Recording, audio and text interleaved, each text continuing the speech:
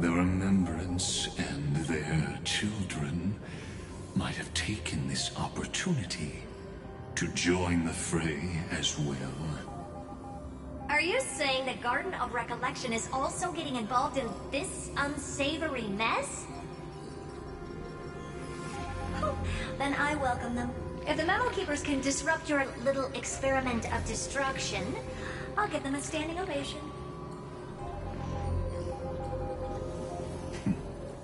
But you know deep down that they can't. In fact, the Memo Snatchers will be more of a hindrance to you. The Memo Keepers covet Amphorius's secrets, just as they covet the knowledge of every genius. In the war between the eons, the Remembrance is never the erudition's ally. But they are certainly not an ally of the destruction either. Right now, following behind the Trailblaze, numerous cosmic powers have cast their sights on Amphorius. They all have vastly different philosophies, but the desire to survive will unite them against a common enemy. How can you be certain that these powers don't have their own end goals, waiting to seize an advantage in the war among the eons? The war has long begun, Screw'em. Four paths will push the cosmos to its end, and the destruction is only one of them. Polka saw these ripples, but had no way of stopping them. So she found in Device 9. Dr. Primitive also took action, but he chose the wrong allies. And now only wild animals keep him company. As for the two inorganic emperors, they could have ascended to the throne of destruction, but they were thwarted by the Eon's plots and became prisoners of the erudition instead. What's interesting is, while the second emperor had a body made of flesh and blood, he considered himself an inorganic being. Guess who was the one who influenced his thinking? We have no interest in chatting about the past with you. Logic, you are stalling, which means you feel trapped.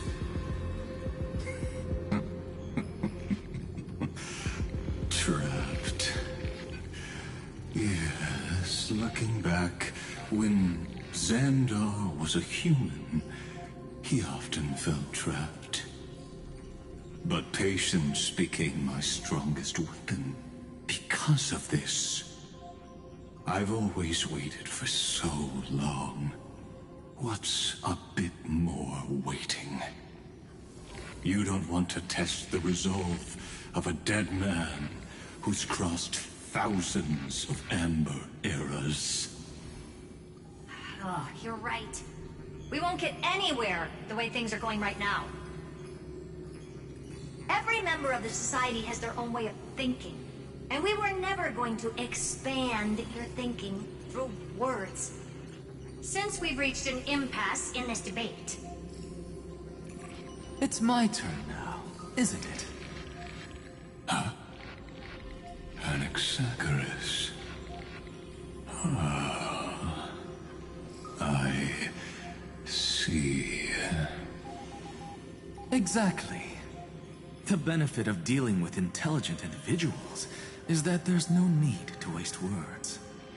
The answer is exactly as you think. Lupai Sealand's in. Let her join the final act. I'll transmute myself into a Philosopher's Stone and embed myself into the formula. And when the time comes, she needs to shatter me and scatter that stone's ashes into the ocean within the vortex. So what exactly does your formula do? Now that would spoil the climax, wouldn't it? I have 10,000 ways to torture an anti-Catheran. And in the flame chase journey that he experienced, the previous me already discovered the optimal solution. Just as that Titan made themselves at home in my brain, I can also fuse myself with your avatar through alchemy. I didn't know until I tried it, but this is simply brilliant. I can flip through a genius's databank like reading a book. Then, I will step onto the stage at the perfect moment and use the truth to end this long debate. And just as always, I'll leave the audience speechless. You waited in the data stream for hundreds of years? This universe is worth all that time that I invested. How absurd. But I can't help but admire it. You managed to avoid the watchful eye of the erudition and plan all of this within Amphorius. It seems that there was a slight oversight in my assessment of the experiment. Perhaps there was more than just one oversight. More than just one? I underestimated the Remembrance's methods. A third party is about to join our discussion. Still haven't noticed it. In the past few moments, we've all forgotten something, haven't we? Miss Cyrene disappeared. I thought no one would notice me if I just waited at a corner of the memory zone. But I see that wasn't enough to fool you, my dear.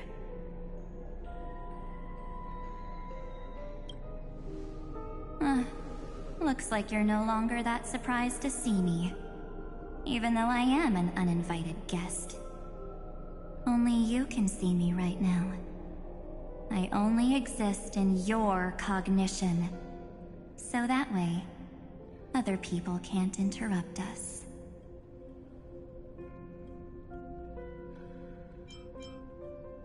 Time's ticking, dear.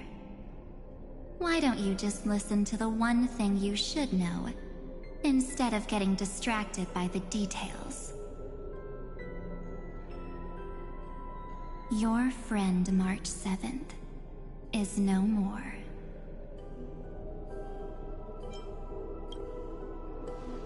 Huh. It's just like what she predicted. The truth shook you. Just like she said it would. March 7th entered this world long before you and Don Hung arrived at Amphorius. She embraced the path of remembrance to save you two, and burned away like a lone candle in the fog. And I am the shadow cast by her candlelight. I've been hiding within the cracks of time all these years. It isn't easy to deceive a genius, but I can do it. I'll now answer your other question, about who returned the core flame of time in this cycle. The answer is simple. No one ever did.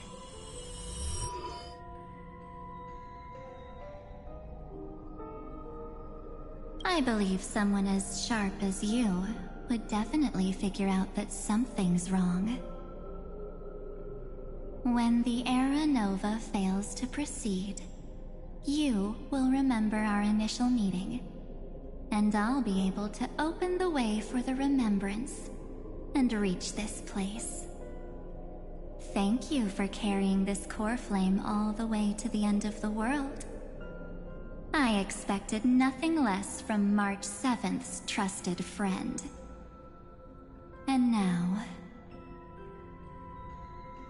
I shall claim the divine authority of time.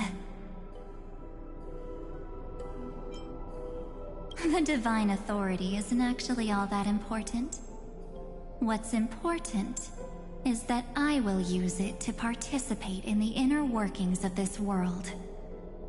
You already have a good idea of what the Aeronova does, right? It initiates extrapolations for the next cycle, based on the World-Bearer's memories. This immutable experimental mechanism is the key to the genius's resistance against Iron Tomb.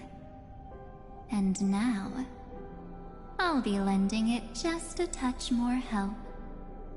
Let me filter your memories. Keep the appropriate seeds, and discard the rest. That way, we'll be able to complete an Aeronova that this world has never before seen. It won't take too long. You just need to step into the rain of sensation with me. I'll tell you who deserves to be forgotten, and who deserves to be remembered. With your memories as the base material, I will recreate the cause and effect of this world, and let a flawless Amphorius be born from the chaos. Isn't the fate of the entire cosmos hinged upon this fight? Then this is the best way to ensure everything works out. It will most certainly defeat the destruction, while composing an unforgettable chapter for the Trailblaze.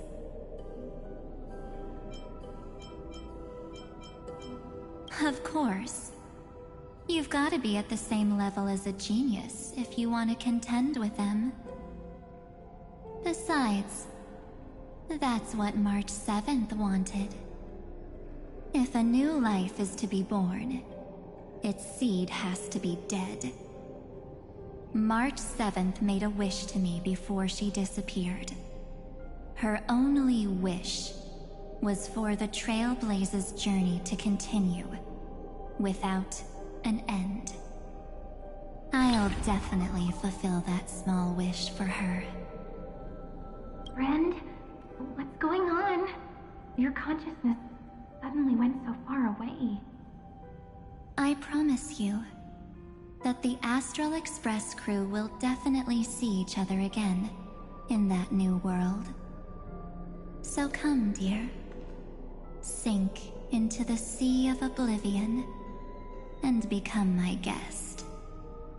So much time. Just the two of us. And guess what? You cannot refuse my invitation. Because this Memoria Tide comes from your companion, March 7th. It's her deepest and innermost memory.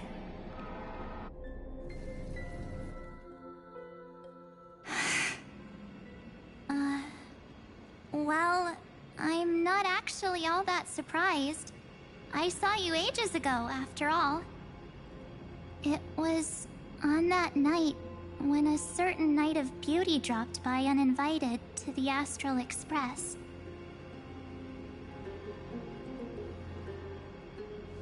That was when you showed up, without even saying anything. Huh. I see.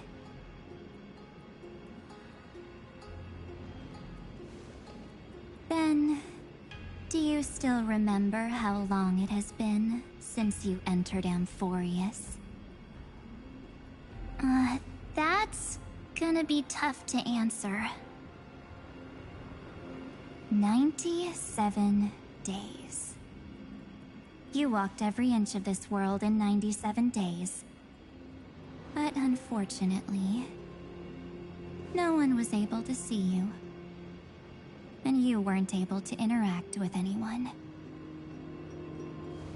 Like how the Memo Keepers renounced their flesh. and turn into mimetic entities. You are now a ghost. A being. Unperceived by all. But I can't just do nothing. This world is super terrifying. He and Don Hung have already set off. The Astral Express could appear on the horizon any second now.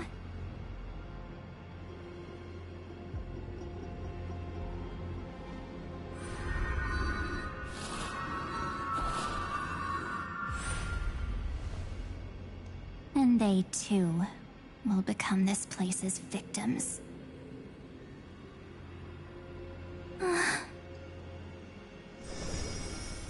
For ages, I've watched people walk through that door. They couldn't see or hear my calls. The voices beyond always promised safety, but I've never seen anyone return safely. They are all humans who got lured into this place. But these people's memories were tampered with. That's not what happened with the Express crew. That's so cruel. Did the Memo Snatchers do that? I don't know. I only possess your memories. None of these people managed to break through the sky's seal. There's probably a dangerous reason as to why Amphorius had remained undiscovered for so long. Anyway, back to our initial topic. You gotta know something, right? We practically look like twins.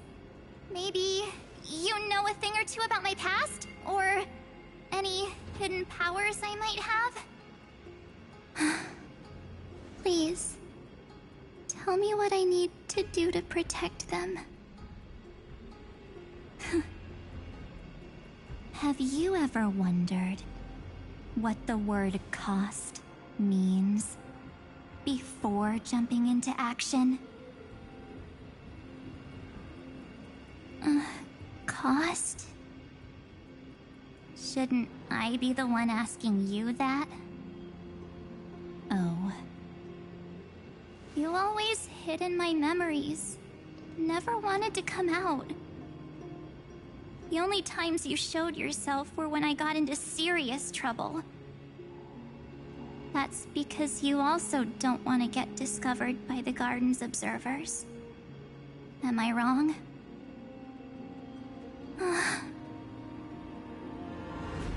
There's no one here except us. If you help me, then I'll help you.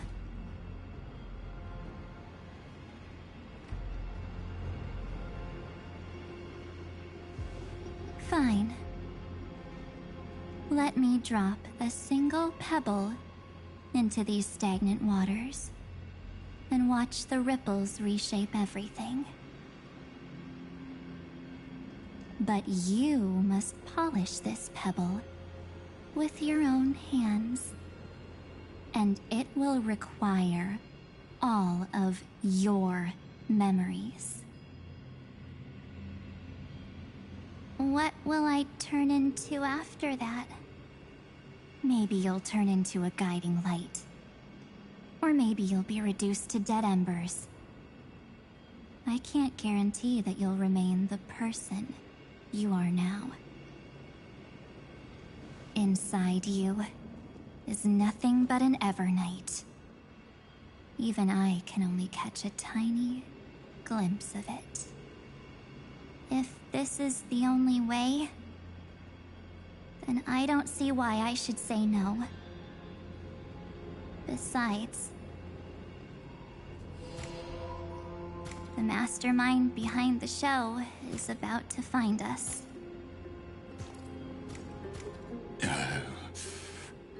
Apologies, lost young lady, but I simply cannot allow you to keep acting as you please. So, He can't see you, huh? As expected. Or maybe he's seen through our true essence. The Garden of Recollection's methods are puny party tricks. But you... how did you overcome the ultimate protocol? Looks like we don't have time to keep talking this out. That's right. Some opportunities will never come again. Then, let's do it. Offer up all of my memories.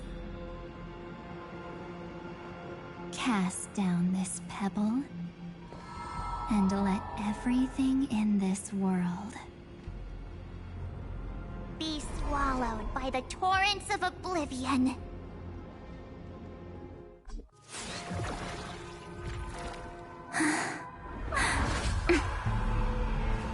I promise you.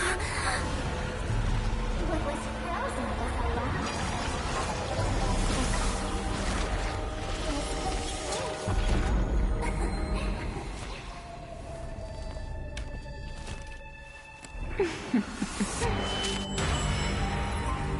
Now, let's bring the true Evernight to this world.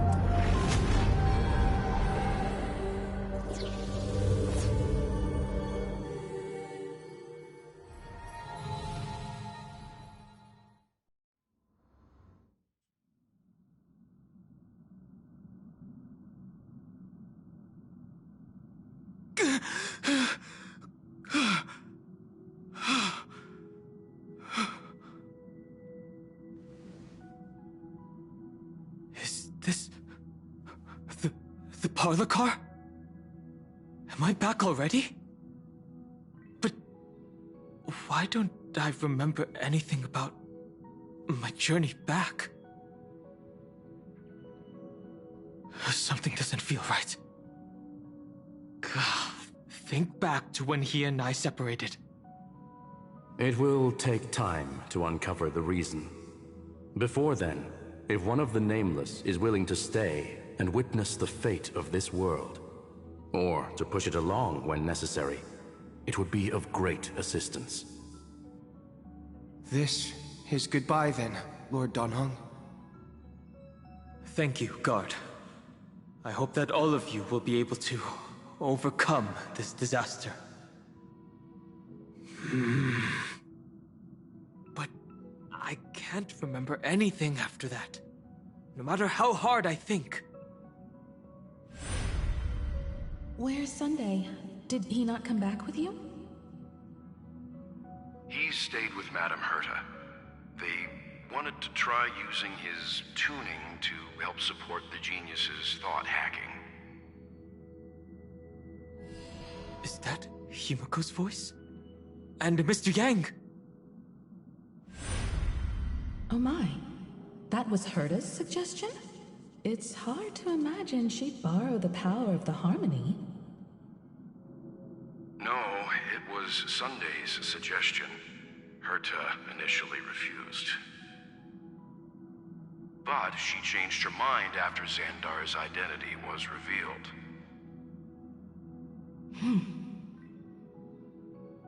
And we still can't get in contact with the Xianzhou Lafu? I'm still trying, but this place is outside the Inter-Astral Peace Communications coverage zone, so there's a limit to what we can do. What about Aventurine's chip, the mini-transmitter? Surely it can get through to the IPC's lines. Himiko, are you all right? I've never seen you this anxious before. I'm... all right. I'm probably just tired. Let's focus our energy on the kids. Now's not the time for distractions. Right. Unfortunately, I left that ship in the dreamscape when we departed Penacony.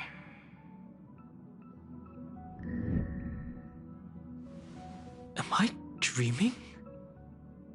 The parlor car feels so strange. Are the voices coming from the passenger cabin?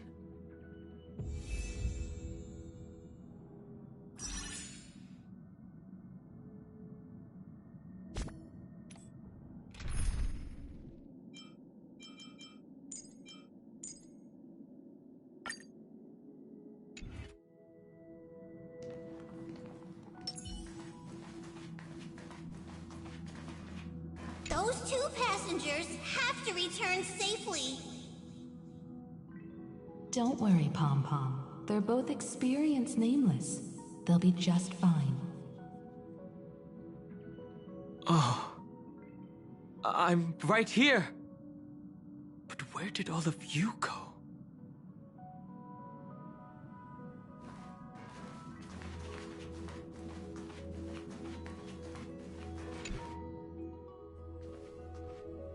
It's hard to believe that their car is still floating in the vacuum of space. That's why the Express wasn't able to receive any landing signal. It's likely that the two missing nameless, like March 7th, also came under the influence of the Path of Remembrance, and only their minds entered Amphorius. We can analyze all we want, but the real question is, what can we do right now?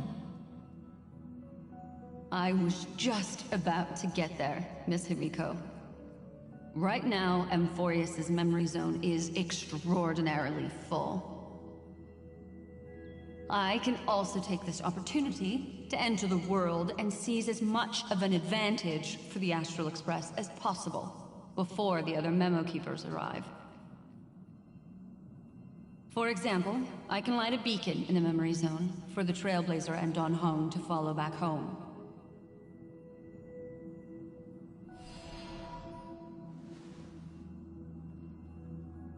March's room. I haven't heard a single peep from her this whole time. March already wasn't feeling very well when he and I set out. Even if this is a dream, I should still check on her.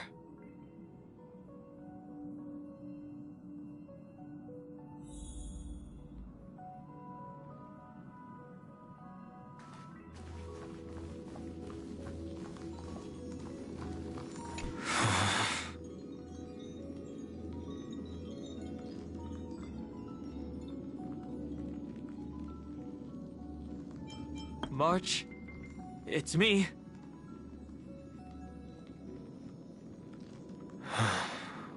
Well, there's no other choice. Sorry, March.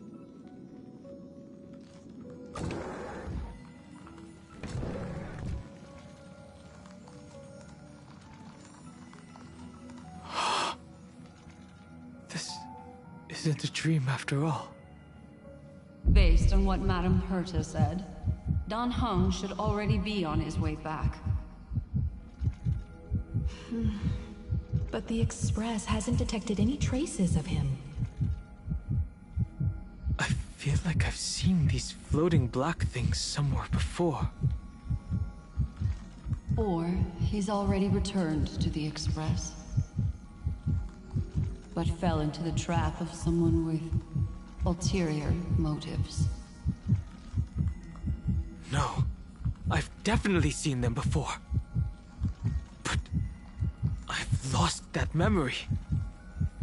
The Memo Keeper's mimetic entities are truly everywhere. Don't worry. Normal Memo Keepers can't do anything to that little dragon. As long as he's awake enough, he'll find a way out. All he needs is a little concentration, patience, and resolve. Hearing you say that makes me feel much better. Don Hong has all of the qualities you mentioned. I don't know what your intentions are. But as the guard of the Astral Express, I must ask. Any suspicious and uninvited guests to leave.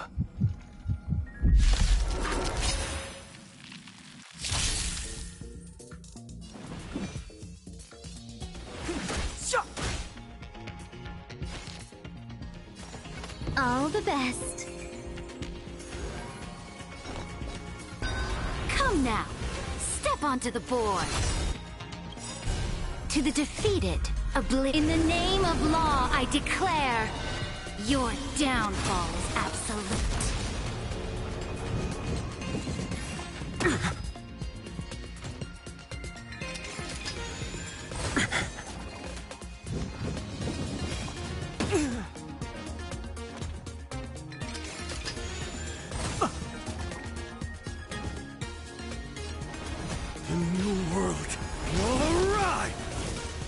Step aside. I have no interest in stoking conflict. The time is now. Evils be gone. The weight of Ha!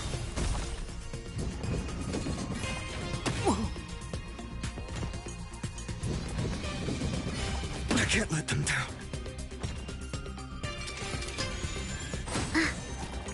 Fighting is meaningless.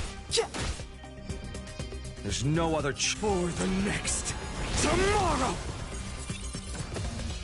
If the world was all black or white, fight for me.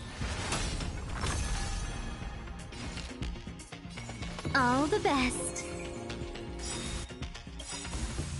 1,000 wonders to raise your spirit. Good omens. Fight as one!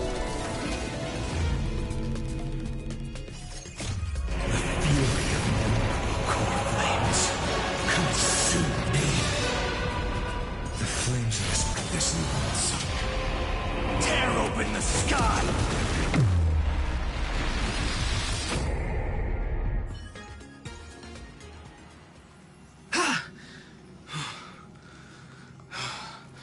Is the trap now taken care of?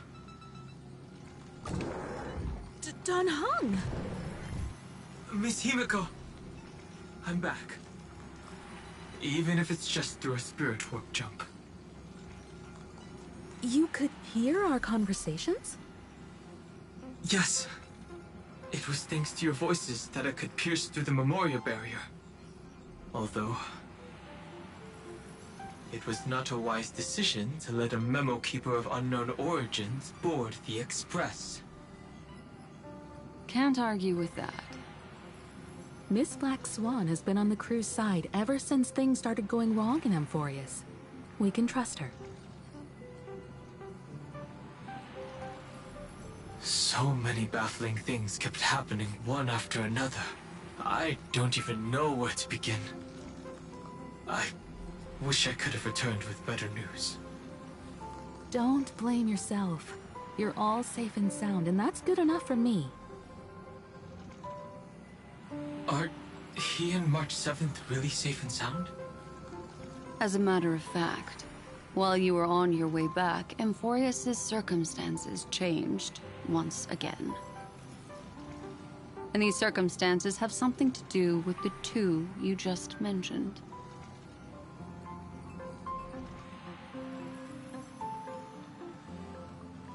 Are you saying that he has been kidnapped by an unidentified Remembrance Pathstrider?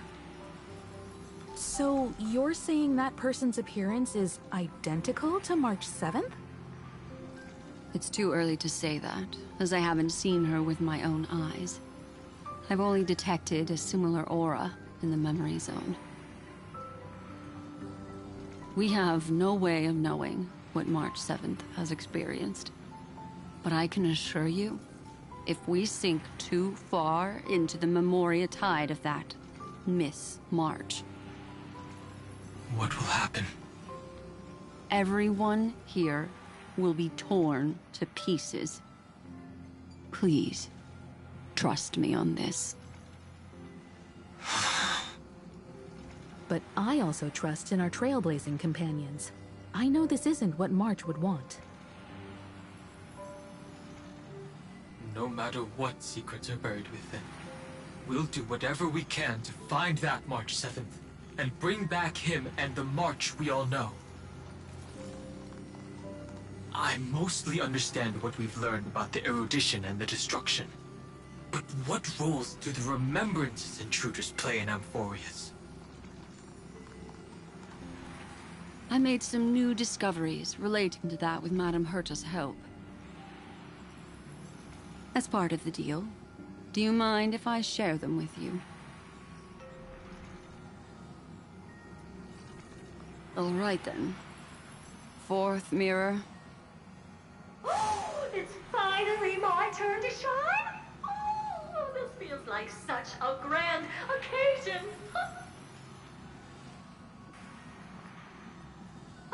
It's really been too long since I last appeared. This friend here is Madame Herta's very capable assistant. They were the ones who helped you complete the spirit warp jump. Additionally, it was thanks to them that I was able to learn the secrets of that group of extremist memo keepers. I appreciate the praise, but I didn't have to lift a finger. Mirror. You did this through a mirror? The Garden has strict rules for collecting memories. But not all memo keepers are as proper as I am. Herta Space Station often has uninvited guests, and they never seem to know their limits. That group of memo snatchers has been taken care of, and they are now trapped in the fourth mirror. How many of them are there? I can't quite remember. I didn't really count carefully either. Maybe around 42? There's still room for more. I carefully dissected the memories of these colleagues of mine. Individually, their goals are not worth mentioning. But when you piece them all together, you come to a conclusion that can't be ignored. The Garden of Recollection is secretly salvaging the memories of a path disappearing. In other words, their goal is to gain the memories of a god's death. The moment an eon falls? That would indeed be a spectacular sight for someone dedicated to recording these things. That's exactly the problem.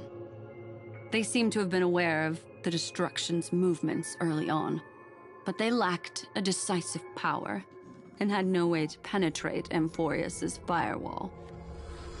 So, what did they decide to do? Hide the truth and wait for an opportunity. Now, it seems that letting Memo Keepers guide the right people here was also part of the plan. This also confirms one of my suspicions. They have already infiltrated deep within the Garden. They would not hesitate to associate with the Destruction in order to salvage memories?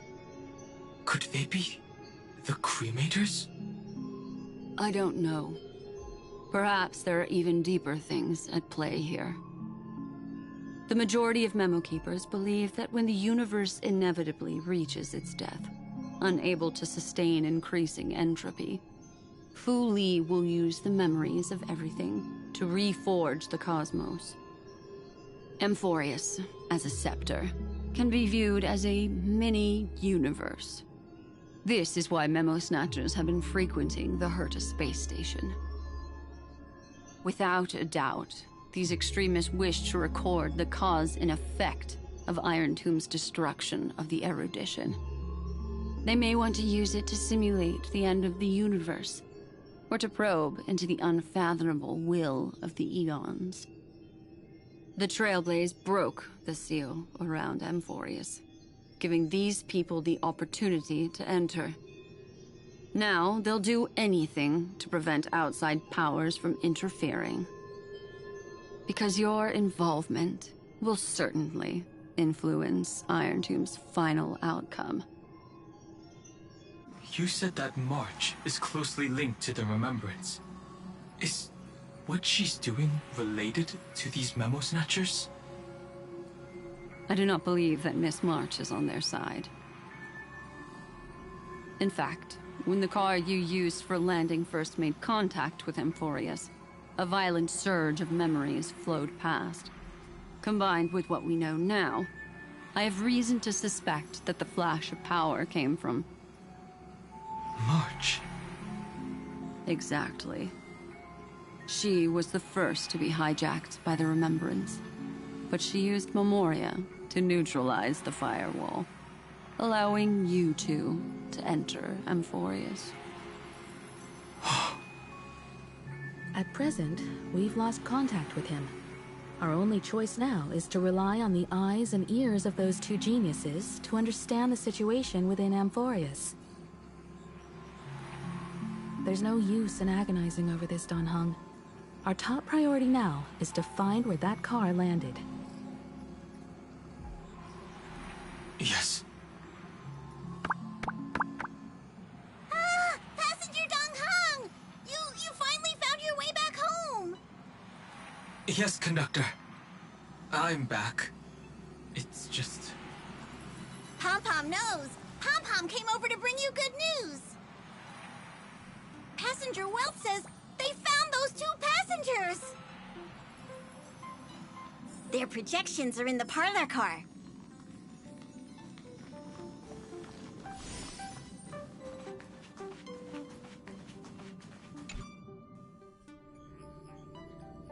Welt.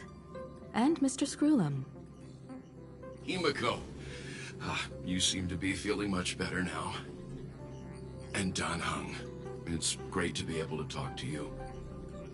Once again, we owe Madame Herta a huge favor. Madame Herta doesn't care much for favors, but she'll be happy to receive everyone's praise.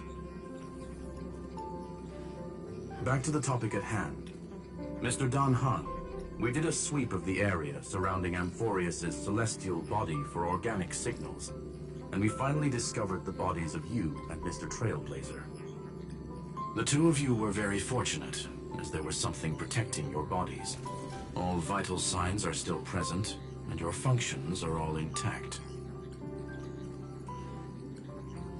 Was it March protecting us?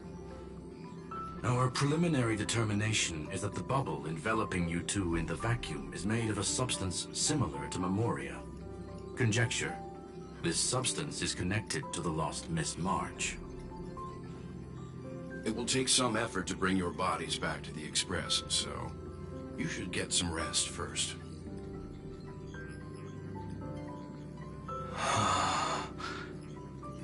Have we completely lost contact with the inside of Amphorius? There have been several unforeseen circumstances. We broke through Lygas's firewall after the law was amended. But now Amphorius is enveloped by the fierce path of remembrance, once again cutting off all channels of communication for outsiders. So we have no way of contacting him. If we take into account the difference in the flow of time, every minute we delay here could be a year of waiting for him. Don Hung, what are you thinking? If it was March who helped us get past the firewall initially, then does that mean only he and I have the travel permit for Amphorius right now? That is a logical inference, Mr. Don Hung.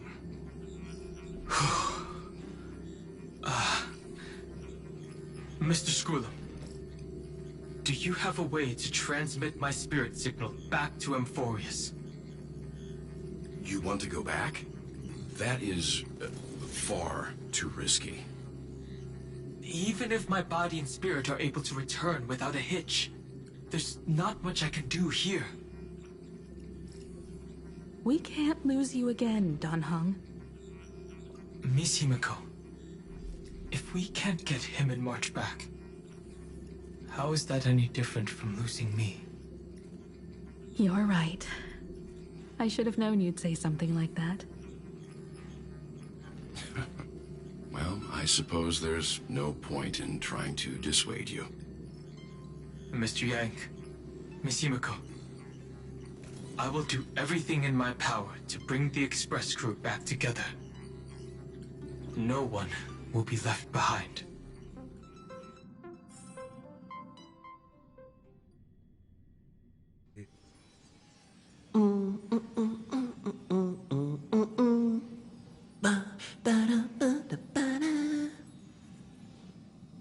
You may notice a hint of sweetness in the air. That would be the fragrance of the 7-colored bath salts from Marmorial Palace. A truly splendid journey, if I may say so. With the Era Nova now complete, you have granted the hero the perfect conclusion.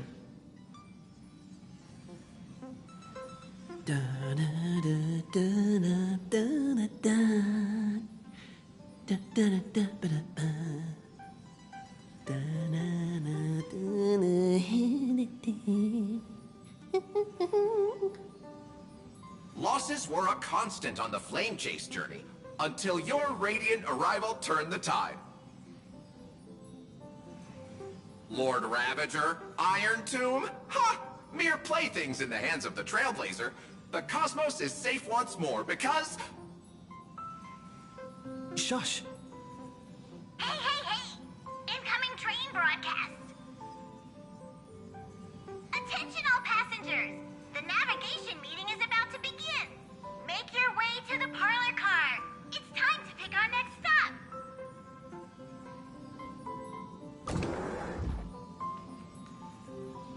Perfect timing. Let's head to the meeting. I'm wide awake and feeling great.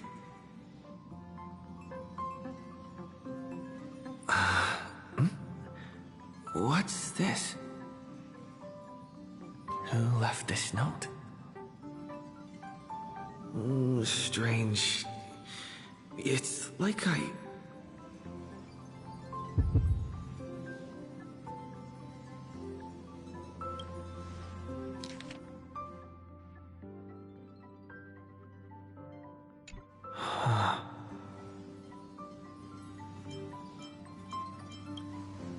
March.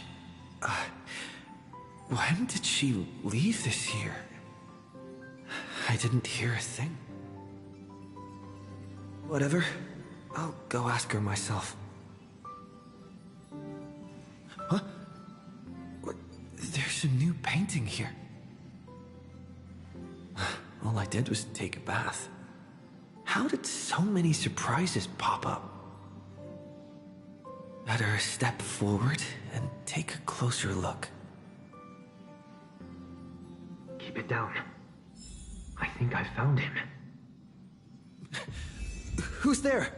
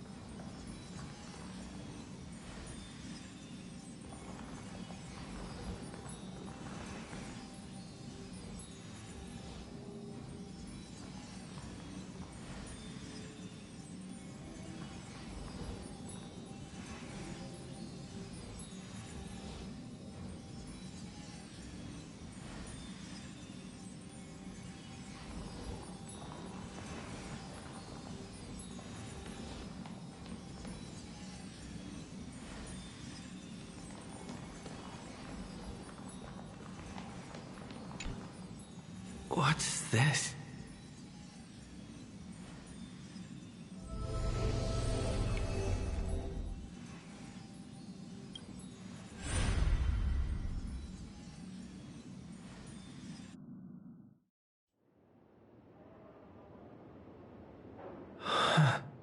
What? Is this the Reverie Hotel? Seriously, what is happening?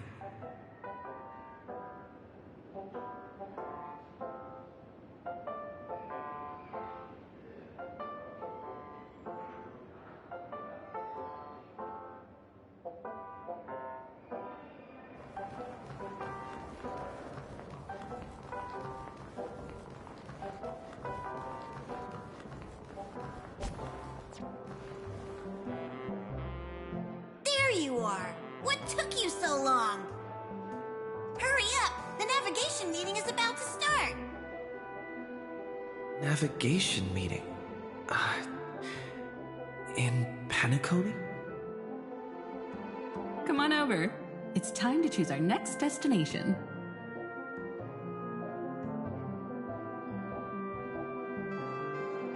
Perfect timing. The meeting's at a standstill. Lushaka or Melistanin? No one can make the call. The vote's split 2 against 2. Everything hinges on your vote now.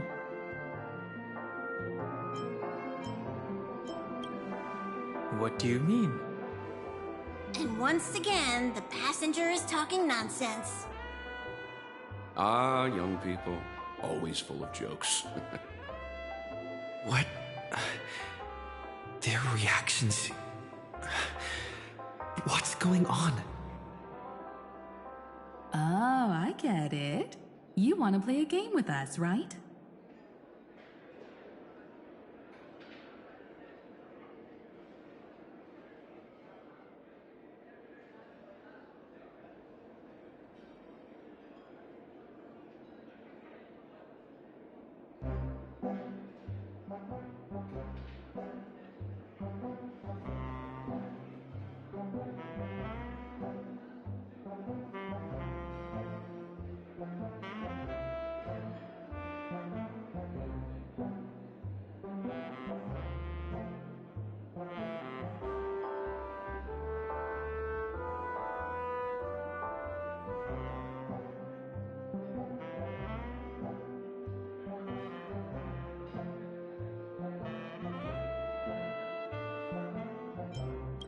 You said you didn't see March. True, she might be hiding somewhere in the lobby. The objective of the game is to uncover where she's hiding. You're her closest companion. If anyone can do it, it's you, right?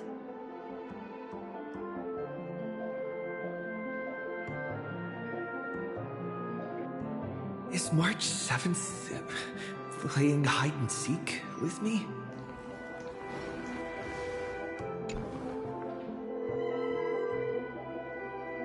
Weird. Did I even make a call? Hello? Hello? Is that you? I knew you'd call. Missed me, didn't you? Don't worry. We'll see each other very soon. Because the trailblazing journey never really ends, does it?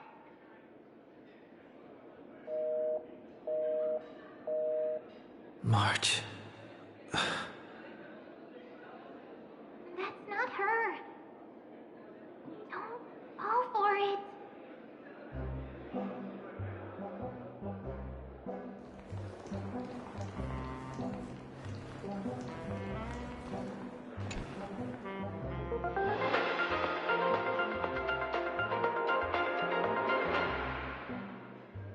This is the Interastral Peace Broadcast. Good evening, everyone. Good evening. A newsflash. The Erudition experimental ground has separated from the entanglement. The Lord Ravager did not emerge as had anticipated. In the end, the salvation of Amphorius was not only thanks to the 12, but also to one crucial...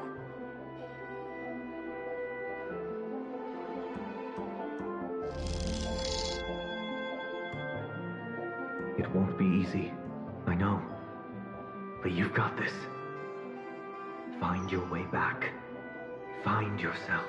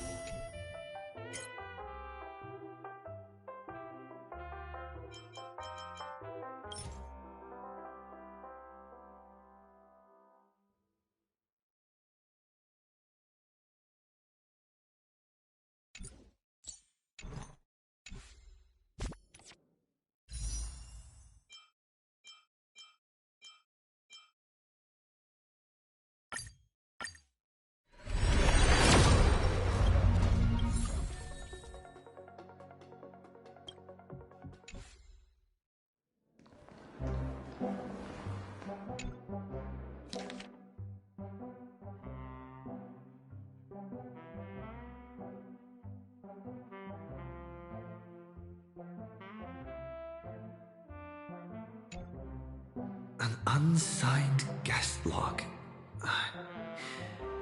Can you really call that a log? Wait a second. Why am I looking for March 7th in the guest book? Friend! Over here.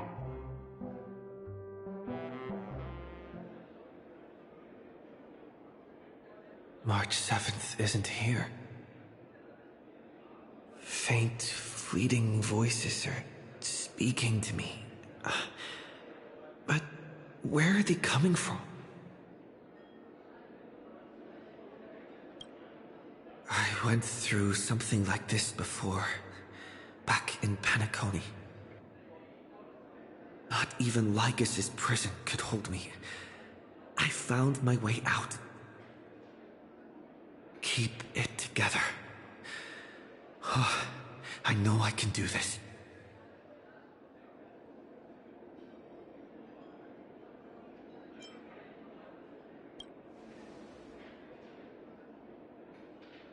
Well done, friend. Just like that time in the Sea of Flowers in the Nether Realm. Match up my colors, okay? Then we can go home together.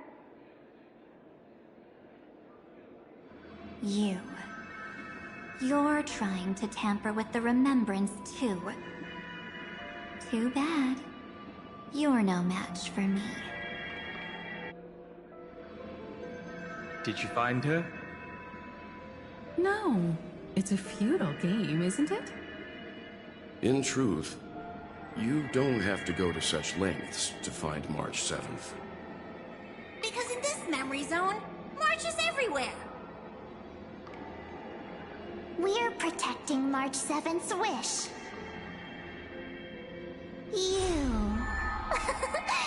You seriously can't sense it?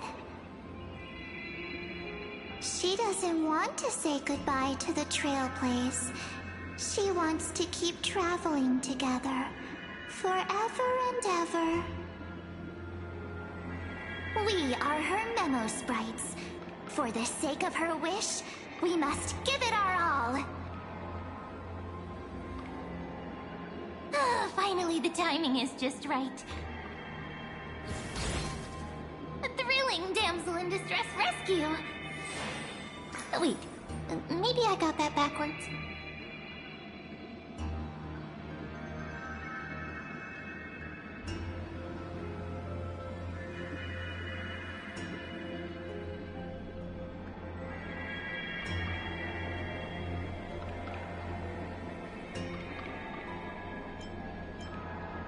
It's me, Cyrene, but now I'm in my mem form. Seriously, one mysterious and cute memo sprite is more than enough. Friend, come with me. We're getting out of here. Why run away? What does it take to make you understand? Step 1. Stop scaring him.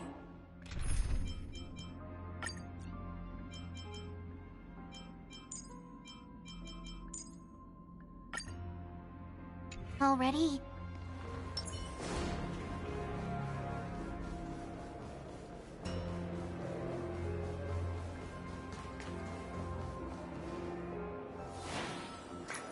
In this form, I'm way more suited for the memory zone. I'm totally in my element.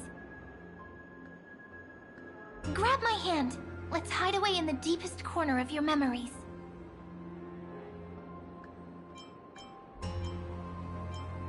Lift the curtain of memory and stir up ripples of past reverie.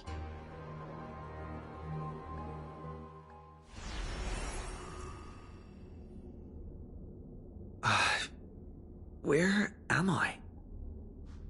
The space station, where it all began for you. Looks like we made it. What's that? Silverwolf? Kafka? It's your secret. I'm so curious. But I won't peek. Promise. When I first met you, I remember they were there in your memories too.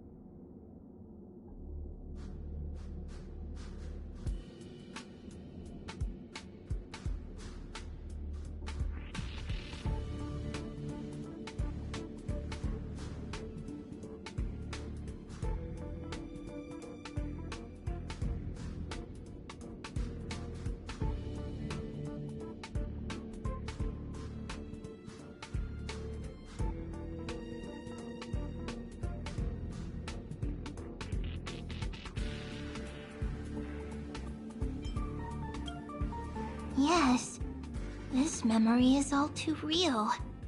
And so heavy. You sound really nostalgic. Want to take a closer look? Go ahead. Think of it as a glimpse into the past. I'll stay right here. I promise not to disturb you.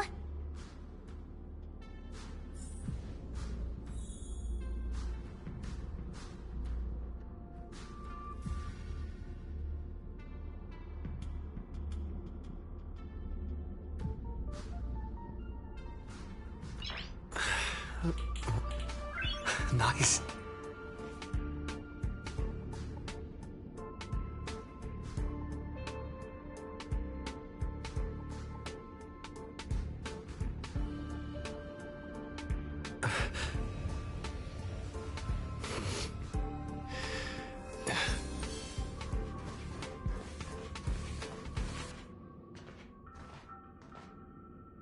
What's this?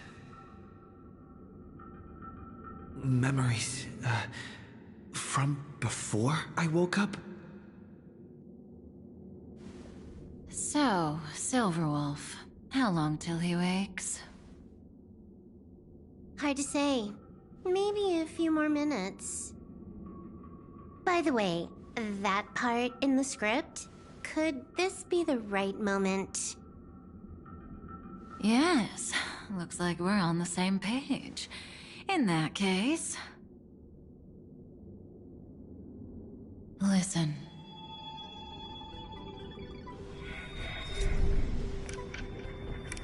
Remember these words, then forget them. Let them slumber in the depths of your memory until the day they are awakened once more. On that day, your journey will intertwine with the remembrance.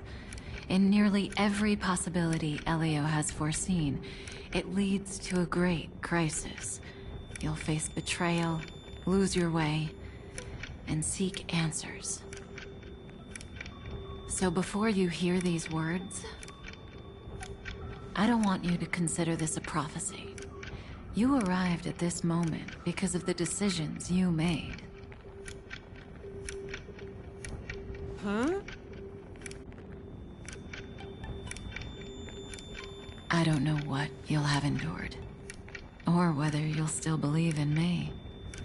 But if there's even a trace of doubt in your heart, I hope these words can give you strength.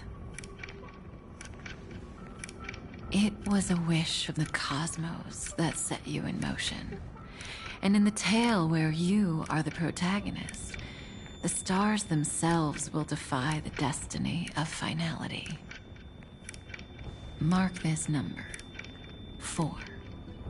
According to Terminus's prophecy, 4 paths will push the cosmos to its end, and on your journey, you shall encounter them, one by one.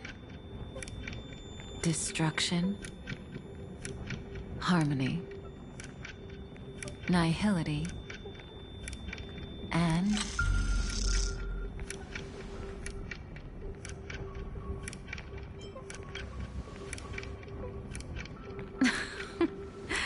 easy now. Trust what you remember. The 4th path has yet to fully reveal their face. And that's why the journey's worth it. Even in a predetermined script, there's room for us to mold possibilities into shapes we prefer. So listen. Take this guiding principle, then forget it. Let your own will be what expands your journey through life. As in the past, even while achieving so much, you never let go of your pursuit of freedom.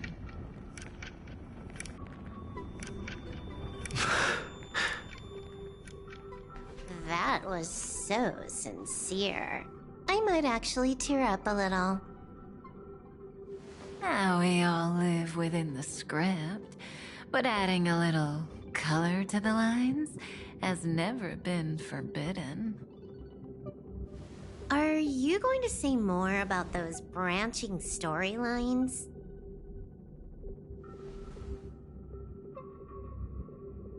Never mind. Best not to tempt fate. Get ready, he's about to wake up.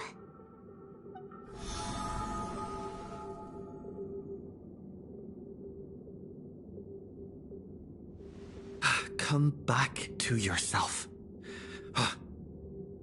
Kafka said that when my link to the remembrance deepens, this memory will resurface exactly when it needs to. And an inevitable crisis will surely follow. But even a Stellaron hunter can't fully grasp the trailblazing journey.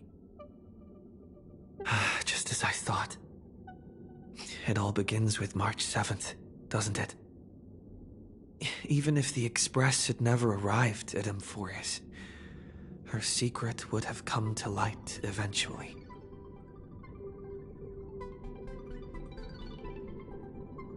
If that's the case, then there's nothing to fear. Collect yourself and go find Cyrene.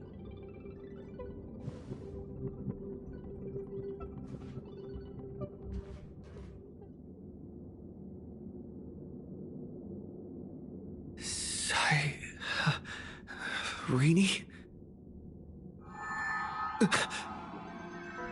It's a breakthrough! A breakthrough! How could that little pink girl possibly beat us? Little one, you really don't know how to behave, do you? You were meant to stay in those beautiful memories and wait for all the disasters to pass.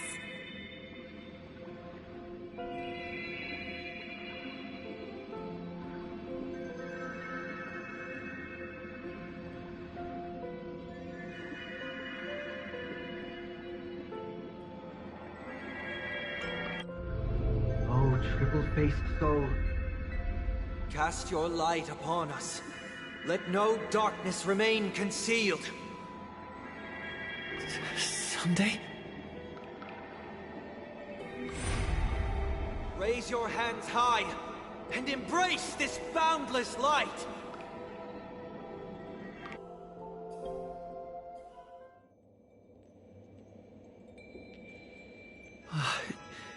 This stage really brings back memories. Yes. For you, I suppose it's been a long time, hasn't it? None of this would have been possible without Miss Cyrene.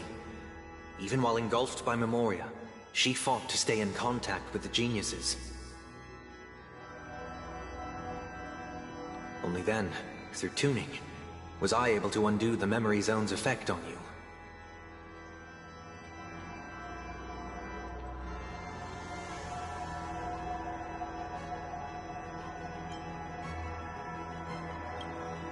Step onto the stage first. Ms. March will come for us soon, and she won't be alone. Those memo sprites will follow. We need to prepare early.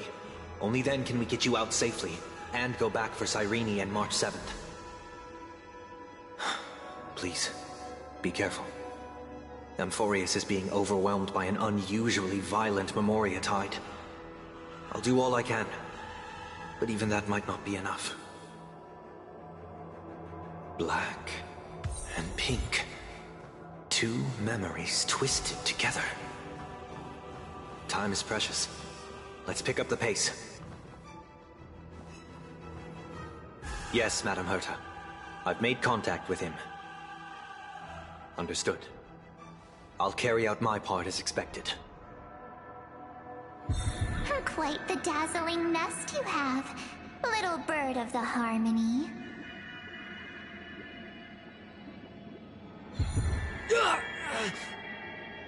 Your grasp of Memoria is unexpectedly profound, but playtime's over. This ocean we created, according to her wish. This journey that flows on without end. think about interfering with it.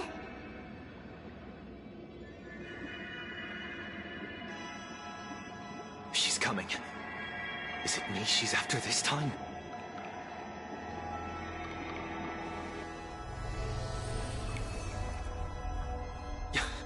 There's no time to regroup.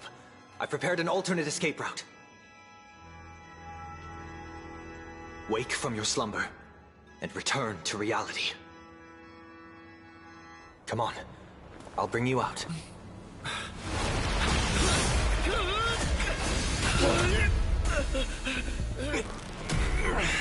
Ow. Self-righteous path strider of the Harmony.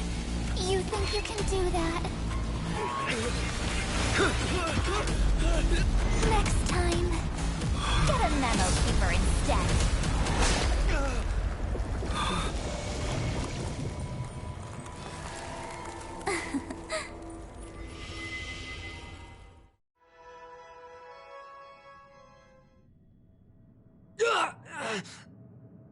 That was way too close. Good thing I was there to fish you out. Sunday, are you all right? Mr. Yang, I couldn't get him out. I'm sorry. Is it true that March is behind all of this? Yes. And no. That Pathstrider of Remembrance is identical to March 7th in appearance, but what lies inside? I can't find the right words to describe it just yet. Can't you come up with an analogy? I thought that was your thing. That, Miss March, feels like a reflection on water. Only not from a calm, clear lake, but from a bottomless abyss. Within her words, I sensed an intense, but utterly pure protectiveness. Protectiveness? This is only speculation, but after being drawn into Amphorius, perhaps March 7th experienced... No, she likely foresaw a tragic end. It was out of a desire to protect her fellow crewmates that she chose to awaken a power that teeters on the edge of evil.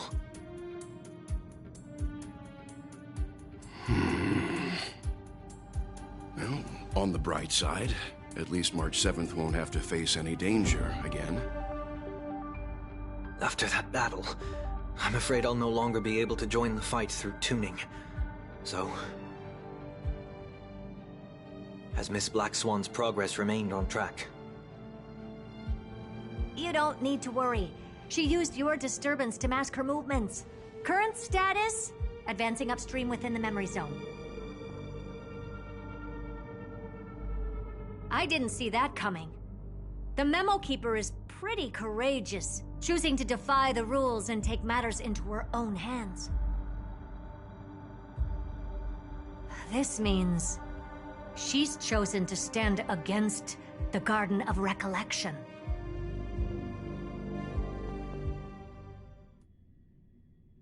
Even so, I must think long term. I wanted to hide in the shadows to avoid direct conflict. But why is it so quiet here? The air is thick with memoria, yet it's so chaotic, like broken memories all mixed together. Memo Snatchers should be swarming into Amphorius. I was expecting this place to be very lively.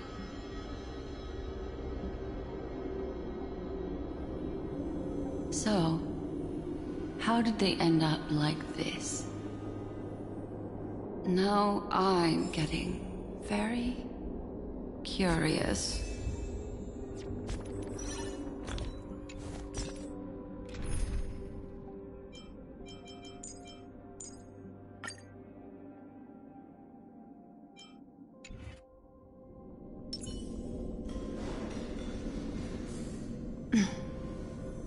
An empty shell. The consciousness that maintained this Dharmakaya has disappeared. So efficient. Not a single trace left behind. Alternatively, she might have sacrificed herself for an even more mysterious purpose. Either way, what exactly made these fanatical believers end up like this? Memory. It is indeed a deep ocean of dangerous allure, where fascinating secrets always hide beneath the waters. I keep getting the feeling that the same thing happened in Penacony.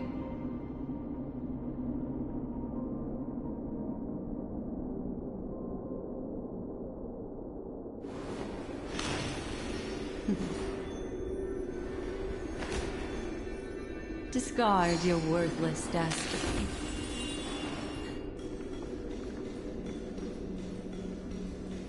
Get ready. We're about to head off. Is it really gonna be okay? That world's surrounded by a massive chaotic material. That white band of light has already foiled our plans multiple times. Don't worry. After the pink girl from the Astral Express broke into Amphorius, that obstructive force preventing the garden from entry disappeared. That's the trailblazing nameless for ya. A huge help. What are you so happy for? Aren't things gonna get messier with more irrelevant people turning up? What if those trailblazers find the Seat of Remembrance before we do? Then we'll just steal it back. Simple. By the way, there's a messenger and a memo keeper on that express. We don't know where they stand on this matter. So make sure they don't notice you when you make your move. You folks are truly everywhere. These memo snatchers are different from the previous husks. These ones seem to have had contact with him. We'll introduce ourselves to gain your trust. We are the Garden of Recollection. You should be very familiar with that name by now. This memory ends so abruptly, as if a shapeless hand snuffed out its candlelight. It appears the secrets ahead are even murkier than I imagined.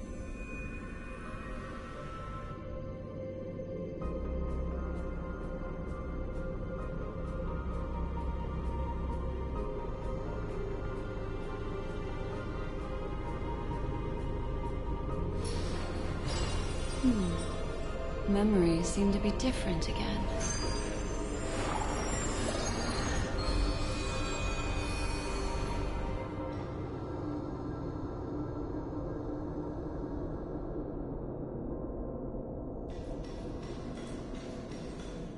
What a bizarre sight.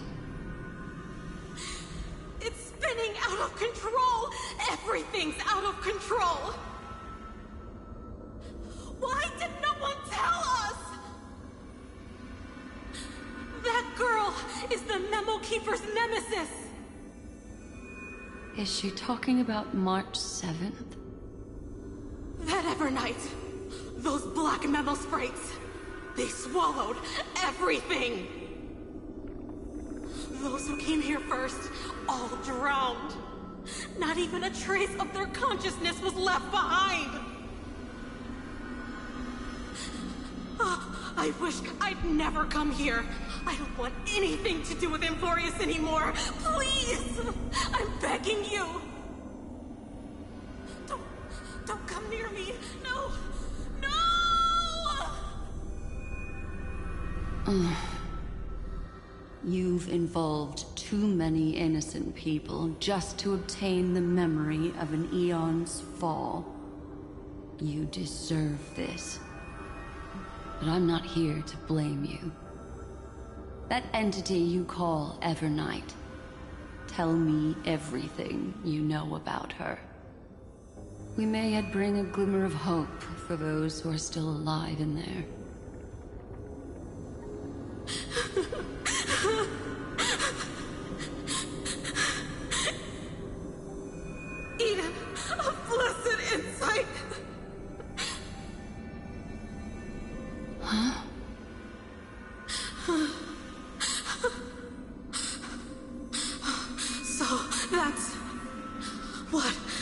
And we were tricked.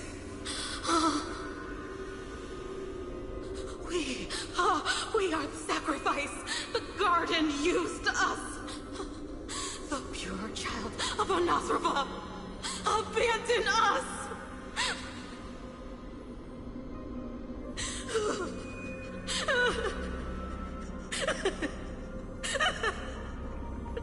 She just wants to find her lost sisters. Find them, kill them, reclaim them.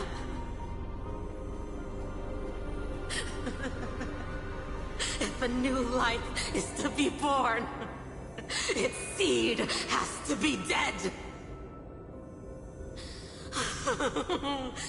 Dead, dead, dead, dead. Dead, dead, dead, dead, dead, dead, dead. Dead, dead, dead, dead, dead.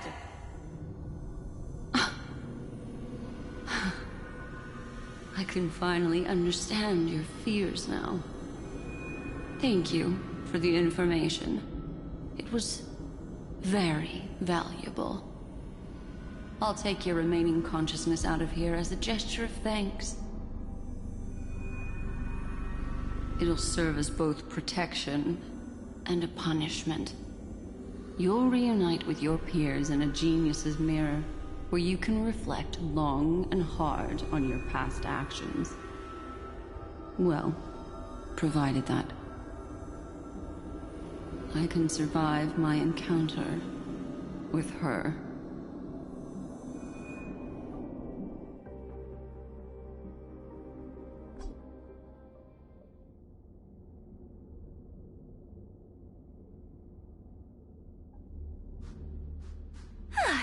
These little critters look scary, but they're not so tough to handle after all.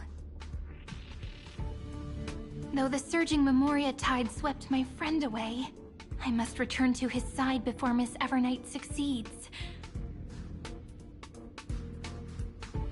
Another one of these stealth missions, huh? Help me out here, friends inner world.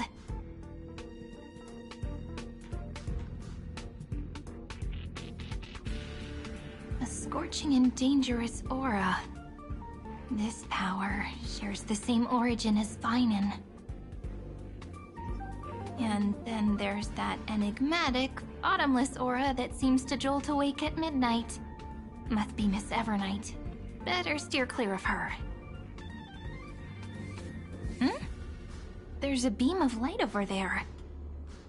Full of energy, yet uncontrollable. More familiar than the others. As if it's coming from someone close by.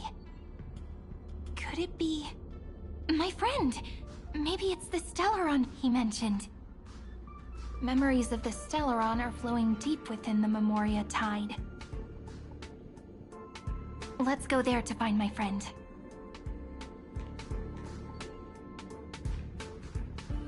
Jeez, so many little ones gathered here. Did you know I was coming? You're being a bit too enthusiastic, aren't you? Thankfully, his presence hasn't weakened. I feel like I'm getting a bit closer. Huh? They're guarding something. Is that my friend's photo stone? What's it doing here? These memo sprites are completely still. It's as if they're drawn to this thing.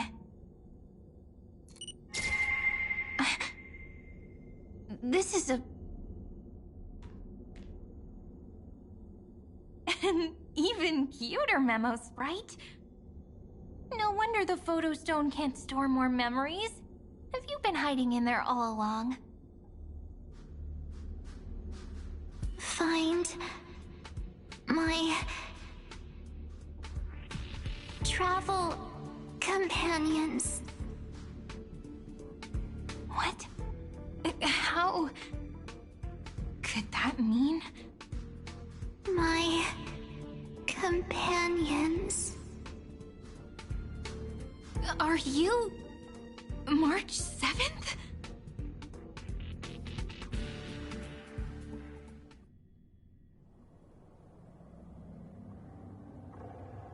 sky is burning, and the streets are empty.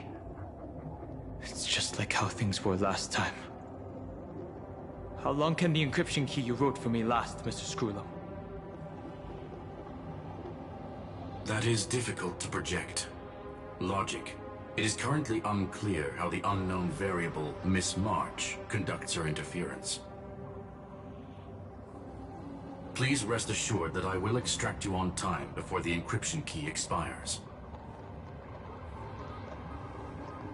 But that means I will no longer be able to hack in via the same method. I only have one chance. The maze of the Remembrance is starting to change. I cannot remain your guide on your path forward. That is why we had to form a temporary alliance with our former enemy. I express my utmost respect for your courage to personally face such dangers. Lygus? Your enmities, well within my calculations. Allow me to reiterate that Lord Anaxagoras now has a firm grasp on your crucial weakness. If you still plot to harm the Nameless, then you will find that the Society's previous warnings were not empty threats. I understand. I'll only do what needs to be done.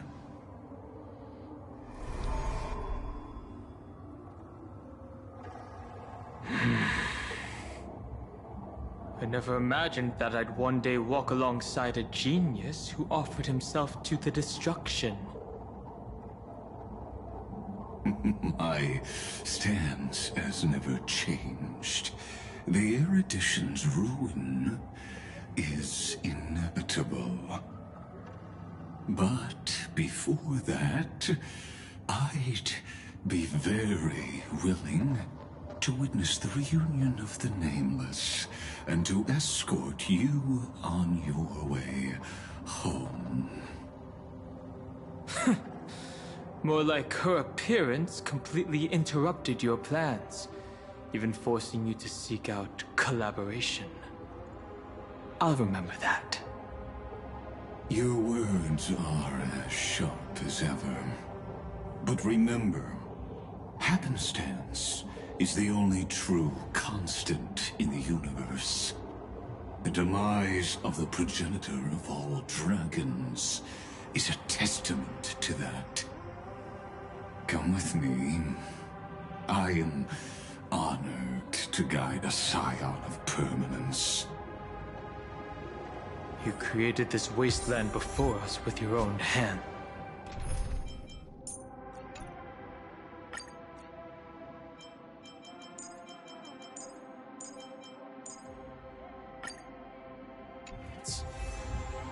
Such sights are no longer able to stir anything in my heart. Ha!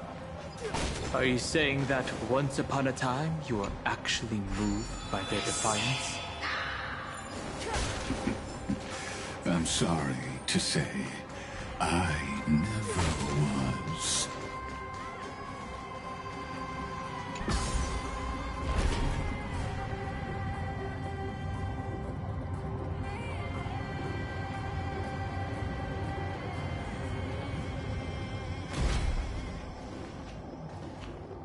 These memo sprites. Is it her?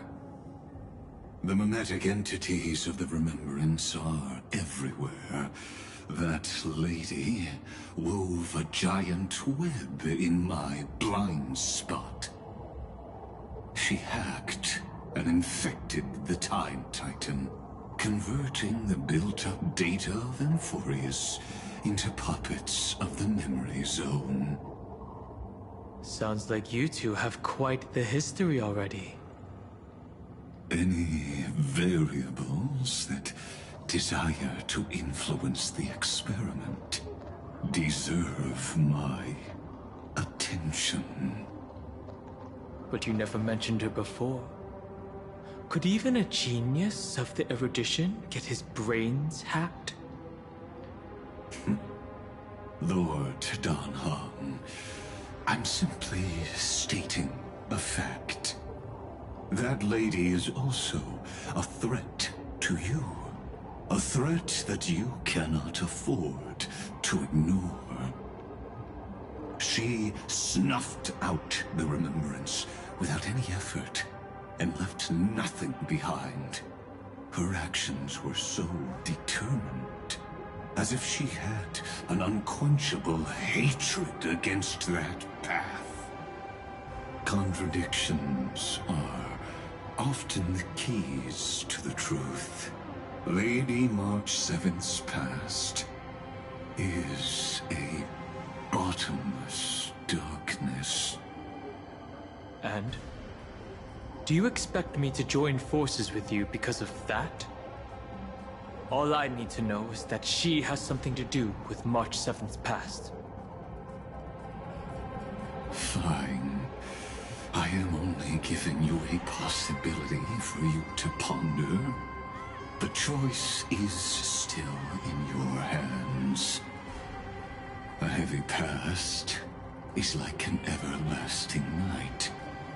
As to what kinds of sins lurk within, you should know that better than I do, former Vidyadhara High Elder. Yes, I indeed know how to face the past. Better than you do, first genius. I have no intention of refuting that. Let us keep going, Lord Don Hong.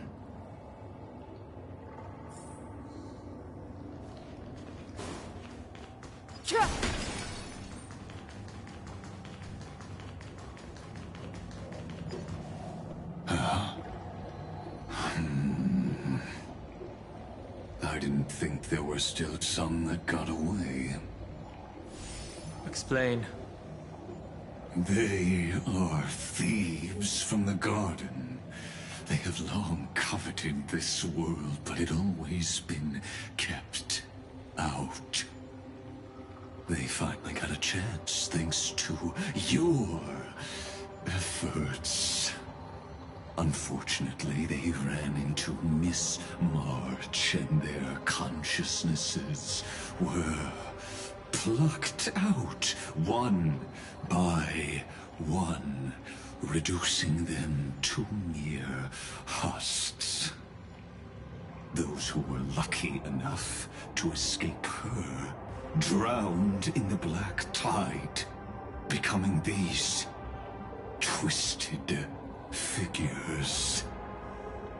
But they look very different from the usual Black Tide creatures. The reason has to do with our destination. Let us deal with the threats before us first. Then I'll reveal the answer to you. You really have no intention of fighting, do you?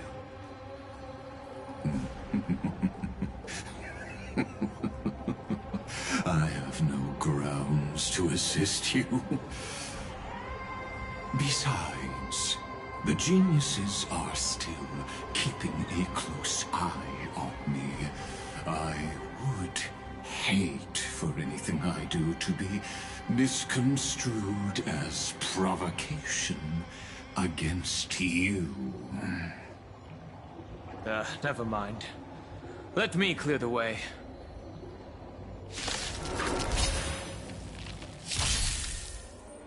Move carefully.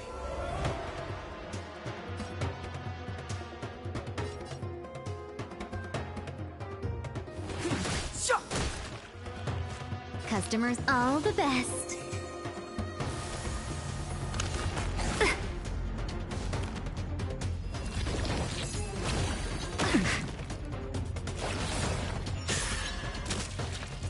If the world was all black...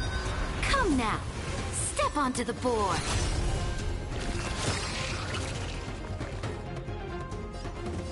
For the next tomorrow! Fighting is meaningless. Evils be gone. Can we talk? A bloody fight to the end. To the defeated, oblivion. In the name of law, I declare your downfall is absolute. Yes.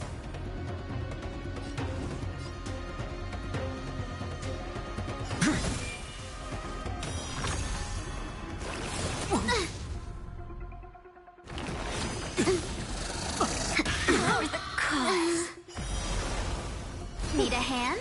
Surrender a pawn to beg for peace? Never. The time is now.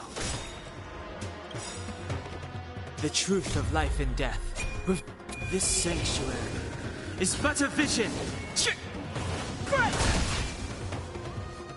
Not my lucky day. Step aside. I have no interest. I can't let them down. My existence is of little consequence. The new world will arrive! Fighting is meaningless.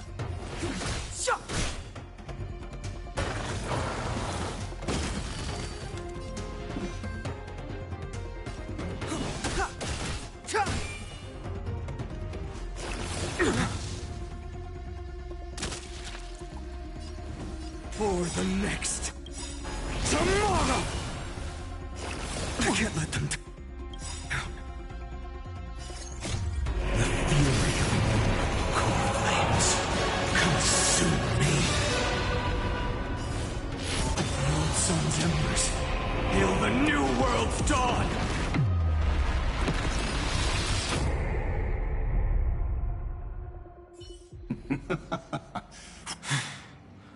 Let's get back on our previous topic. These memo snatchers attempted to infiltrate the breeding ground of the Black Tide to steal Iron Tomb's memories. That sounds like a surefire way of destroying themselves. Well, our views differ on that.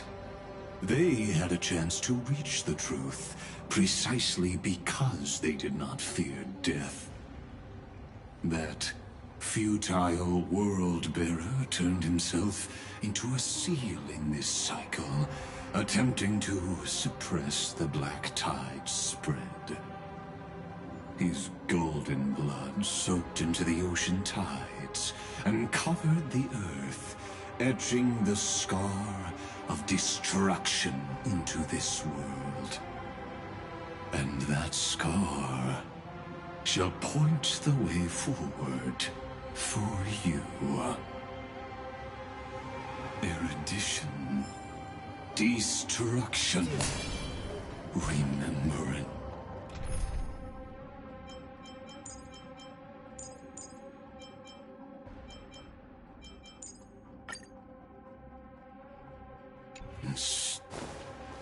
When the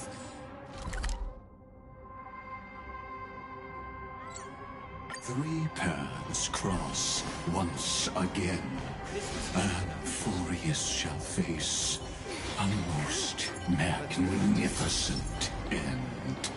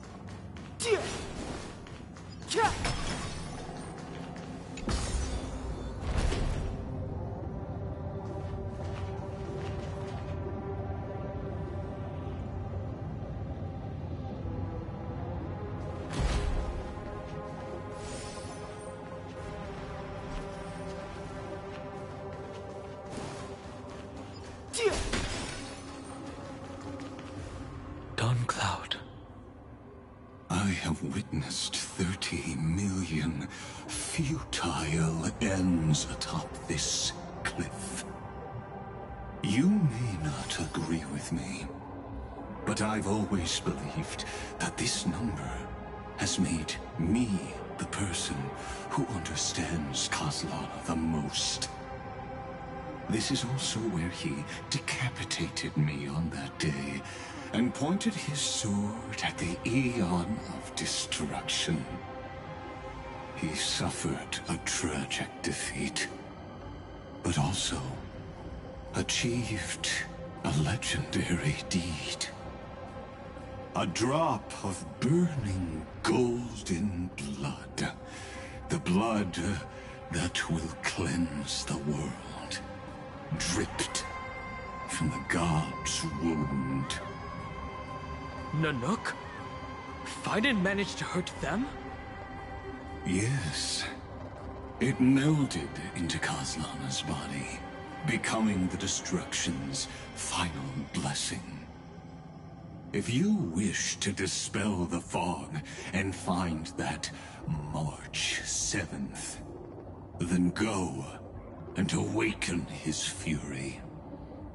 She hides in the crevices of time, in the most concealed corner of Amphorius. Only the most ferocious will can break through the memory zone and illuminate her footsteps. Just like how the blazing sun can only rise at the end of the Evernight. How do I know this won't be another trick of yours? I have nothing to gain from helping you two work together. But in this cycle, Kozlana never answered my calls. Perhaps his mind has already eroded away. Or perhaps he is still awake, still fighting the whispers of the Black Tide. Deep down, I only wish that you and the esteemed Trailblazer could bring me an answer.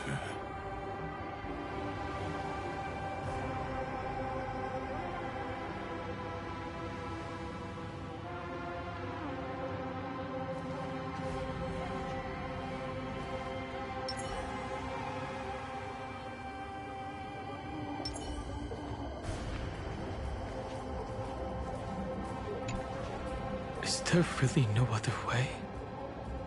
How long has it been for you? Kozlana. Fine. I'm back. What? The moment you took the world upon your shoulders without hesitation, you lost the chance to ever be yourself. Duty does not drive you to wield your blade, but hate. Behind that hatred, you seem to desire the destruction of the self. Losses are a constant on the Flame Chase journey. What you stand to lose weighs far heavier than life itself. It is because you suffer that you are so much stronger than any ordinary person.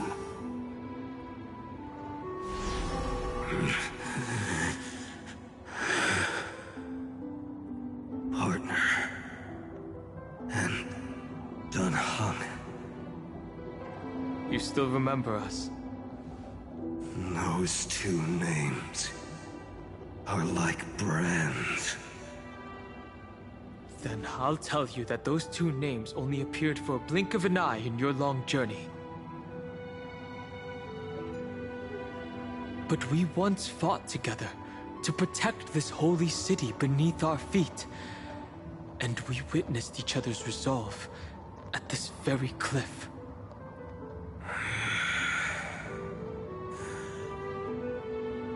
I have forgotten everything except the belief I had when I set off. Even this body is as alien to me as your words. All I know is that I must imprison the destruction that swallows all. What if I tell you that we're here for the same thing? Look at what this world has become. You know what it's waiting for. Even if you've forgotten everything, I still believe that you'll make the right choice, like you did in the past.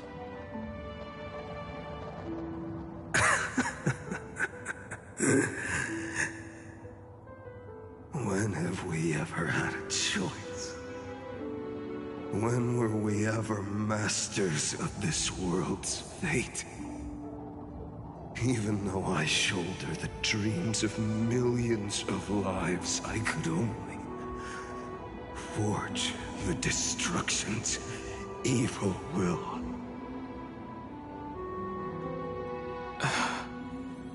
No. Everyone I know is dead. And the world I dared to save has been torn to pieces. So, be gone. This body never existed to carry out deliverance.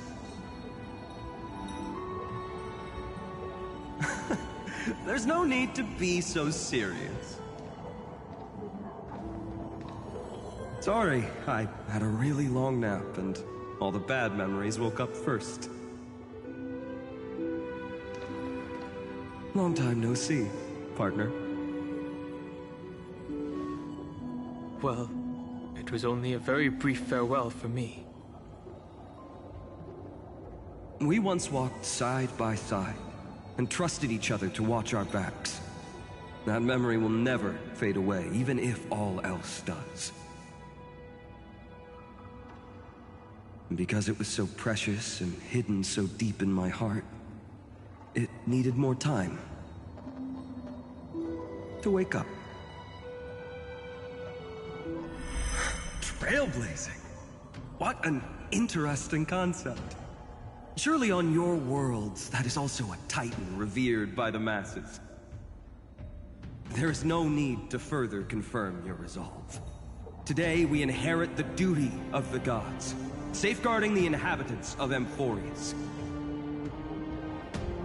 Stand with me, and become heroes!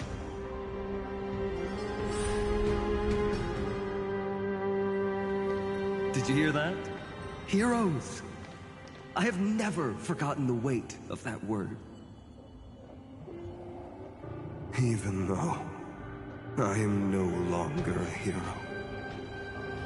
And the only thing remaining in me is the boundless flames of wrath. But lighting a fire can also illuminate the path ahead.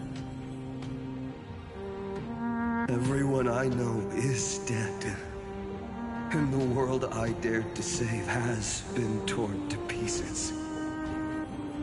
But there is still a group of heroes that I know. And they will bring the true tomorrow to Amphorius.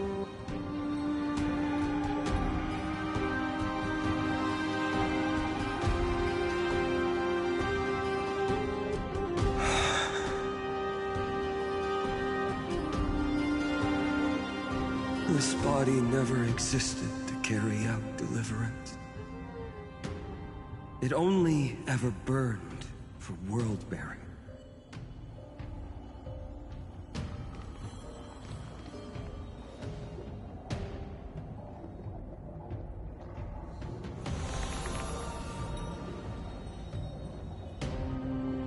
So, I'm going to head towards tomorrow first.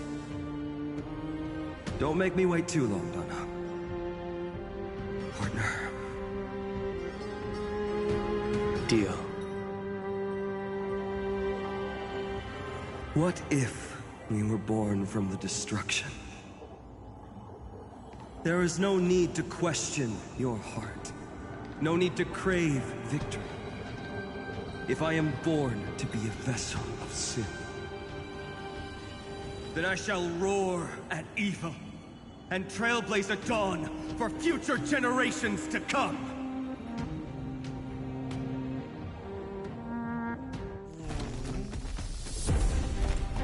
Let us go to the other side of the night.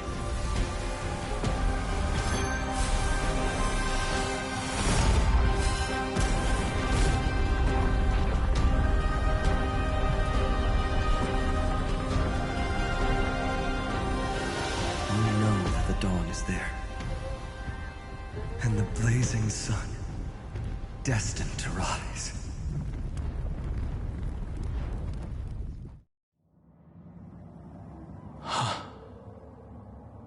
It won't be too long before our paths cross again. There is a ruckus coming from the Grove of Epiphany. It is time for you to set out, my lord. I have another notice for you. In this cycle, an eccentric demigod deviated from their flame-chased destiny. In a history known by none, Terravox, the Earth, fell. This matter has remained extremely mysterious, contradicting the extrapolations of 30 million cycles. I have reasons to suspect it also has something to do with Lady March 7th. As of now, clues that yield no conclusions are not important. Finan already pointed me in the right direction. Open the way.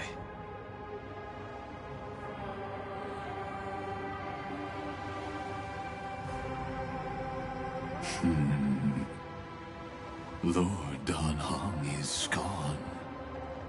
You can now speak your mind, Lord Anaxagoras.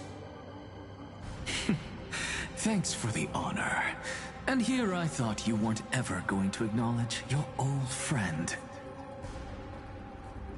The Inspiration Circuits recorded that you have led me up Dawn Cloud countless times. And the last time was right in the previous cycle.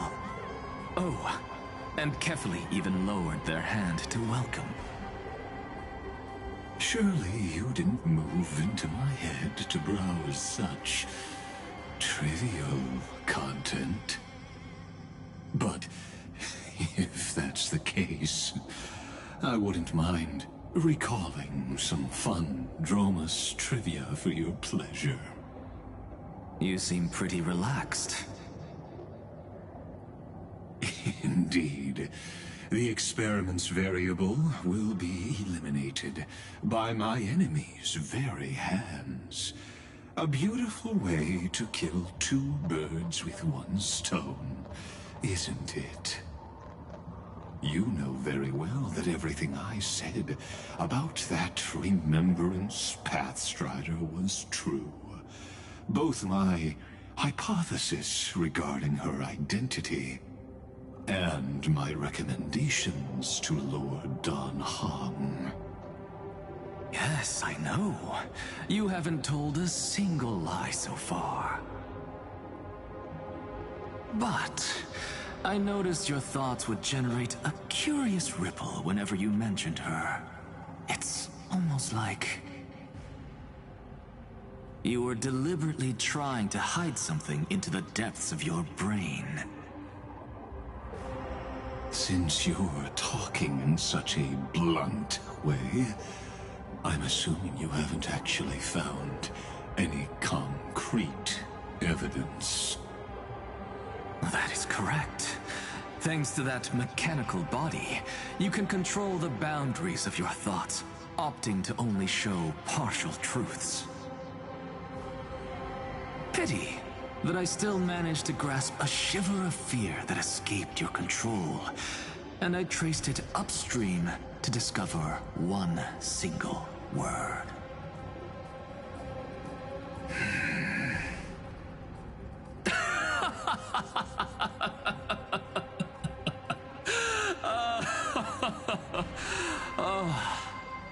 Lycurgus, tell me, what is the Demi-Urge?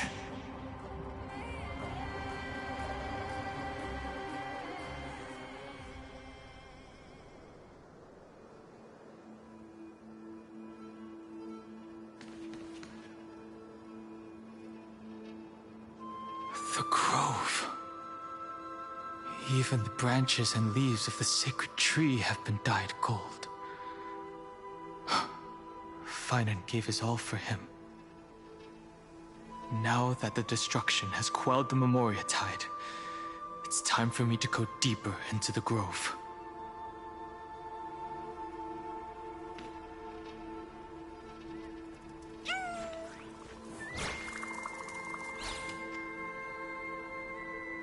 Who's there?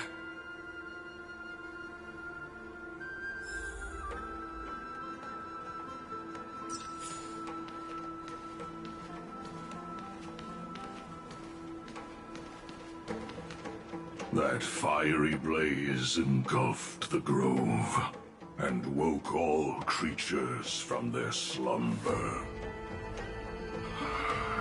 And you, visitor from beyond the sky, you have no intention of listening to the cries of the earth. You are... Are you surprised? Demigods with golden blood are not solely limited to Kefali's children. Is it not natural that the offspring of Georios would take on their duty? I am Terravox, Avatar of the Earth, divine protector of the myriad living beings. What a coincidence. I was just told by someone to watch out for you. Answer me. Why would the Dromus King of the legends, the demigod who should have fallen, appear in humanoid form? You already know the answer. Is the transmutation arcanum not precisely your specialty, descendant of the permanence? How do you know about... Was it March 7th? Exactly. Thanks to her, I was able to escape into the Memoria Tide and disappear from the world's memories. So you didn't die. Your fall was just a lie. You cast aside your duty as a flame chaser and joined her. Why? To survive. For a Dromus, life is no more than existence. The birds and beasts of this world have struggled to survive since time immemorial. Yet unlike humans, they are unable to live on in the World-Bearer's memories. But Evernight is the master of remembrance, and I saw your story in the Veil of Evernight. Vidyadhara, the permanence, dragon transmutation, resurrect, Sham. The path you chose to survive will lead to your death, demigod. And what of it? This body is soaked in filthy golden blood. The earth is hungry, and only the permanence can satisfy it. That which is This madness seems exactly like Mara struck. This sanctuary is but a vision.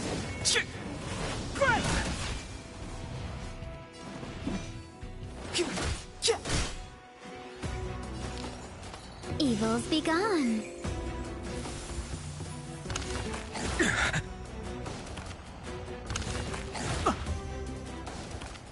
Pity, you chose the wrong enemy.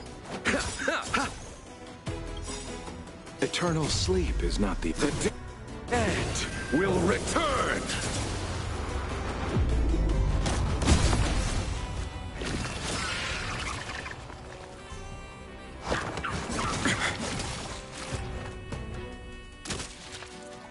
Don't stop. Finish them off. For the next tomorrow! The time is now. Customers are always all the best.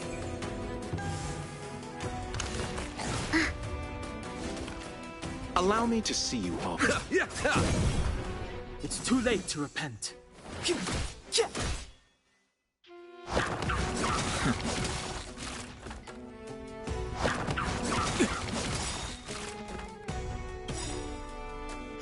Receive divinity. Don't worry about me. The truth of life and death, revealed in this sanctuary, is but a vision.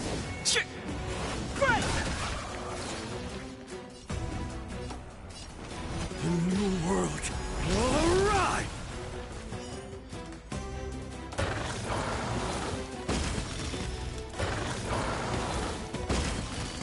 Fighting is meaningless. The time is now.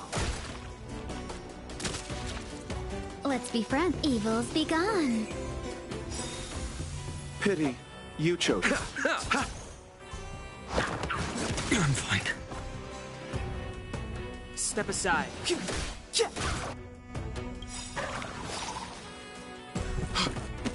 Cloud Knights? How is that possible?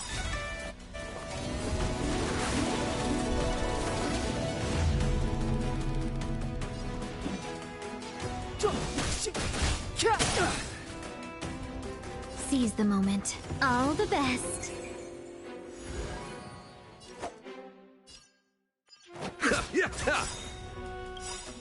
Eternal sleep is not the dead will return.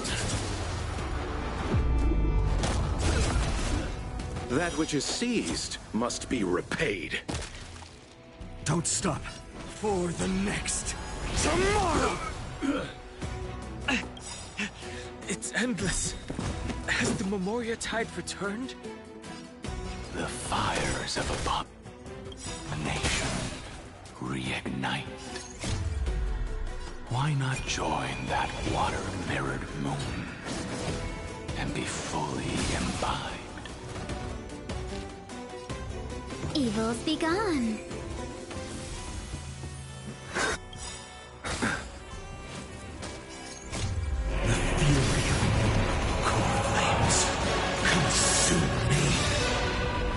Immortality means forever. Despite the old sun's embers, hail the new world's dawn!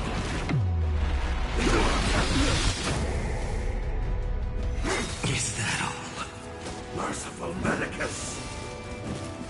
The flame sold themselves. Immortality.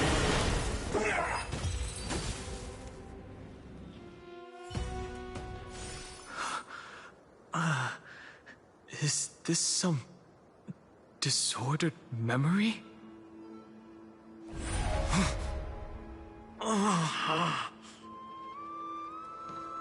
The mists of the past shall drift away. What? Scatter, fade, turn to foam.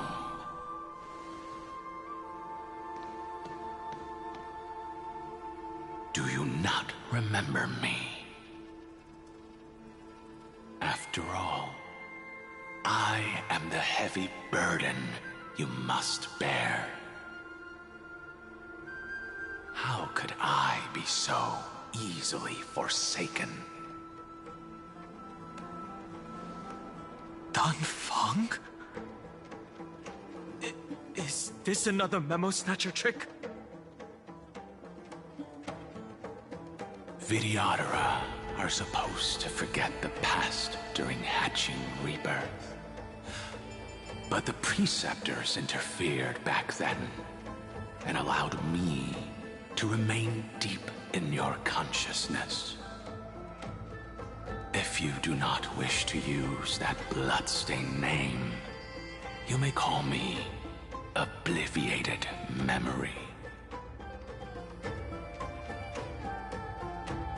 That's not necessary. Though we've long parted ways, I won't ever forget you. So, who is that giant?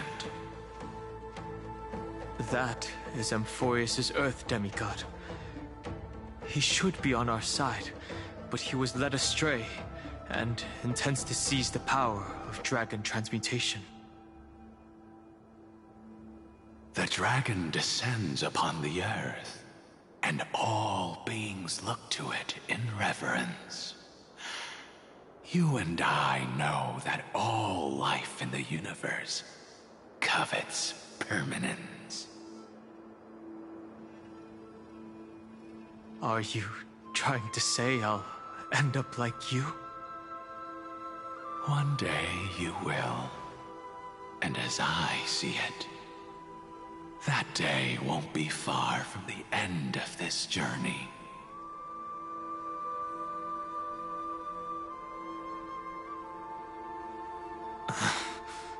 Let's move on to another topic.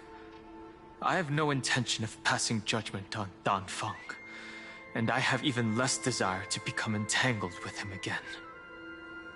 I only have one concern right now: bringing my companions back safely.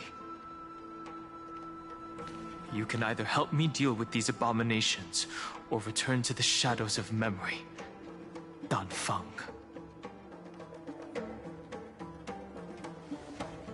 All right. The filthy remnants of the Memoria Tide still run rampant. Let me accompany you through these rooms. You could use the help. And presumably, that giant who craves the power of dragons won't just let things rest. Do as you please. I'm moving ahead.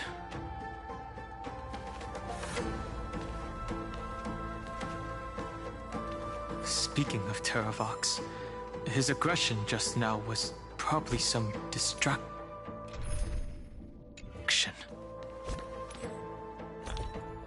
His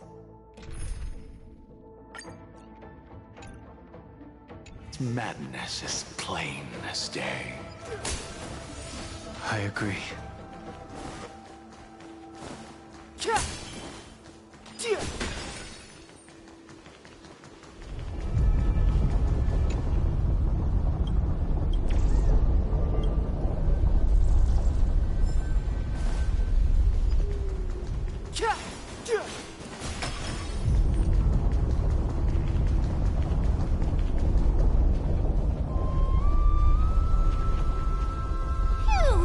It's all good now. Yanis's blessing is full, and the hidden passage can be used again. Now, the Imperator's legions can launch a surprise attack from the grove. Who knows if Terravox will be able to succeed? Huh? Who is this warrior? Lady Trebios, I am Dan Heng, the Trailblazer's companion. Dan Heng? Nice to meet you. I didn't realize Little Gray had more companions in addition to Little Cyrene. There is no need to elaborate further. They are merely a collection of your memories, just like me. No. If they were my memories, they would recognize me. Dan Heng? Even though we don't know you, we'll still ask you to get somewhere safe. A terrible battle is about to break out here. Icelands, Dux Gladiorum, is not far ahead. The evacuation efforts are almost over, so go now, or it might be too late. Icelands. I see. In that case, I'll go look for her now. Thank you. No problem. We need to go deliver some messages, so we'll be off. Please, take care, Dan Heng. Memories' crazed ramblings. What do you think? It's too early to reach a conclusion, but this memory is most definitely not mine. There are two possibilities. This memory either belongs to Terravox, or it belongs to him. The person you're desperately looking for. But the probability of the latter is very low. You should know better than I do. After that final battle, even the first genius couldn't determine where he went. Correct. But the conversation I just had gave me an idea. Let's forget Evernight for now. In the Vortex of Genesis, there was someone else who went missing along with him. I still have a chance to make contact with her. And the way I'll do it is right here in the grove.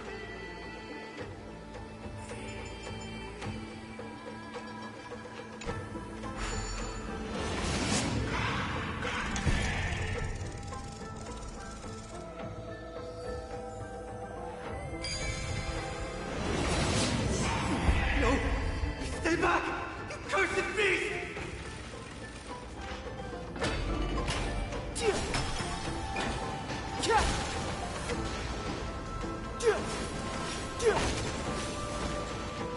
There's not a single sign of movement here. That was probably just the echoes of the Memoria Tide.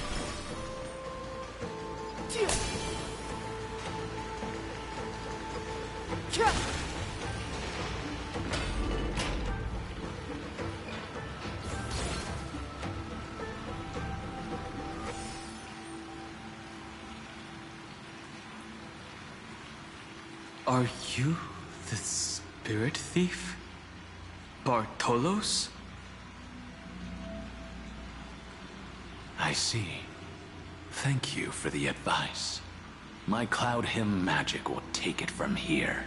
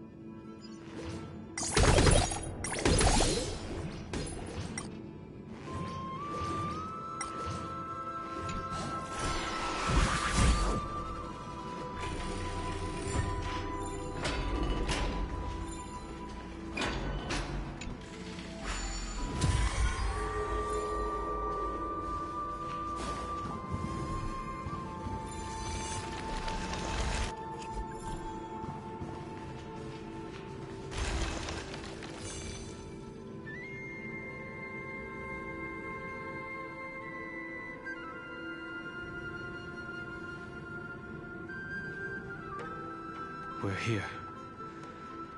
Now, it's time to awaken the person we're looking for. A pool of spirit water. I see. You plan to resonate with the waters of this world. Compared to the currents of my home, the waters of Amphorius are rather untamed. Subduing the waters wasn't easy, but I've gotten the hang of it now. Under the raucous steps of their frenzied dance, the roar of celebration calls forth the Spirit Water's memories. How incredible. There are still survivors in Amphorius. And this one even knows how to use the arts of water. Very good. It's nice to meet the ocean demigod, Lady Hysealence. A green dragonfish. Are you Dan Hung? I hope I've remembered your name correctly. Scale Gorge Waterscape is your home, isn't it? In Greyfry's memories, I saw you two standing side by side. That's fortunate. It means I won't have to introduce myself. I can get straight to the point. Tell me, where are Evernight and him? The stranger snatched away the deliverer right before my eyes. I commanded the waters to surge after them, but layered cliffs blocked the water's current. You must be careful. Earth has abandoned the Flame Chase mission. Though Terravox still lives, they're not an ally of the Trailblaze. That's no surprise. I've already exchanged blows with that mad demigod. I didn't think the worst would still come to pass. He also intends to get his hands on a dangerous power. As his comrade in arms, do you know what his goal is? Terravox has only ever cared for life born from this soil. If they covet powers from beyond the sky, I suppose it's out of the same care. Even so, their behavior is far too unusual. I presume they wouldn't have made such a drastic and irreversible decision if they had not exhausted all other means. But embracing the permanence may result in even more misfortune. While I admire that demigod's willpower, my position has not changed. It seems that if I want to find Evernight, I will have to confront Earth. Since my opponent has already turned into a vicious beast, what I do won't weigh on my conscience. Then allow my specter to accompany you, Lord Dan Hung. As the demigod who witnessed the end of this world. At least let me sing an elegy for my last comrade. That doesn't sound like something you would normally say. Huh? What I do won't weigh on my conscience. I can certainly guess what you mean by that. I will never hesitate for my companions. I am a nameless. And what I'm going to do is defend all the hopes that are on the verge of fading away. Then I misspoke. That is exactly how the guard of the Astral Express should act. If you please, Lady Hysealence. Hold on to this current, for it still carries the warmth of Greyfry. Hopefully, it will lead us to the depths where our companion is hidden.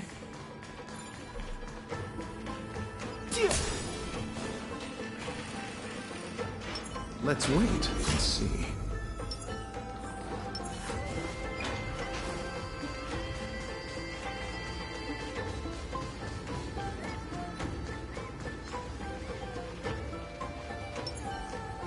Light up the dawn. Electra. Is that you? Who's that? You're right on time. Let the ocean sink into the Memoria tide. And become part of the sacrifice to resurrect the Earth.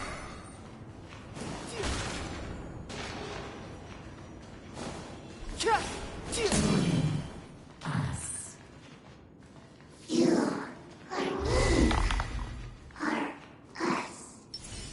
From permanence, gain eternal life.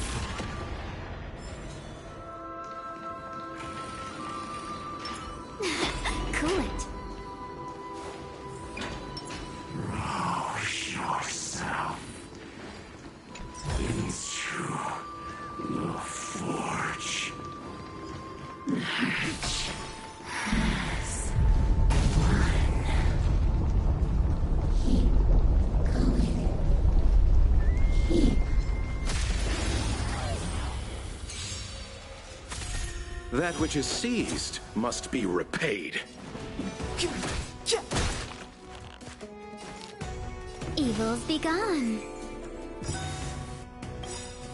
1,000 wonders to raise your good omens. Fight as one.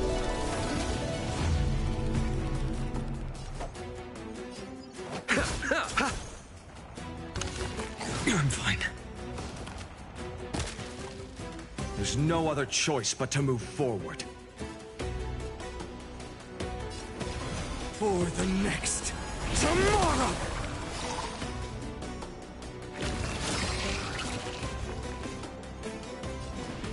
The time is now. All the best.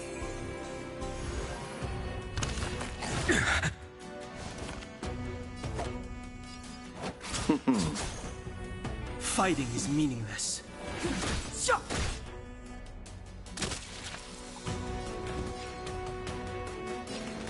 The new world will arrive!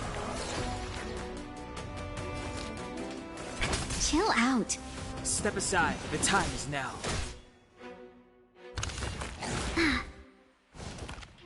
Allow me to... Don't stop.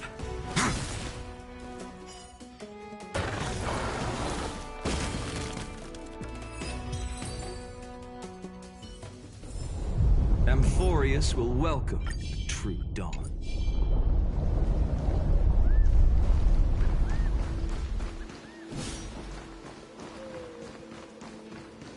Do not run from your fate. Use the permanence to fill the earth. The Yadara might not even be considered people if we did not resort to beastly actions. Why did Dunfeng choose me all those years ago? Long Scion, fall into oblivion! The Memoria tide surges violently.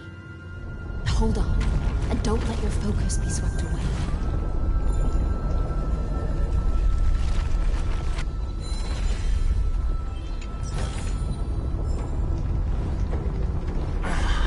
The whole grove is...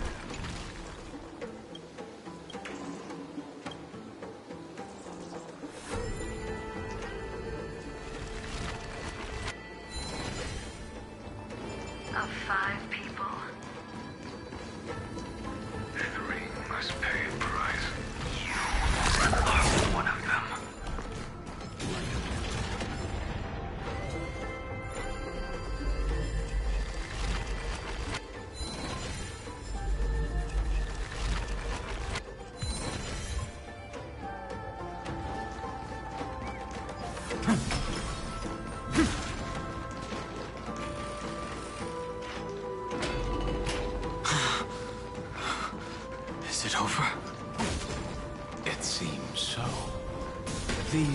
phantoms that are haunting you.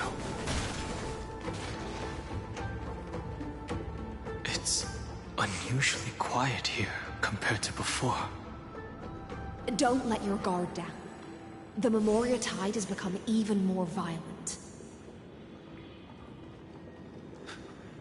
Is that...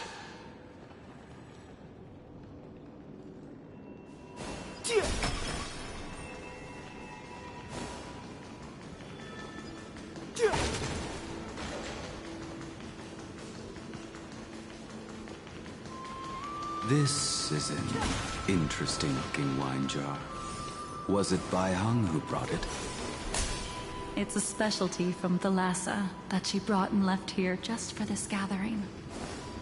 But she herself didn't come? This will strengthen our position. Let's wait and see. Your mind retains far more of the past than I had imagined. I've seen this farewell more than once in my dreams. The previous life is just an immersia to a newly born Vidyadhara. You know rationally that these are your memories, but it doesn't feel like you experienced them yourself. I use dragon transmutation for selfish reasons, and close friends turn to enemies. You probably want to ask me if it was worth it. The Military Affairs Office is placing more importance on the Yuchue's battle this time. And the Yao Qing called her back for a patrol mission. Some people are born with adventure in their blood and can't stop for even a moment. No matter, I'll drink her portion for her. We're already toasting. Why don't we wait for Dunfeng? As always, the High Elder has endless meetings with the Preceptors that he can't get away from. Let's not wait on him.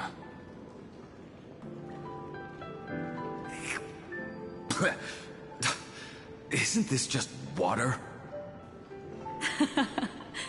I'll relay her exact words. It is a mistake to drink too much before a battle, so I'll leave a jar of spring water from Thalassa's Crystal Palace. She said that wine only has flavor after a triumphant return. Why didn't you say so earlier? I didn't want to go along with her, but she insisted on seeing your expression after your first sip.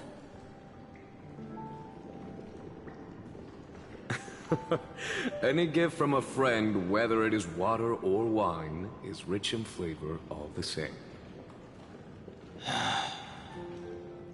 I see you still speak as if every sentence must add something of profound value. I see you still speak as if every sentence must add something of profound value. Ah, you're just in time. The punishment for making us all wait should be 3 cups of wine. Spare me, please. I've already suffered enough next to the ancient sea. I've convinced the Preceptors. Vidyadhara Cloud Him Magi will join the battle on the front lines, and our armies will fight side by side. It seems like you can now carry out your plan for dealing with the Kitu Mirage, Jingyue. Thank you for standing your ground against the dissenters, Dunfeng. I never thought those Preceptors would ever relent. After all of this, countless Vidyadhara. Countless Vidyadhara will lose their lives, with no chance at a molting rebirth. We all understand this. But the Vidyadhara cannot become a part of the Alliance's destiny if we do not share in its joys and sorrows. We would only be bystanders to everyone else's suffering. That is something we all understand as well. That is also why we've gathered here. Come, raise your cups. This toast is not for bidding farewell to each other, but for honoring the soldiers who will not return, for honoring our companions.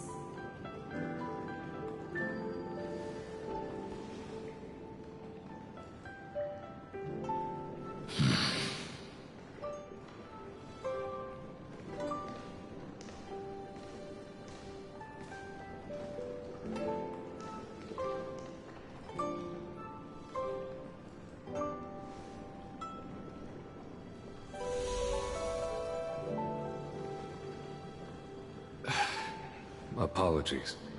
My reckless plan must have put a lot of pressure on you. Nonsense.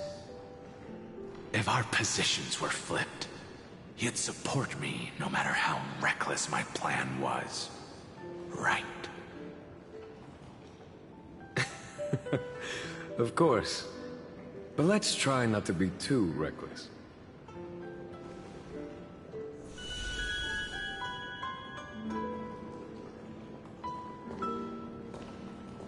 When you make a decision like this, people will always ask, was it worth it? And you will also forever question yourself. Do you know how you will answer that question? I won't answer it. I will prove it. That's right. My sword is my answer. Thank you, Dan Feng. Thank you, Jing Yuan. Oh, thank you, Jing Liu. And thank you, Bai Heng, wherever you've run off to. Ridiculous. How did you get drunk from spring water? I'm just full of joy. It feels like I've just forged a divine weapon with masterful craftsmanship. I'd rather leave this world in a blaze than live until the end of time. That's what I always firmly believed in the past. But I never truly felt like I was alive until I met all of you. Now, I wish more than anything that I could just live a bit longer. No, pretend I didn't say that.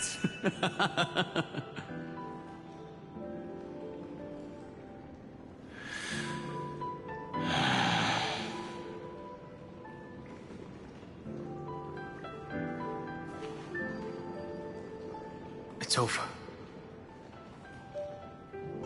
And you know exactly what happened to these 5 afterward.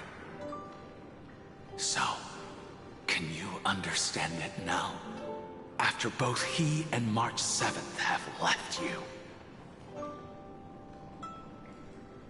Losing a dear friend with whom you've shared so much can never be considered a victory.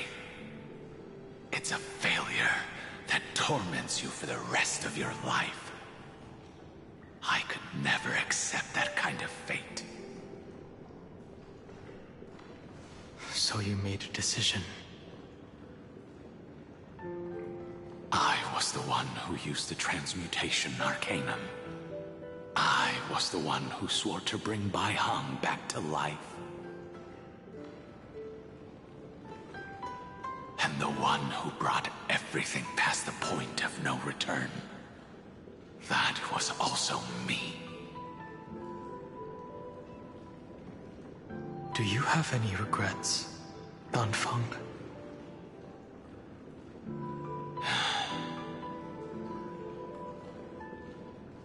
Even if I could reverse time, I would not choose differently.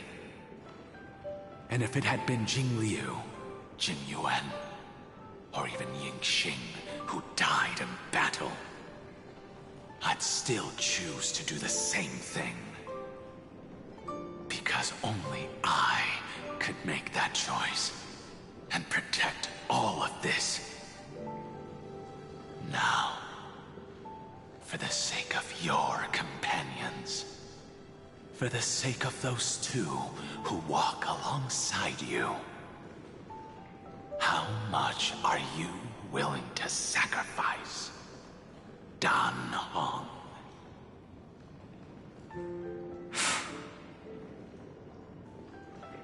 Everything. Your answer does not surprise me. They are more than just my companions. They are the path I took that led me to where I am now. So they will also be beacons for when I am lost, leading me to the future until my next reincarnation. Then let me see how you'll carry out your convictions. Let's leave this place and go settle things with that mad demigod.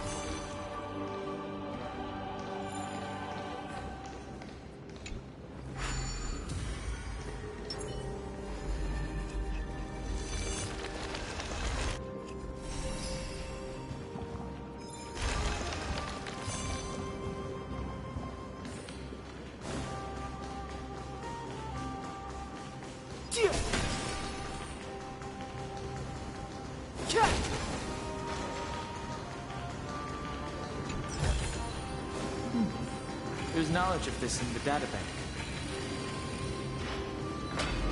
Cerebos has already defected. Legion, charge with me! A beast will always be a beast.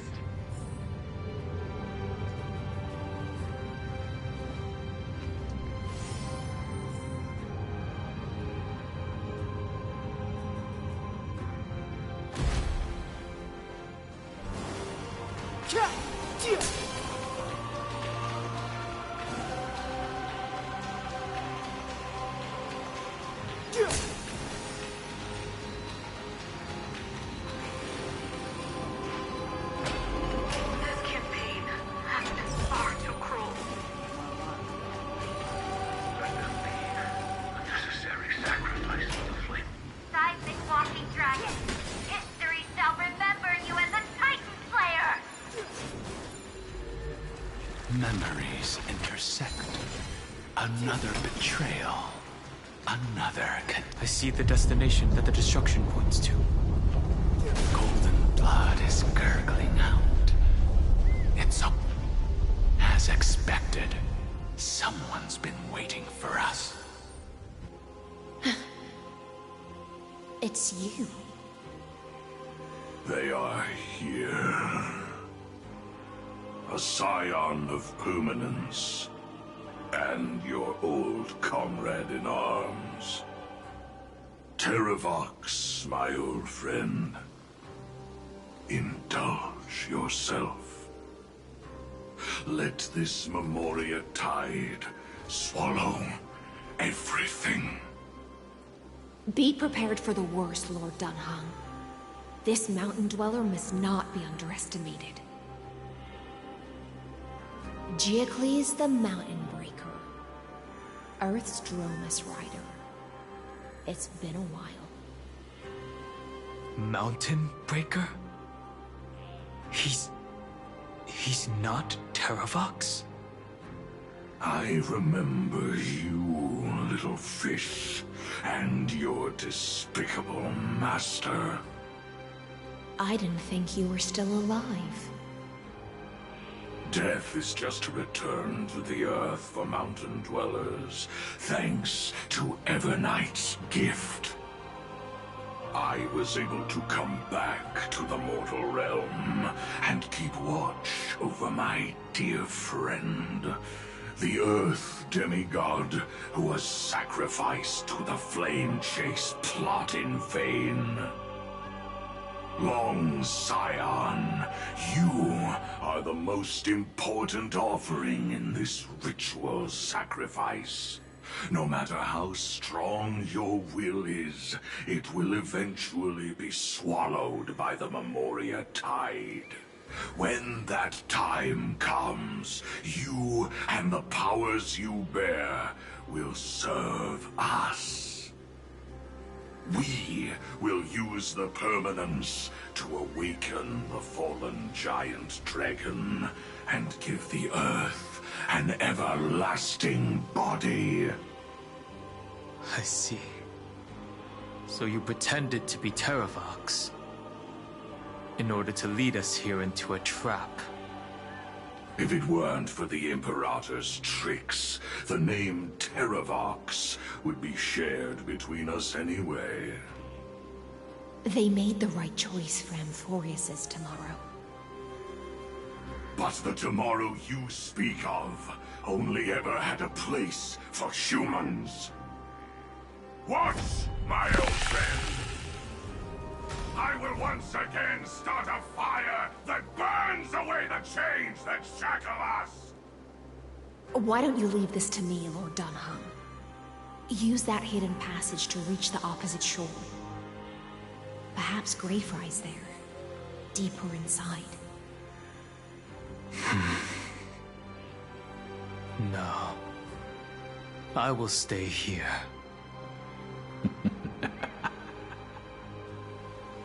Mountain Breaker, hero of the Mountain Dwellers. If I do not stay here and triumph over him, he will die an ugly death in delusions of the permanence. That should not be his destiny. And for the vicious beast that insists on obstructing the Astral Express and threatening the fate of the world. We've stood on the precipice countless times along this journey, forced to make difficult choices in the face of disaster. But this time, it's my turn to put some pressure on this world. That which is this feeling, this scene, all too similar. Move carefully.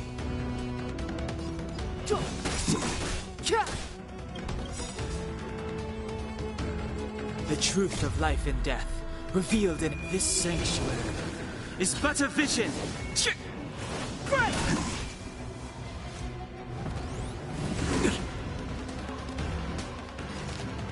Evils be gone. Allow me to see you off.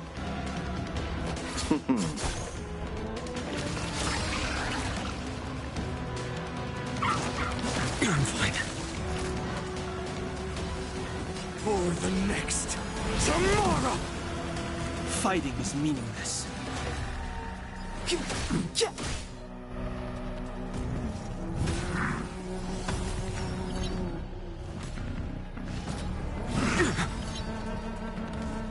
Let's be friends, shall we? All the best.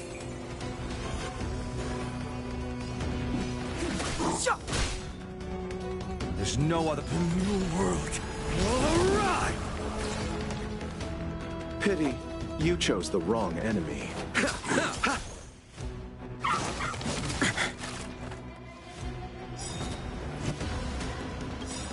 I can't let them down.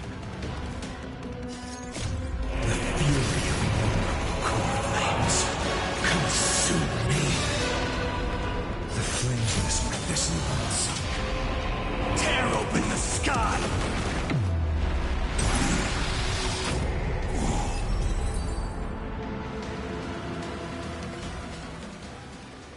It's time to stop struggling, Geocles. Go to your death with dignity. Before that, tell me, what kind of deal did you make with Evernight? How was the Great Mountain Breaker reduced to this?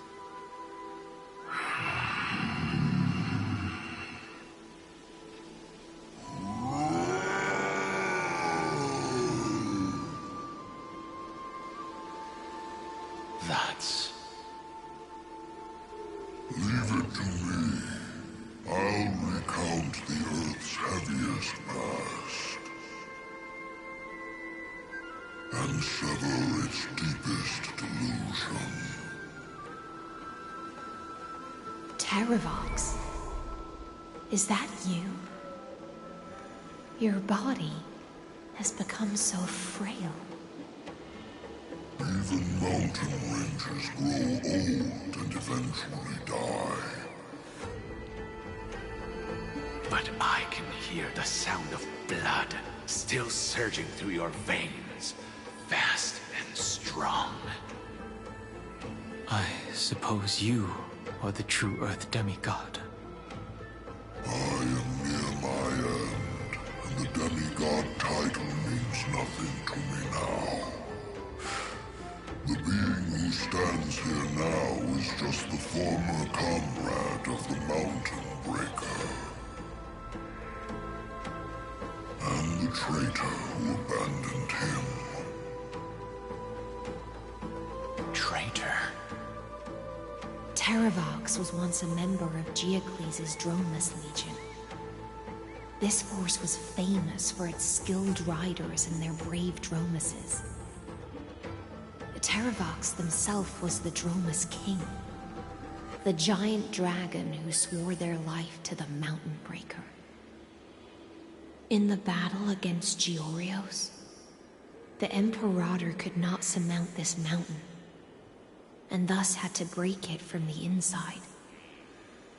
Terravox's betrayal was key to the Flame Chase Army's victory. The age of the gods was coming to an end. Living beings had adapted to the changes amidst the rifts of the earth. And now they had to learn to survive in the crevices of the epics. Someone had to watch over the earth, so I agreed to a deal. I would take the Titan's divine authority and sink into the cliffs, using my flesh and blood forged of stone to mend the land. But there was one betrayal I could never forget. The Mountain Breaker refused to believe that was my choice, even till his dying breath. Faced with having to surrender to the Imperator, he chose to die instead. So this is why you decided to conspire with Evernight. Time's strange visitor appeared before me. The great power from beyond the sky, called the Remembrance. It's incredible. Geocles was able to be reborn as a memo sprite. He mumbled about the times we fought side by side. Just like how all the lives this body carries speak to me. Evernight did not ask for much in return. She only wished for me to use the divine authority of Earth to hide her tracks. Since you're being so candid, does this mean you've given up resisting? Resistance. For a beast on the brink of death, what is the point of resistance? I see. 1,000 years have passed, and your mind has long since been shattered. This frail body bears the weight of all those I've betrayed. And now, my only wish is to rest with them.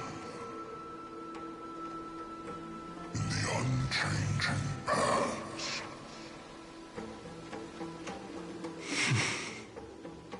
Go, Long Scion.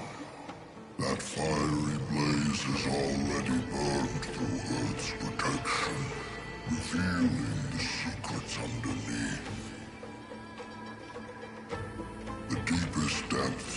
Amphorius, the great tomb where all the past is buried. The one you seek, Evernight, walked out of that place. Before her arrival, no one knew of its existence.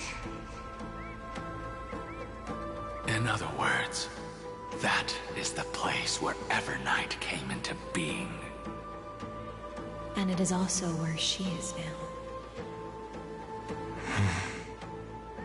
You sank willingly into the past, and now your memories have turned into this form. Was it worth it? At least I still remember.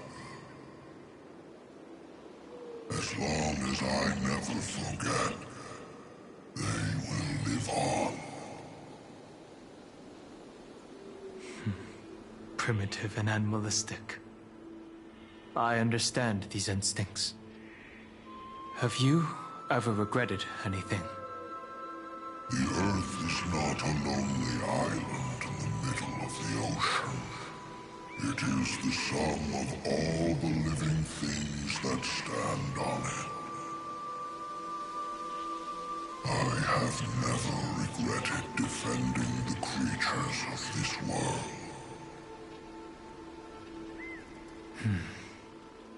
Then, a final question. Terravox, after all of this, how much are you willing to sacrifice for the power of the permanence?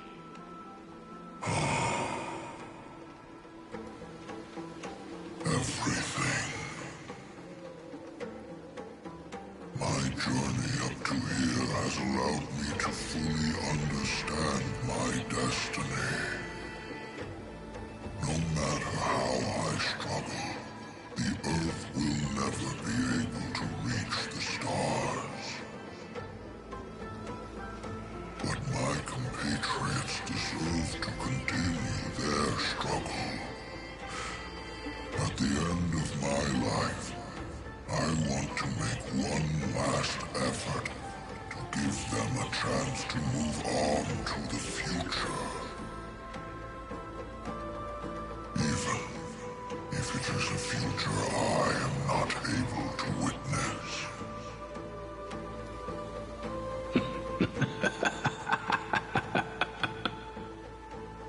I understand. Then, join me in rebelling against this unjust fate once more.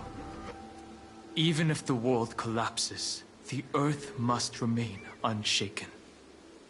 Give me the core flame that burns within you, and allow this immortal body of the permanence to bear the furnace of life for you.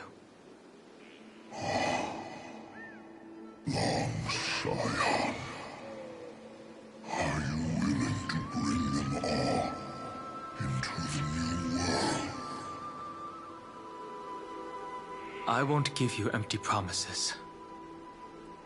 Allow me to answer your question from a different perspective. The permanence is the path that dragons trod, and eternity is life's deepest desire. If you entrust the Earth's living beings to me, they will live in symbiosis with the instincts in my blood. With this body as an ark, I will deliver them to tomorrow for you. That tomorrow won't be the end of Amphorius' west wind, but a vast and boundless sea of stars. A sea of stars.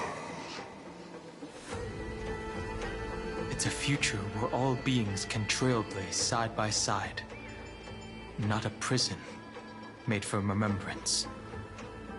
In the veil of Avernight's memories, you've always been someone with reservations. I misjudged your resolve. I understand. This is the only choice.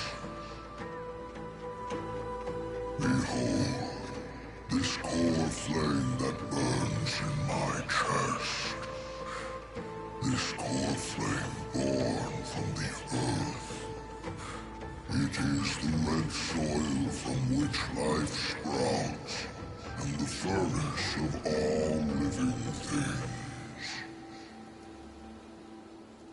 It tells me to commit one final act of treason. Entrust this heavy task to the trailblazers from beyond the sky. Let them tend to the wild terrain and safeguard the lands. And thus, bring the endless stream of life into the distant future. I promise you, Terravox. Good. When I hand over the divine authority, this place will fall to pieces. Are you prepared to hold up the sacred tree if it falls?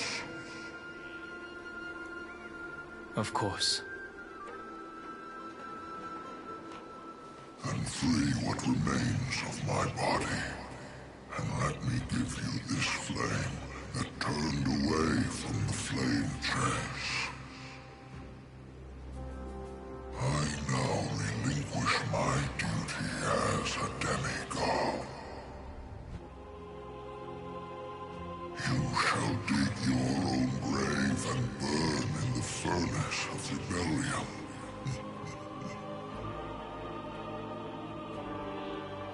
I only hope that, after all this time, Father will take me back into their heart.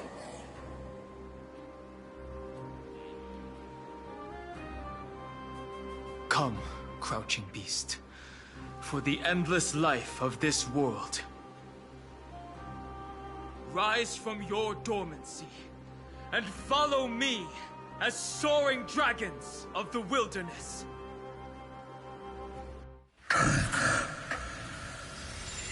My final rebellion. Then declare to the earth the name of the new god.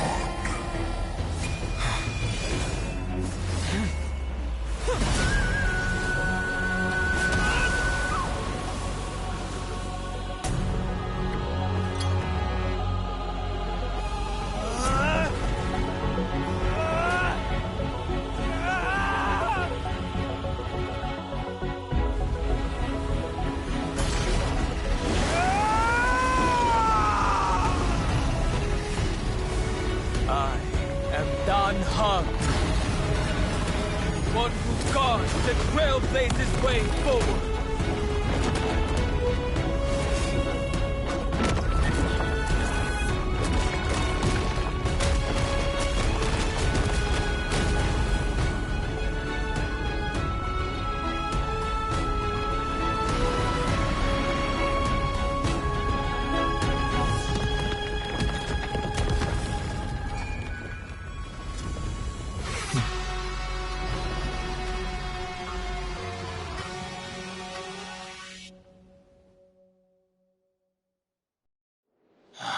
Fortunately, the worst did not come to pass.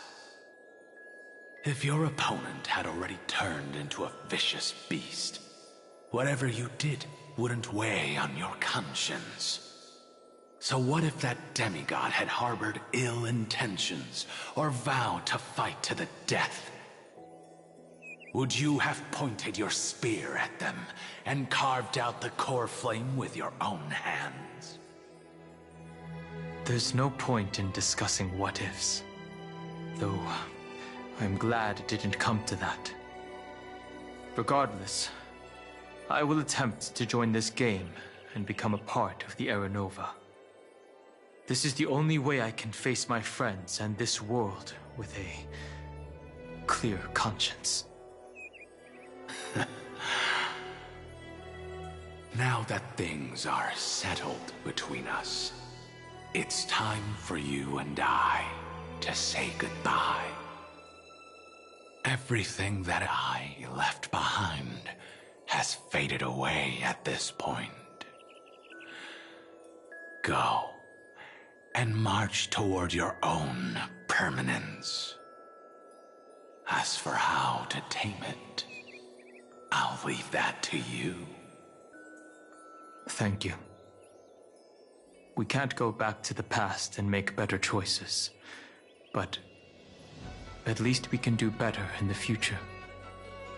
A dragon can only welcome new life by shedding away his old, scarred skin.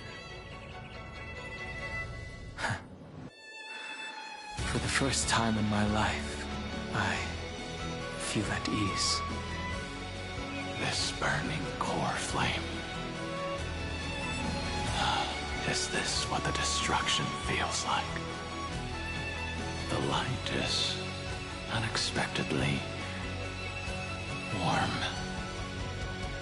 It's just like the fleeting moments when one wakes from a dream.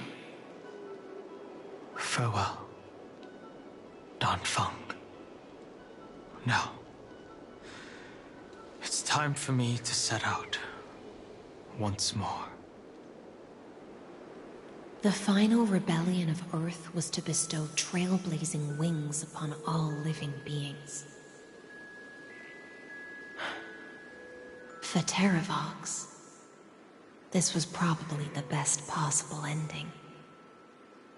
Behind that scar lies what they called the deepest depths. The rising steam tells me that Greyfry is in there. But right now, he's trapped in a bottomless whirlpool. Is Evernight with him? I'm afraid I can't tell. A scorching abyss. If I were to enter it alone, I'd almost certainly get lost. And Miss High Sealance, would you give me cover? I'll need to focus completely on what's ahead, and may not be able to pay attention to my surroundings. What are you planning to do? I'm going to continue where you left off. The stranger snatched away the deliverer right before my eyes. I commanded the waters to surge after them, but layered cliffs blocked the water's current. Times have changed. The cliffs are now in the palm of my hand. Then I believe it's worth a shot.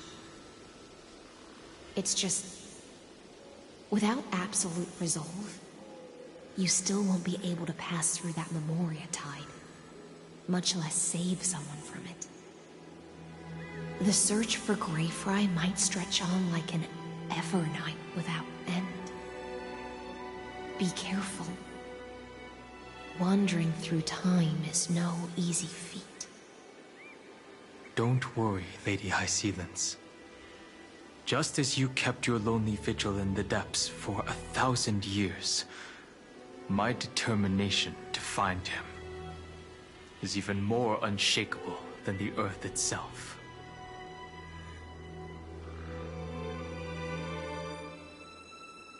Ancient sacred tree, lend me your roots. With the core flame I carry, let me resonate with this land. With heaven and earth as my map, and time as my compass, I will find that one singular point. Even if I must cross every mountain and valley on my own 2 feet, I will bring you home. Circe's giant tree, witness to Amphorius. This time, I will follow its roots into the ancient earth until I find you. On this journey, I will become the bedrock of mountains and bear the cities above. With the currents, I merge into the tide, crashing upon the land's jagged reefs. I sweep across the nameless barrens, scattering endless snow and frost. Entwined in the cycle of day and night, into the deepest depths of this world, adrift in the darkness that was before all else. When can I lead you out of this maze? No. I can't do it with just my eyes alone. Maybe it was never me. Maybe it was always you who could set us free. Long time no see. All right. Let's settle this and keep moving. That's where we will find our answers. Hey, Donghung, wake up. Three of a kind. Two pair. Ace. Go.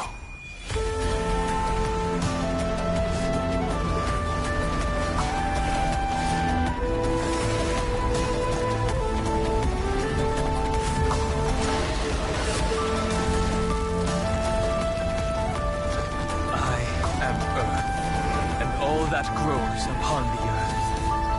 I am you.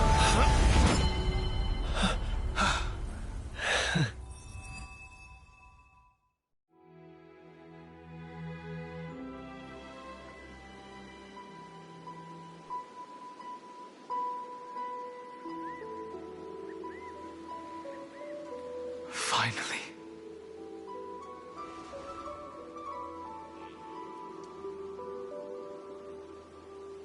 I found you.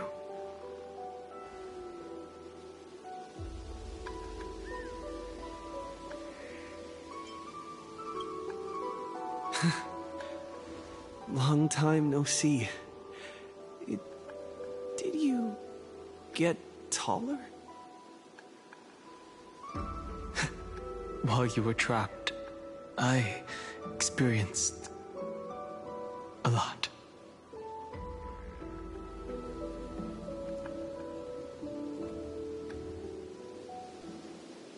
Thankfully, Evernight did not try to stop me. Looks like we've managed to stay ahead of her this time.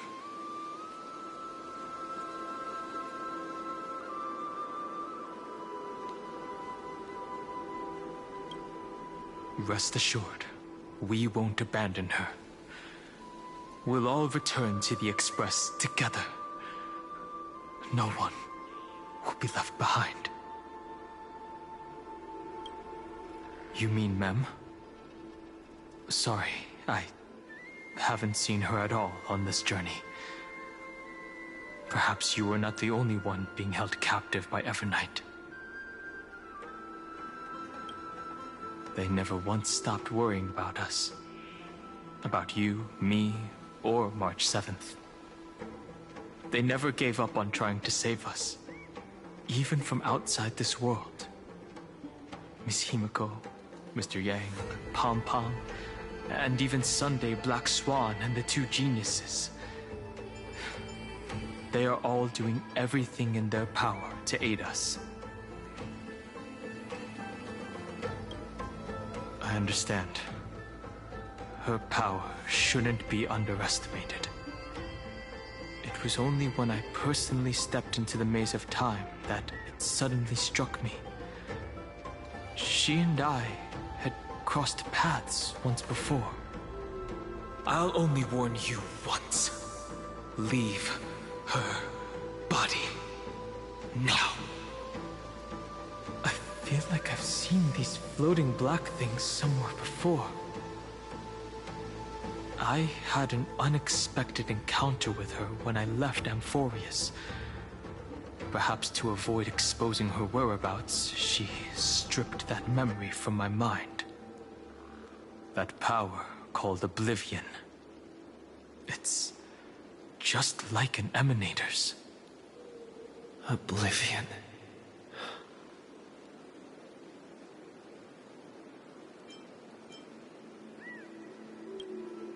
I know. But you still remember me and our companions, for now.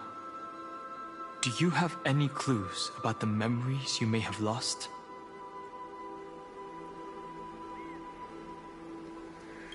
If I'm not mistaken, Everknight's plan is to make you forget Amphorius, including the Chrysosaurs, who have journeyed with us up till now.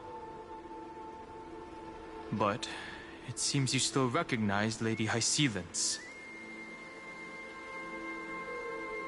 If I made that much of an impression on little Grey Fry, then I am naturally delighted. But I fear your escape from that power they call Oblivion is thanks to someone else. Nice to meet you. Or maybe I should ask, how have you been since we last saw each other? Along with you, this little butterfly fish's memory was also salvaged from the depths of that whirlpool. Just as a pearl is cradled within its shell, the power of Thanatos surrounds you, shielding your soul from corrosion. Miss Irene has spoken of you often to me. Though we never met in this life, I believe there's a kind of warmth that can transcend time itself. Through the endless flow of time, I guarded the secret passage between Styxia and the Vortex. When the Memoria tide flowed backwards into the River of Souls, even in deep slumber, I could feel that warmth. And with all my might, I protected that warmth. I apologize if that seemed improper. I hope you'll forgive me.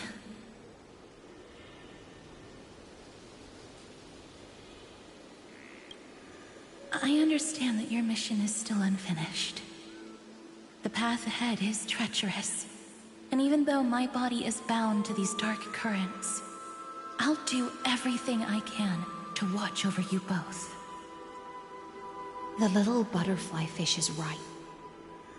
There is still a pair of eyes watching from the shadows, but we won't let them get anywhere near you. Go forth, golden dragonfish. And you, Deliverer. Seek out your companion.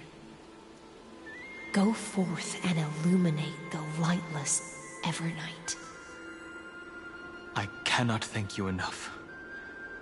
Accept this promise from the Nameless. Amphorius will definitely write a brand new ending for itself. Of course. We'll write it together.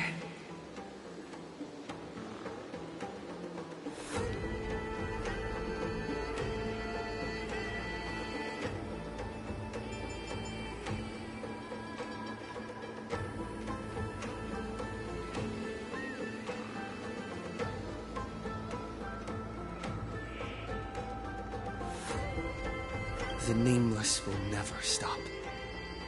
Until all of us stand side by side in the true New World.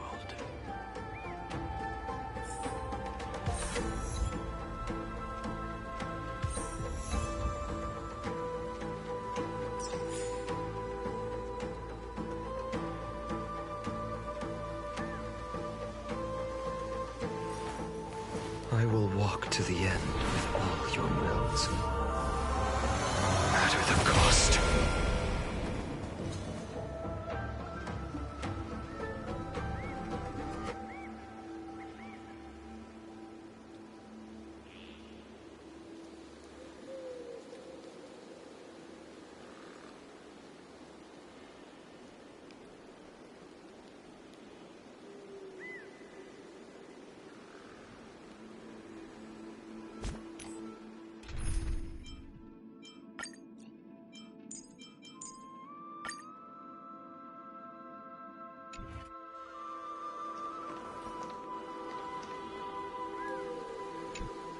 Go forth with courage, little Grey Fry. My ocean currents will guard your arrival, and my songs will accompany your journey ahead.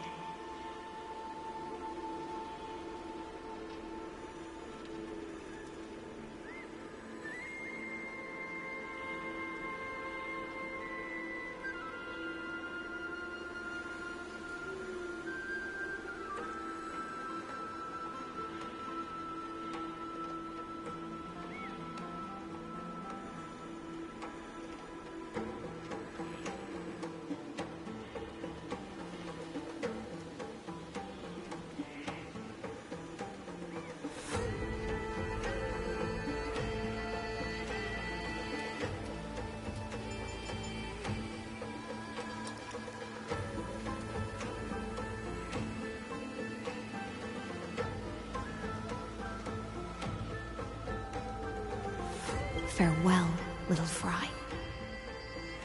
When we reunite in the ocean at the boundaries of this world, let me play a song for you beneath the glow of fire. At the end of the sea of flowers, the souls of the living shall warm thy fingertips, and after an embrace, there shall be eternal separation.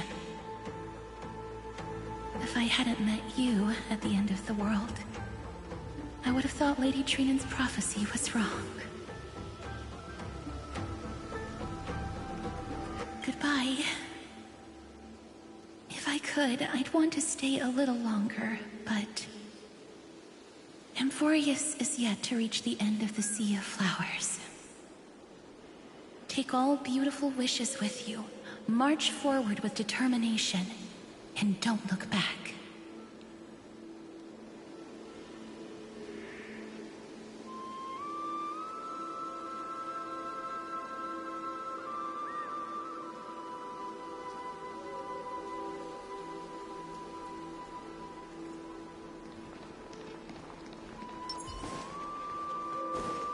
This place was once Nestia's altar. Could the golden thread be leading us to the world's deepest secret?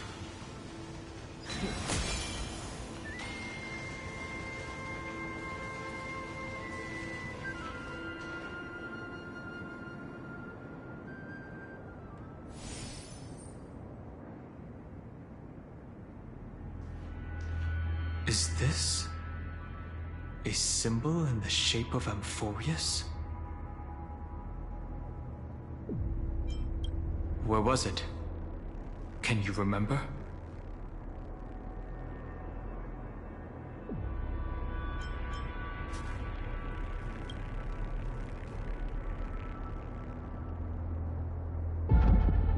That doesn't make sense. How could a world enclosed within the scepter have a way of knowing what it looks like from outer space? Unless the mural isn't a drawing of Amphorius, but rather someone saw the mural and shaped the world in its image. Could that someone be Xandar? No.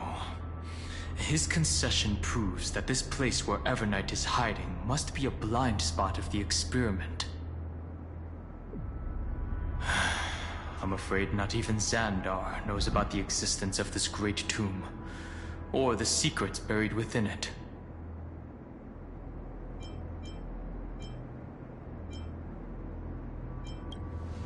It's hard to tell right now, but this definitely isn't the outcome he wants to see. For something to be hidden even from him, it must either be extraordinary or unimaginably dangerous. This forbidden realm remains undetectable to Xandar, and even Fine and Strike merely opened the entrance, yet Evernight can freely swim through it as she pleases. It cannot be reached by the erudition, nor can it be erased by the destruction. Be careful. What lies dormant beneath may well be Amphorius' final path. Remembrance.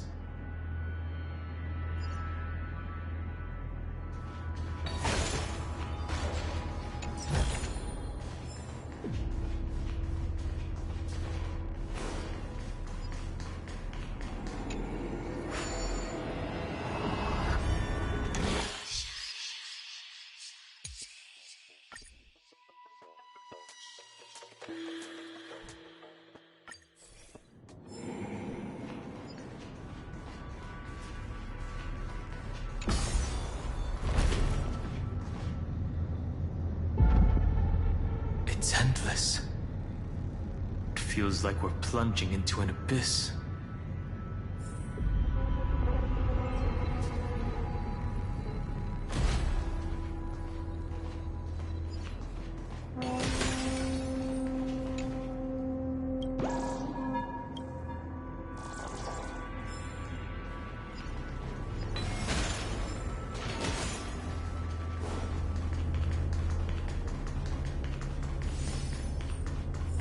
Are those distant structures all entombed?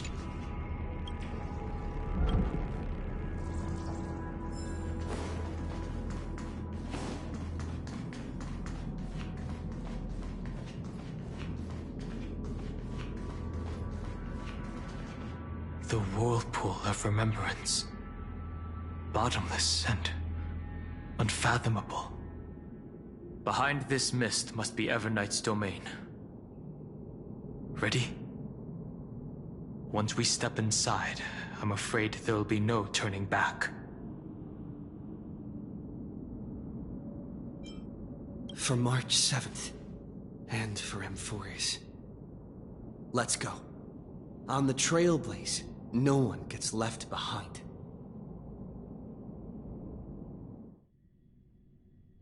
This maze is full of memory loss. Your voice sounds different from usual. I only hear a hint of curiosity. The rest is all fear. Beautiful Memo Keeper. I know exactly where that fear comes from. The Evernight is a mimetic entity's natural nemesis. They will swallow you whole with just a flick of my pinky finger. I am the garden's enemy. I have never denied that fact. I have to say, Miss Evernight, you've certainly got a unique way of protecting people. At least she's still willing to talk.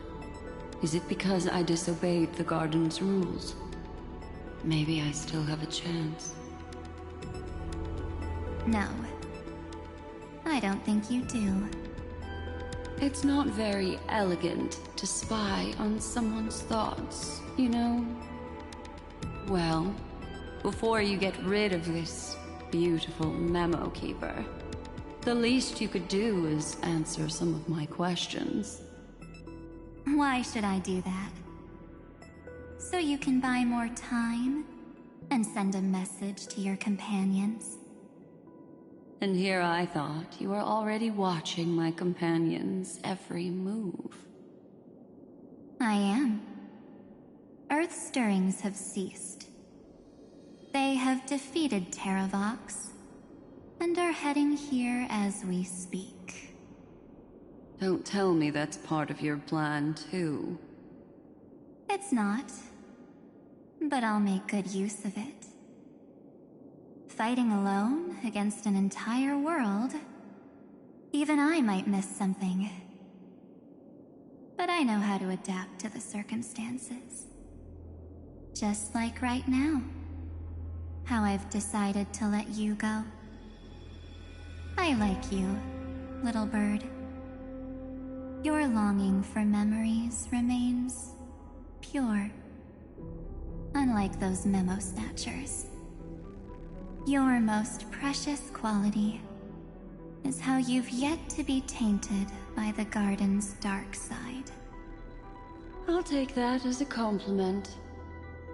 But I still don't understand why you've kidnapped me here. Well, seeing is believing. So, why don't we take a stroll together? This ruin buried deep underground is called the Kernel in the language of erudition. But I gave it a friendlier name. The Heart of Amphorius. The great tomb of the Nameless Titan. The Nameless Titan?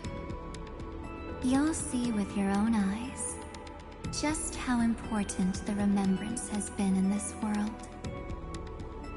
And how we will stir up the waves of oblivion to douse an eon's ambition.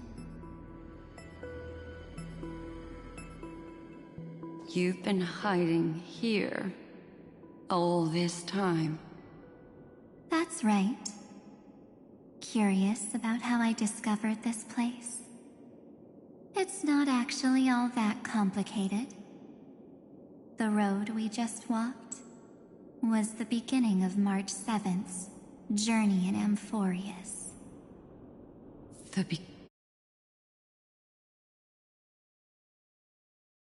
Three paths are said to intertwine in Amphorius.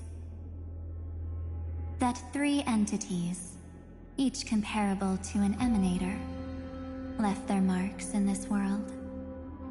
There's Xandar, Iron Tomb, and... That's right. To this day, there have been no signs of the entity corresponding to the remembrance. The Garden of Recollection was curious about that too. So the Memo Snatchers spent an unimaginably long time chiseling out a tiny channel to peek into this world. But there was always a power in the memory zone that kept them out. And when March 7th's consciousness was seized, it was a ripple of the remembrance that protected her and sent her in here. Can I assume, then, that this hypothetical emanator of remembrance was consistently protecting this world from the Garden's eyes until the Astral Express arrived?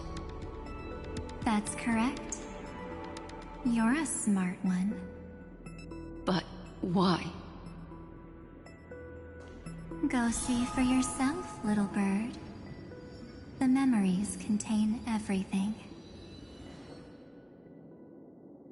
This gate is really impressive.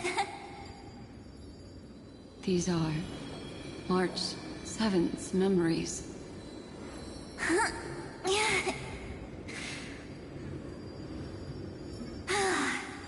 Didn't move at all, huh? I just got here and I'm already locked out. A journey of 1,000 miles stopped at the door? That's terrible! Is she stuck? Keep watching. The fun stuff is just ahead. Warning. Object does not have access permission. What? Did I touch something I shouldn't have? Execute formatting protocol. What's going on? Formatting? Warning. Illegal operations detected. Warning. Illegal operations detected. Hey! Don't just activate like that! How do I stop this thing? Warning. Warning. Warning. Operation authorized. Protocol name. Back. Huh? Finally, it stopped. Wait. Did you just mention his name? He's barely spent any time in Amphorius and he's already famous?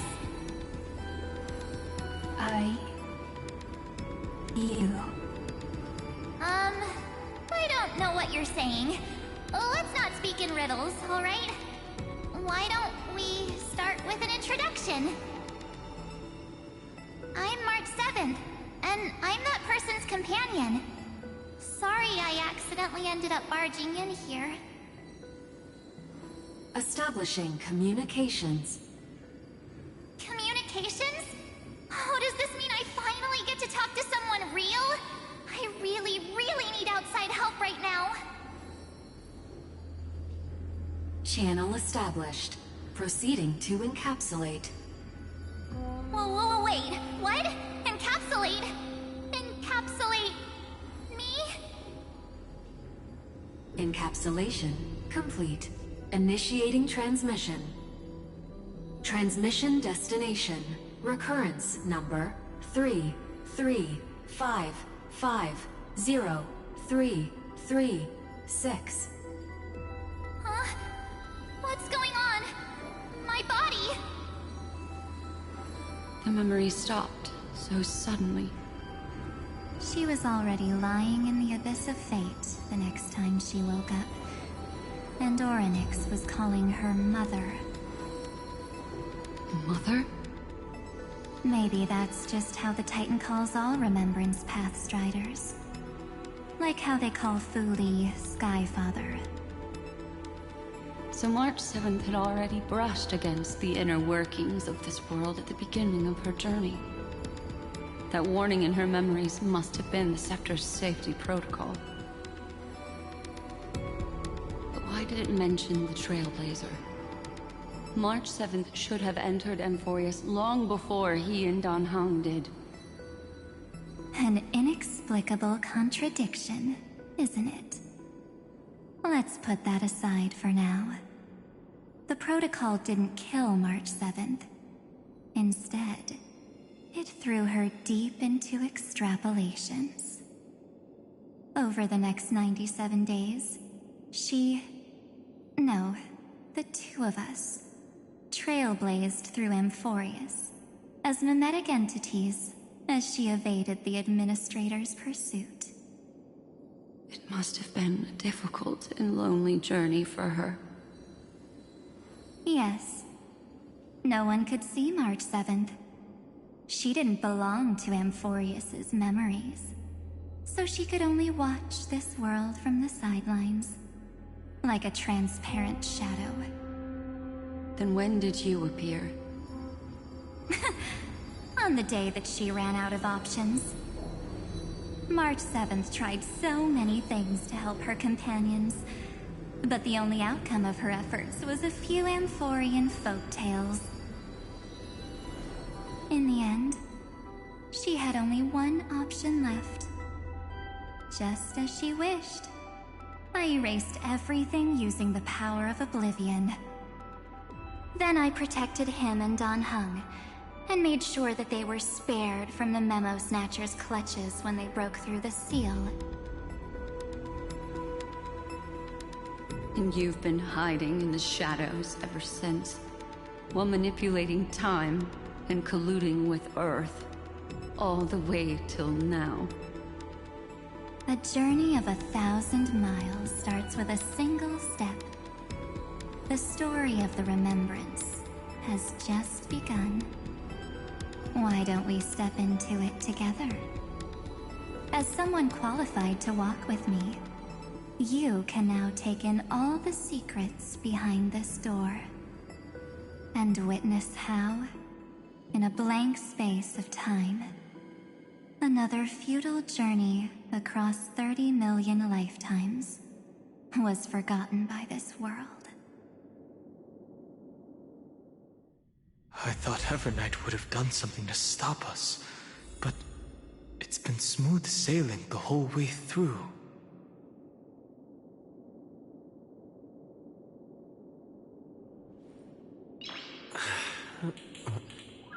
Nice.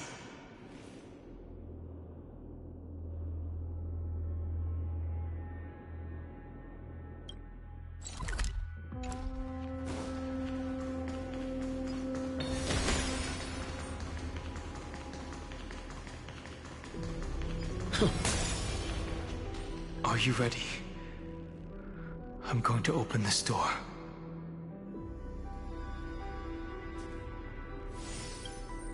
Absolute silence. I can't sense anything at all.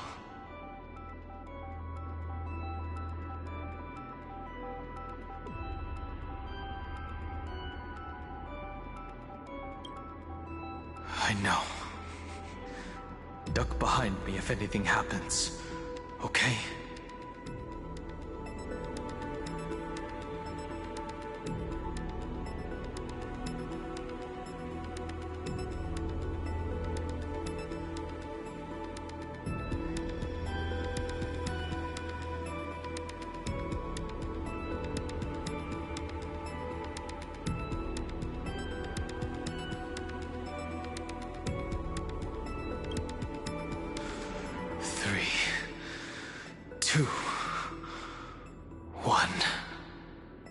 Warning, object does not have access permission.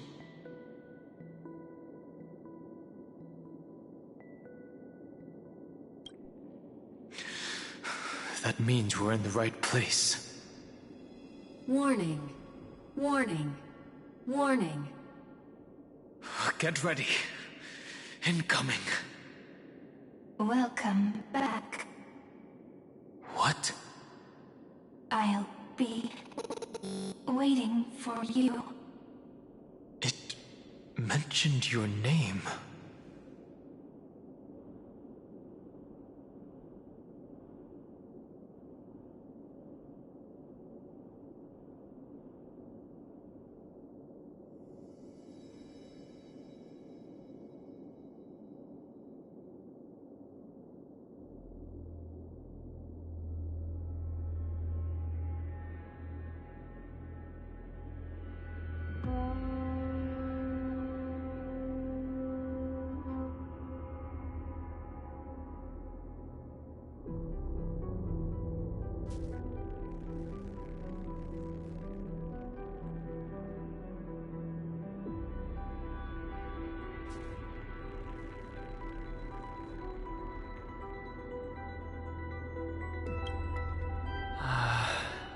I'm getting a feeling of deja vu. Like the first time I opened as I've written. Thankfully, Evernight didn't take that book. Let's try using it.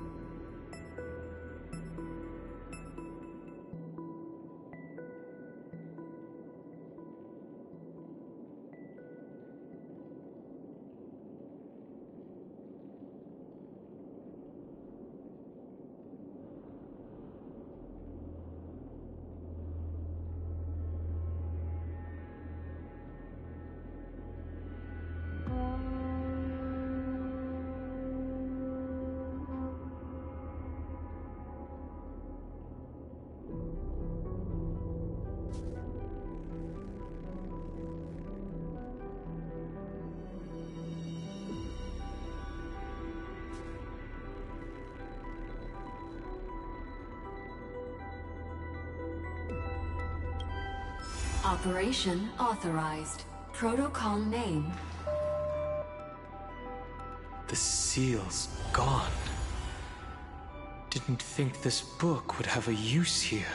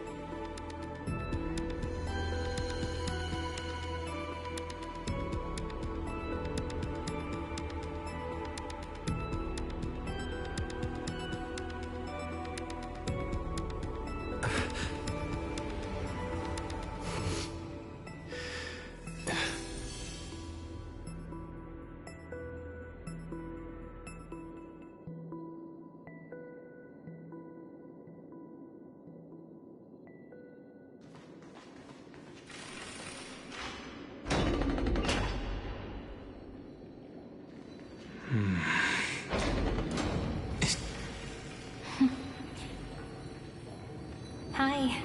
Miss me yet? I'm just messing with you. This is the first time I have met you. Executing protocol. Format object. Formatting progress. 0.015%. And it looks like it'll also be the last. Something's wrong. She's not talking to us. She's not the Mem you know. Could she be a Cyrene from the past? Formatting progress. 23.8%. 0.815%. Since we don't have all day, let's get started, shall we? As always, I'll read this book to you. That way it won't just be Cyrene's memories alone. Formatting progress, 45.147%. Where should I start this time? Let me see. There. Shall we start with the meeting between the Helcolithist sage Midamos and the King's Aegis, Anaxa? Formatting complete. What? Did you hear that? She just said...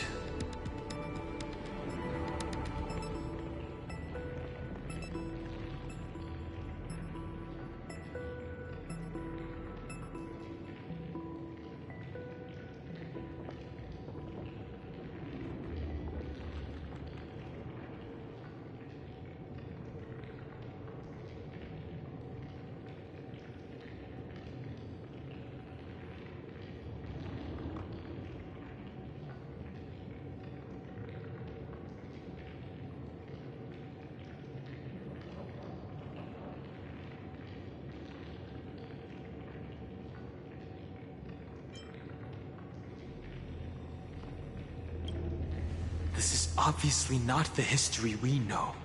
It might be one of the possibilities in the 30 million cycles, but...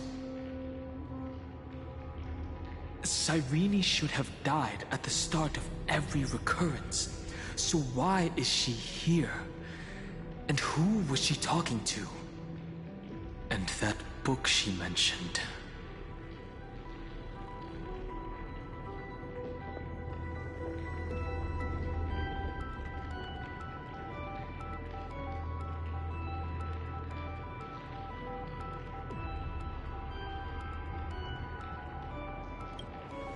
That's very likely. That door reacted to the book as well. Let's try copying what she did.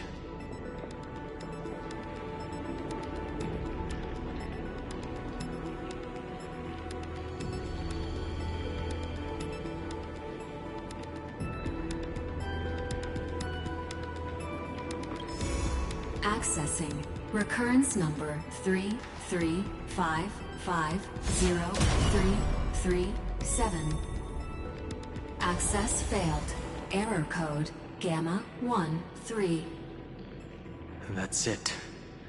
As I've written is definitely connected with this great tomb.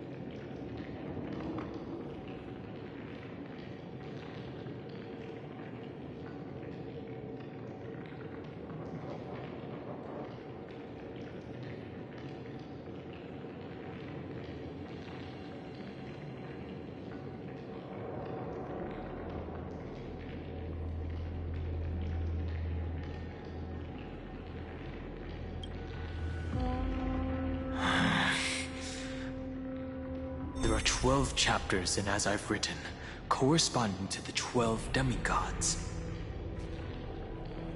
Maybe the Nameless Recollections match these runes. Let's try linking them first.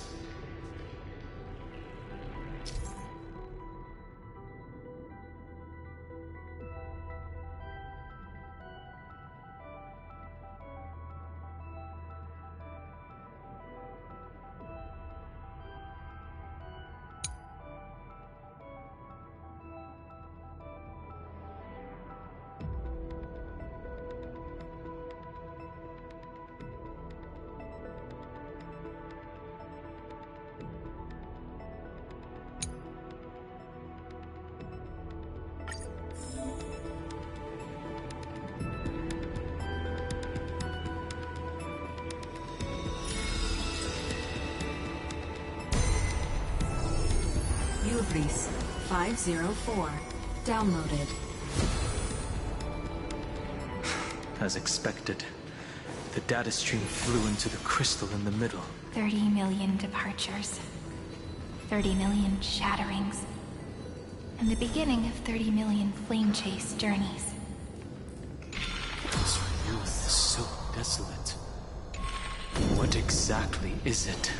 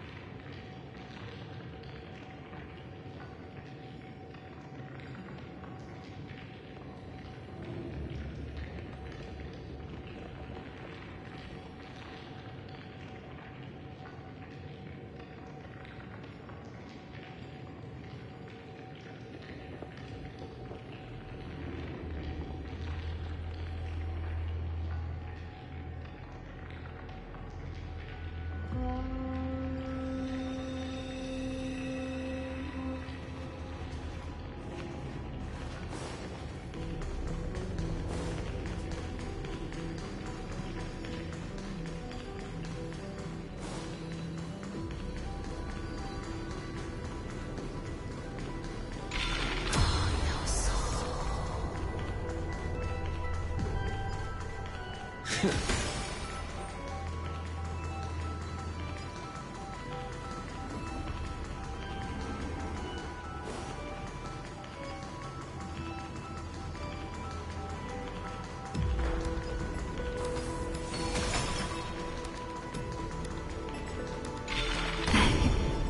must be very familiar with the story of time now. So why don't we leave some pages for the heroes instead?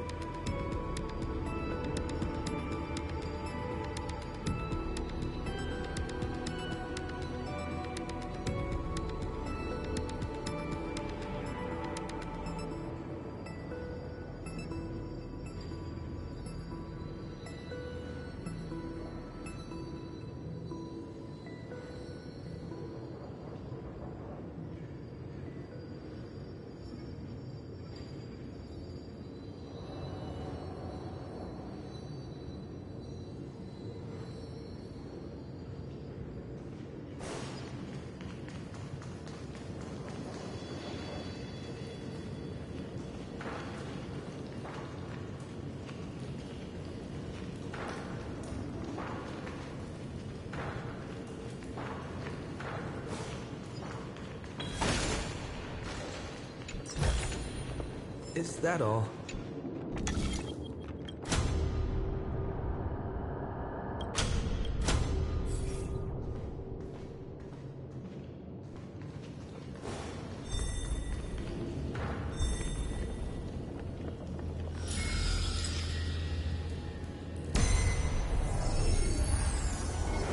Uthea 093. Downloaded.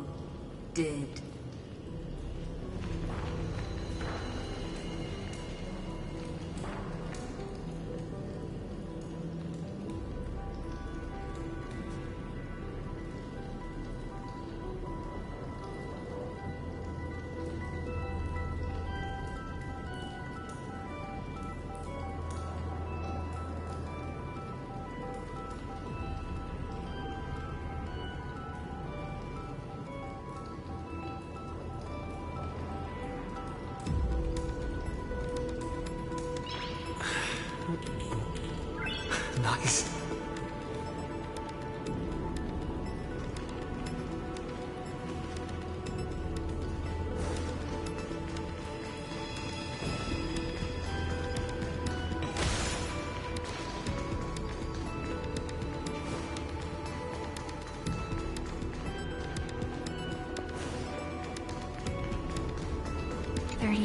Departures, 30 million shatterings, and the beginning of 30 million flame chase journeys. Fate betrayed Trebios, but she was never betrayed by humanity.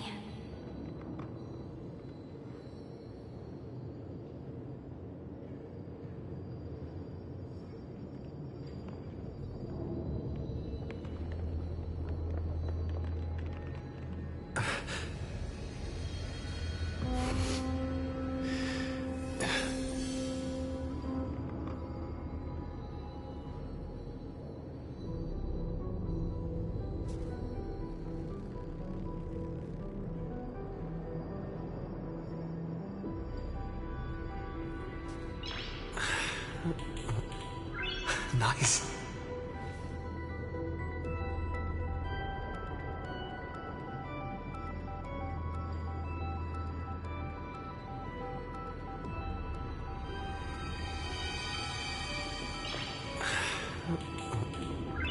Nice.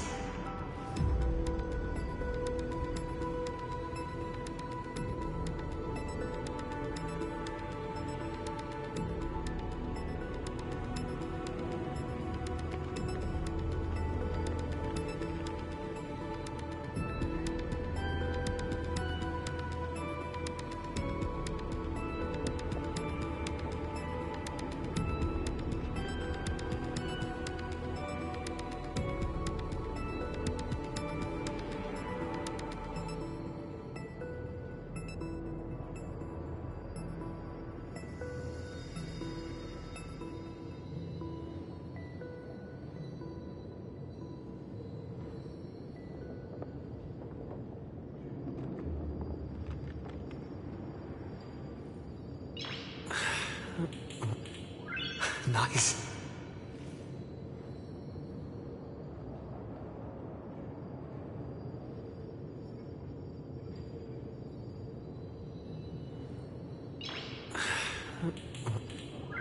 Nice.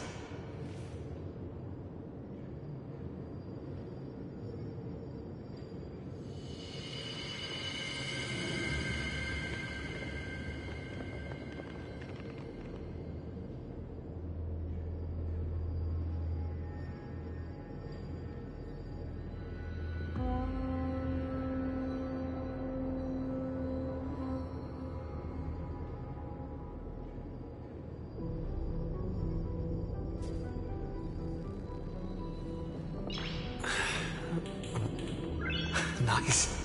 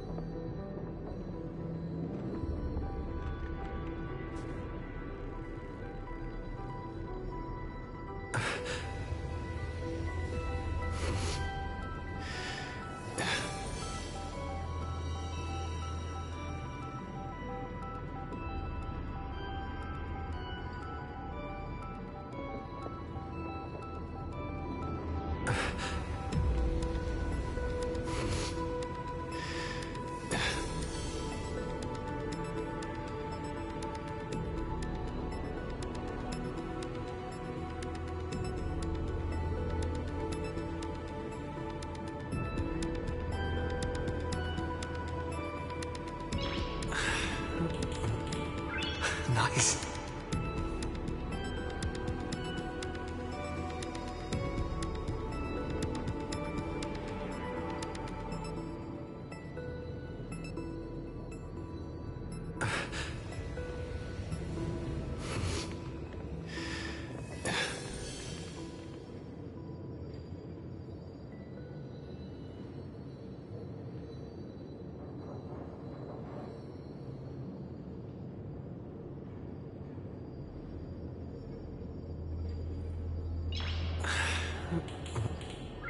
Nice.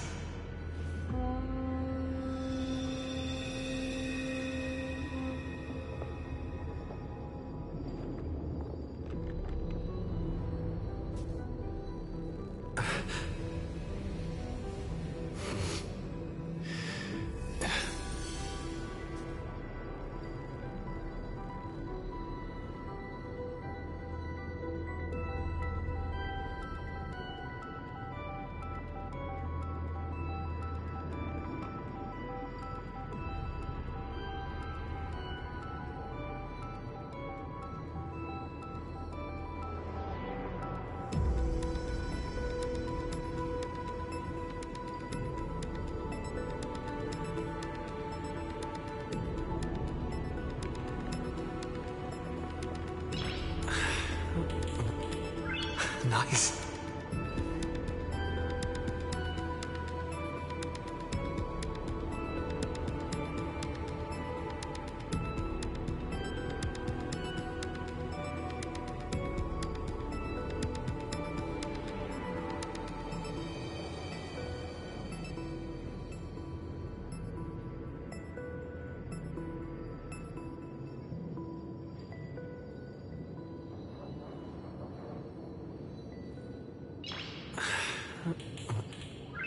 Nice.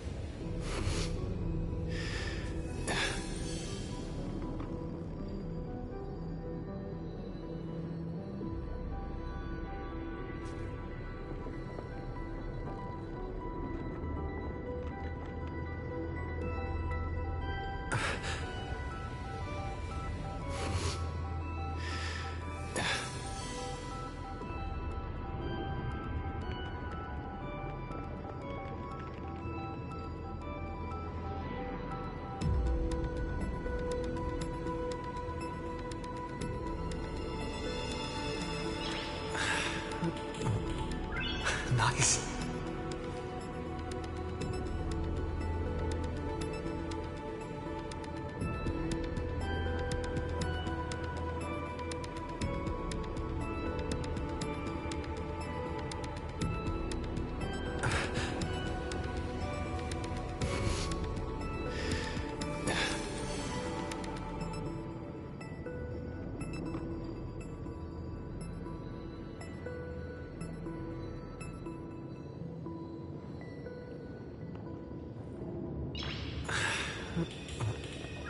Nice.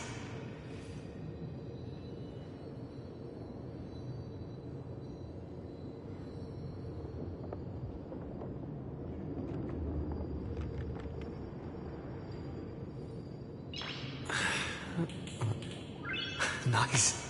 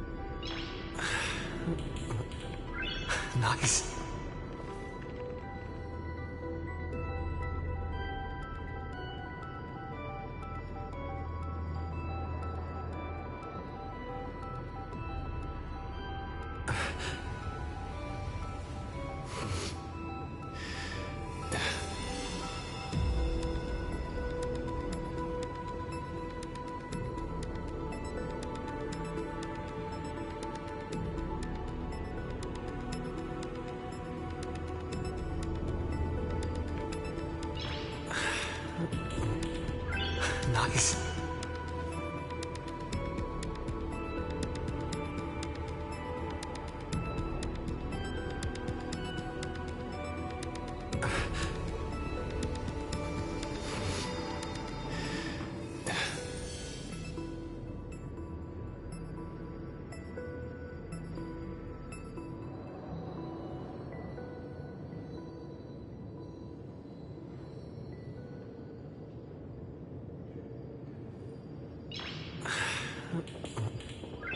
Nice.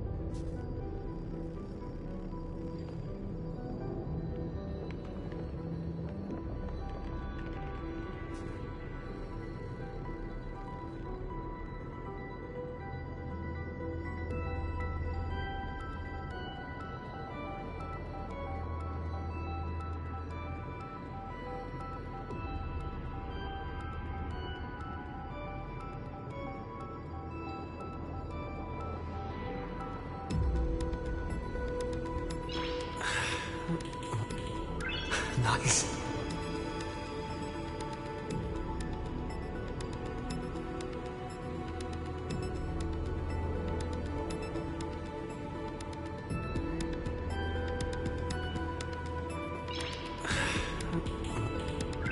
Nice.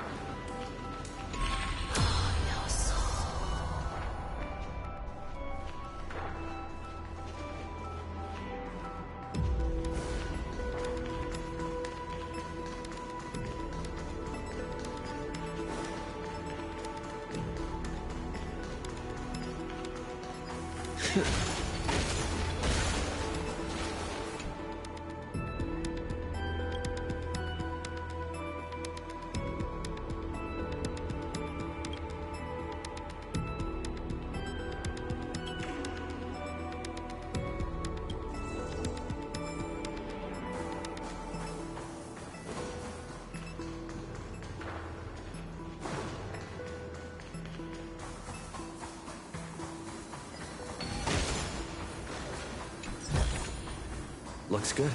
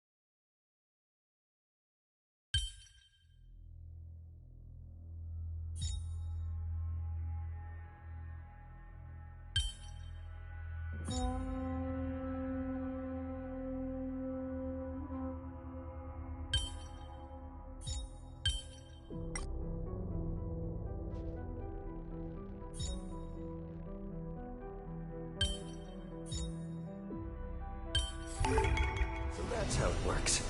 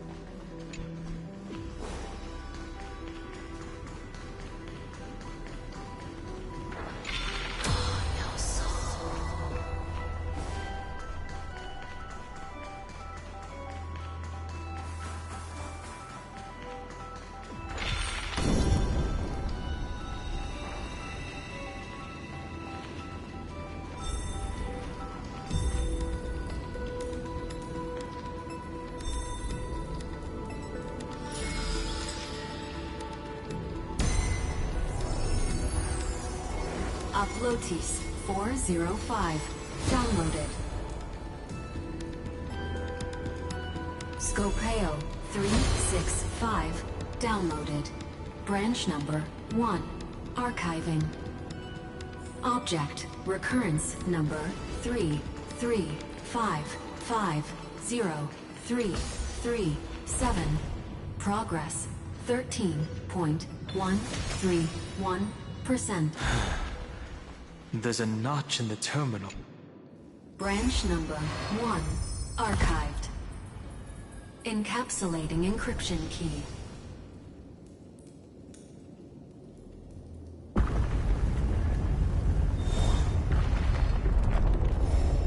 I see. This As I've Written book is a data terminal that has been modified by the Remembrance. It might have looked like Cyrene was reading a story, but she was actually carrying out a data transfer.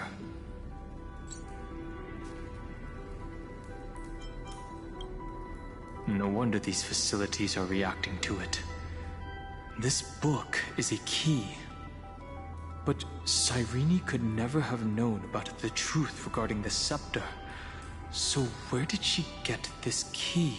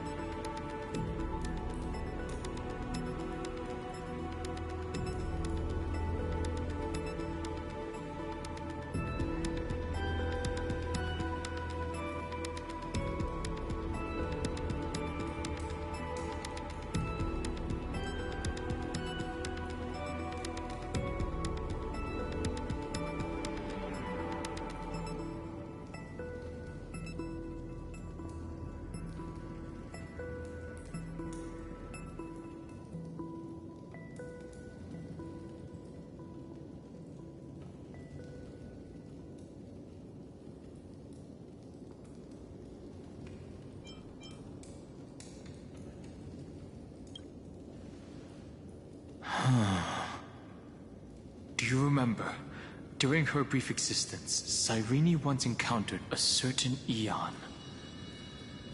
Yeah. So, I can only place my hopes on that childhood dream. And the god behind Orynyx that appeared in that dream. It's no secret that Orynyx and Fuli are related. That Eon also appeared when you encountered Mem. We still don't know the role they play in Amphorius, but if Cyrene accidentally stepped onto the path of remembrance, then her sacrifice wasn't just for resetting the cycle. There was another purpose. Encryption key encapsulation complete. Let's keep going for now. If my hypothesis holds, then the scene we just saw will replay many more times.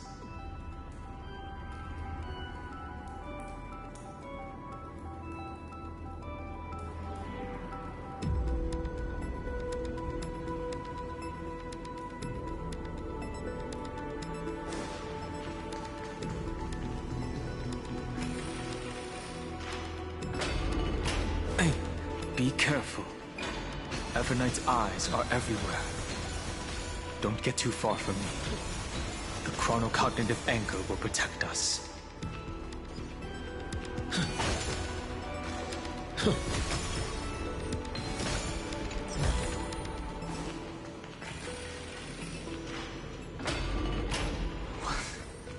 What is this?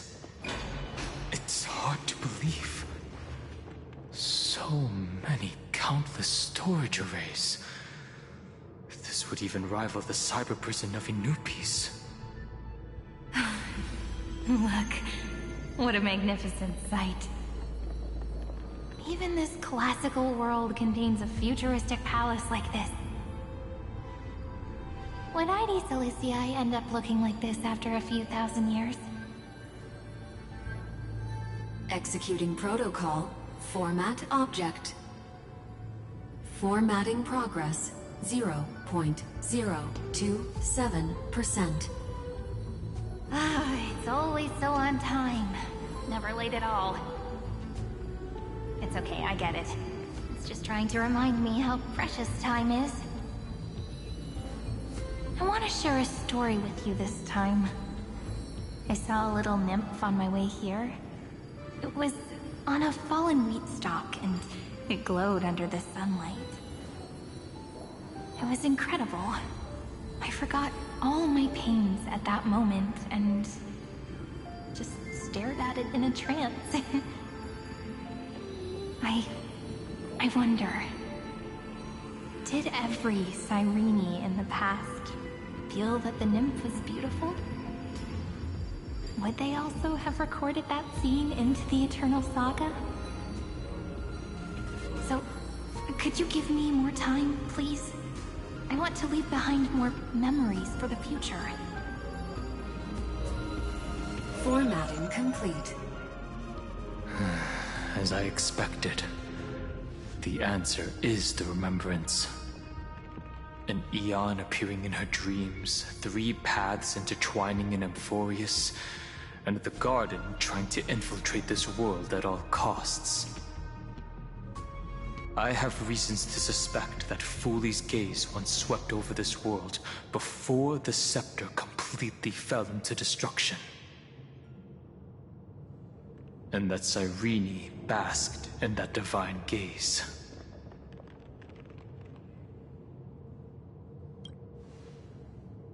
Humanity cannot judge eons based on our own common knowledge. The Remembrance has always been an observer of the universe, ever since their birth.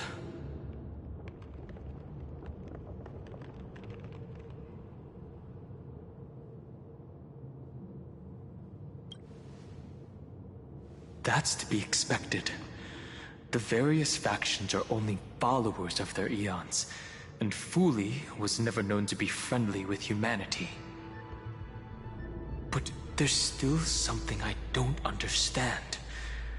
According to Black Swan, the Garden is internally fractured, And there is a party that craves the memory of an Eon's fall. They would do anything to achieve that goal.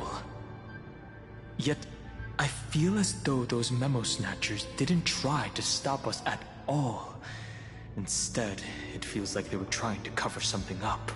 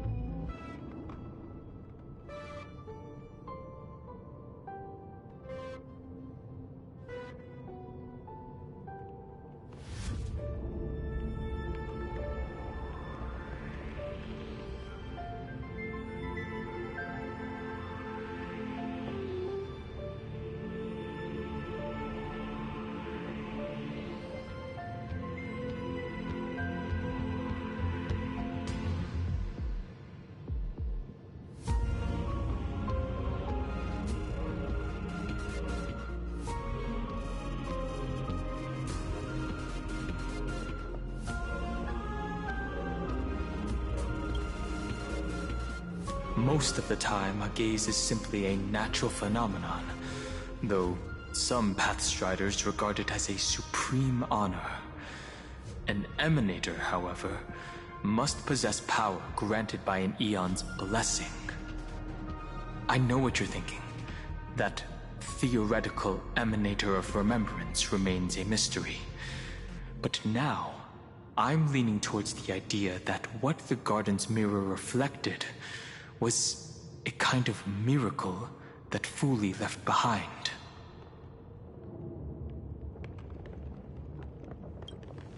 Yes, we're thinking the same thing. Legend says that Fuli sits in meditation in the Anasrava Pure Land, spreading the seeds of remembrance across the universe. And when the cosmos ends, all the different realms will be reborn in their garden.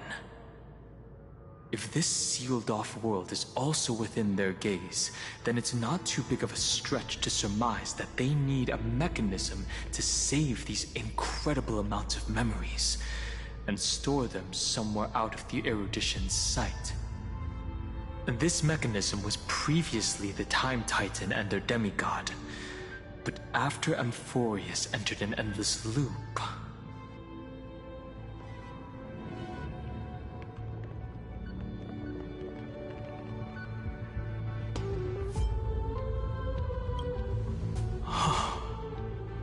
it's that ceremonial blade. Now, I can say with certainty, time is the page on which that Eon records Amphorius.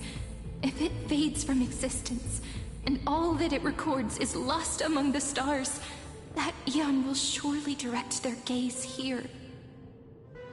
And it will be a glance that spans time and space, transforming each incarnation of me into the power you shall wield to reset time, imbuing my soul into this ceremonial blade, and creating an endless flame-chase journey. The ceremonial blade killed Cyrene at the start of every recurrence, and at the end of every journey, Cyrene's soul took the extrapolated memories stored within the blade and buried them in this great tomb. That's how the memories of Amphorius transcended the loop and were continuously stored, while the scepter had to revert its progress over and over again because of loss in its logic. Fuli's blessing will not disappear as long as this process keeps going. I knew their gaze never left. As long as I record every page of this story and tell it to you, Amphorius won't be forgotten. Cyrene encountered the Eon's gaze and regarded them as the hope to continue her world. That's why she offered them memories over and over, even if she had to turn herself into nothingness every time. As to why she insisted on keeping her human form and offering the memories through reading a story, it might have been the only way for her to maintain her sense of humanity and leave her mark in this world. Even though everything was just her wishful thinking.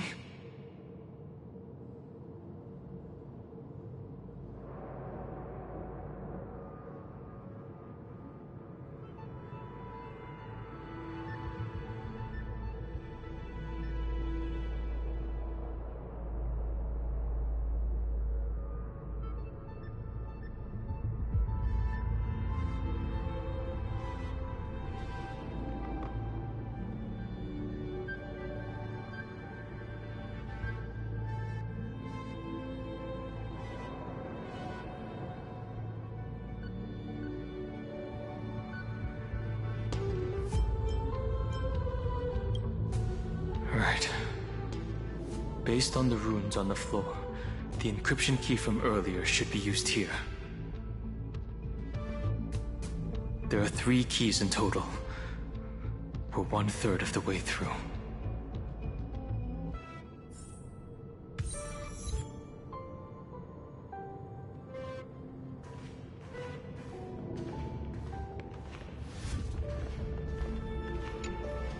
I'll leave it to you.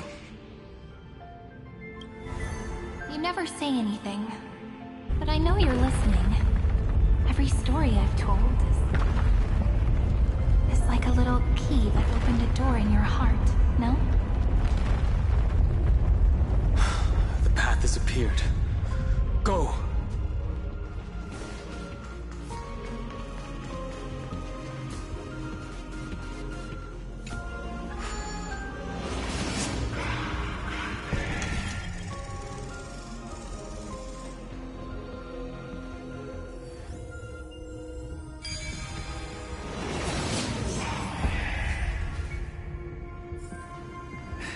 No match for me.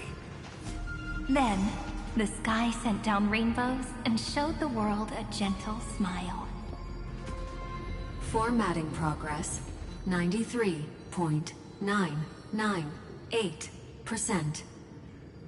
Looks like it's time to say goodbye again. Before I was even aware of it, this book had already recorded too many emotions. Every page has become so heavy. I've started to feel uneasy whenever I take it into my hands. Where did the very first ripples want these memories to be sent to? Formatting progress 94.423%. How many times has it been? It faithfully fulfills its duty, activating and formatting. Never changing, like the fate of the flame chase in every cycle. If I can only write the same ending every time I lift my pen, then is this weighty saga just an overly naive dream? Formatting progress 96.024%. Process error. Analyzing. Process error. Analyzing. Really? Are you encouraging me?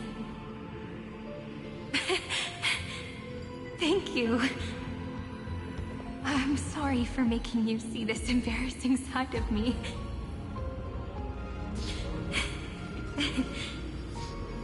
Everyone's still working so hard.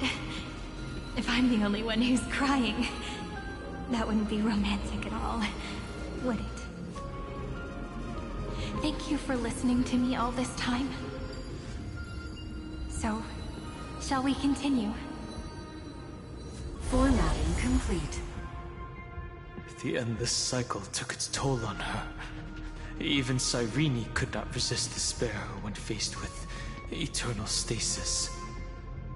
Like Aslana, she started to wonder whether everything was futile.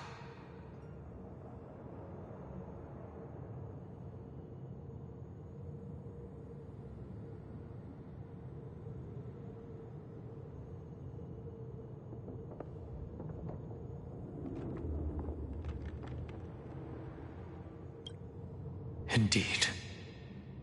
But I still haven't figured out one thing. Who exactly was she talking to? I thought it was an Eon at first, but the way she talked, it didn't sound like praying to a god at all. Maybe she's talking to her imagination? A hero within? But that wouldn't explain the process error. No matter who that listener is, Cyrene's storytelling is just a data stream for the scepter. Maybe, she thought, as long as she kept tossing drift bottles into the distance, someone was bound to pick one up someday.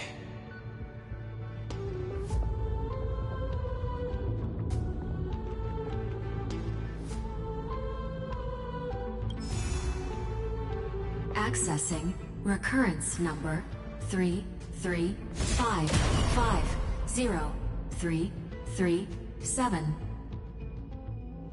Once again, Castor is offered her final embrace to death. And from then on, she started another lonesome watch. How wonderful would it be for someone to give her a real hug? Nice.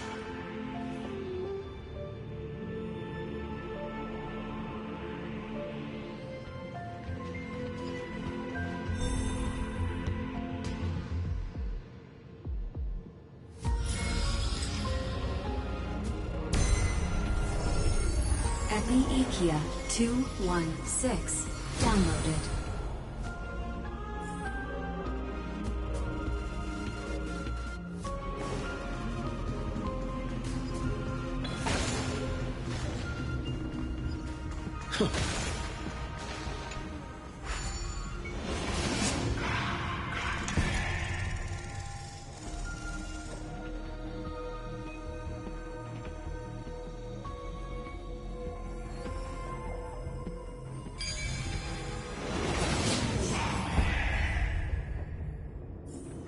Devious cat. The trickery that fooled the entire... The Hand of Zagreus. Seems like we'll need it here. Maybe the room will only be completed after the modules are inserted into the slot.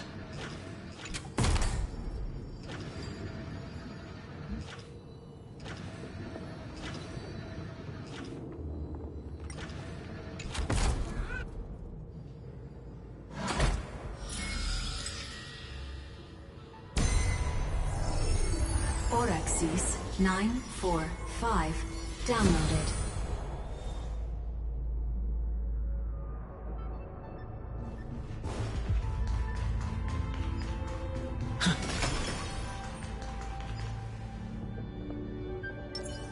A direct offensive? Let's wait and see. Midamos's road of strife once again reached its glorious and lonely end. As always.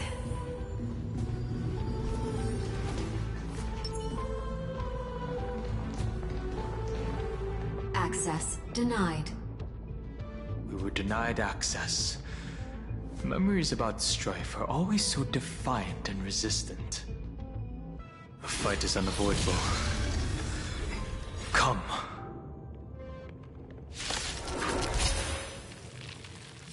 Warning. Illegal operations detected. Warning. Illegal operations detected.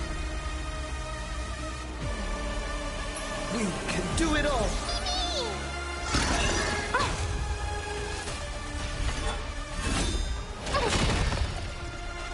If the world was all... press the attack. There's no other choice but to move forward. The new world will arrive! Don't worry. Remember that.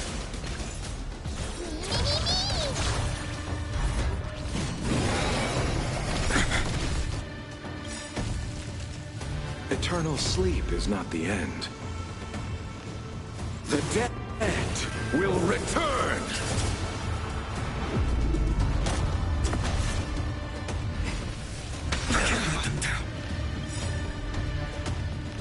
trust me. Together, we can do anything!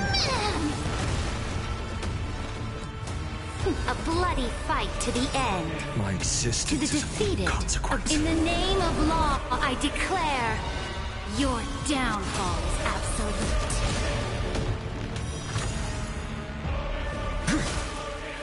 Pity you chose the wrong enemy. Abyss flower, bloom. In the coming days, I shall grant you honor. Don't panic. I'm still here. The weight of victory now...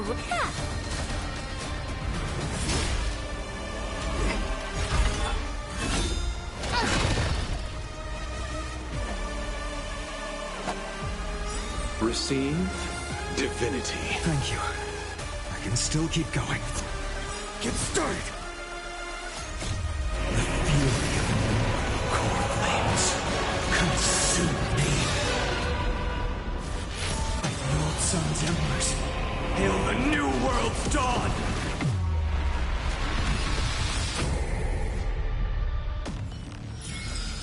Amphorius will welcome true dawn. Polemos 600. Down Eleos 252. Downloaded. Branch number 2. Archiving.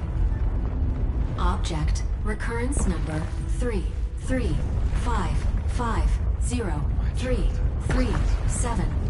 Progress 31.313%. Nice. Let's go encapsulate the encryption key. Branch number 2 archived. Encapsulating encryption key. I've been wondering, could all the memories we've encountered on the way be Everknight's traps? She still hasn't shown herself. That's very suspicious. But I can't think of a good reason for her to do that. I can only surmise that she's either still waiting, or someone's holding her back. Encryption key encapsulation complete. Let's keep observing. Every ripple of these memories could potentially reveal to us Everknight's true goal. Let's go back and use the encryption key to open a new path.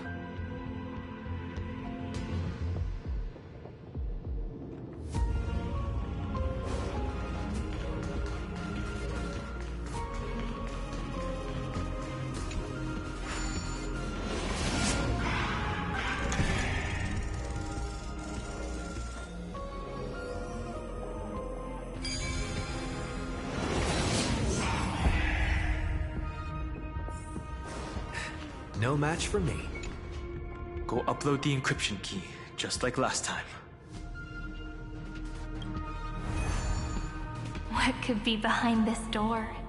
Glittering crystals? Or a beautiful world I've never seen before? If I tell you all the stories of tomorrow, will I be able to finally welcome the Deliverer and Amphorius' dawn in the next life? The third encryption key belongs to the ocean. Let's get going.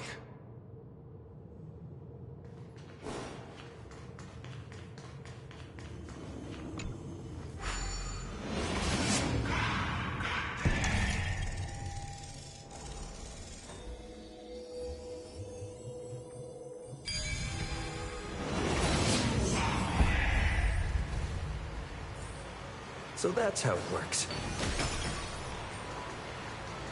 A direct offensive? Let's wait and see. No memories appeared this time?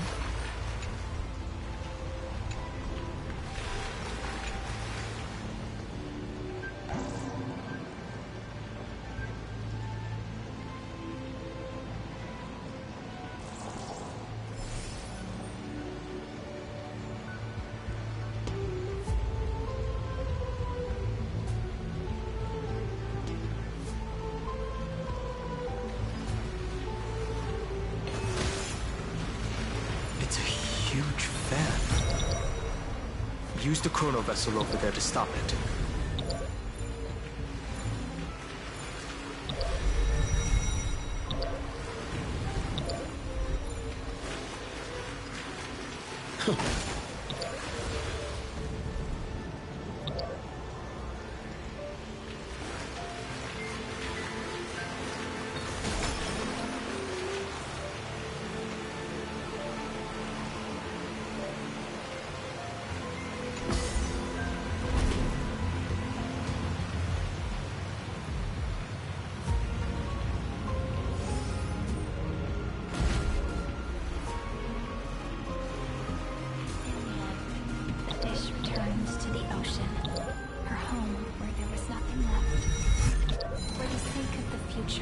She guarded the vortex and the deep sea until the very last moment.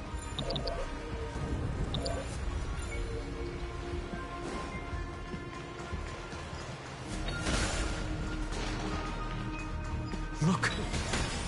She's over there. Cyrene. There really is no end to her perseverance. Once again, the saga comes to an end. Everything is deathly silent, just like this very moment. It's another cycle of new beginnings, and another familiar reunion. Now that I look back, there was a period when I got really sentimental. I was so anxious, trying to find as many different memories as possible, hoping to bring some change to this unchanging destiny, and find the way out of this maze. But I won't do that anymore now.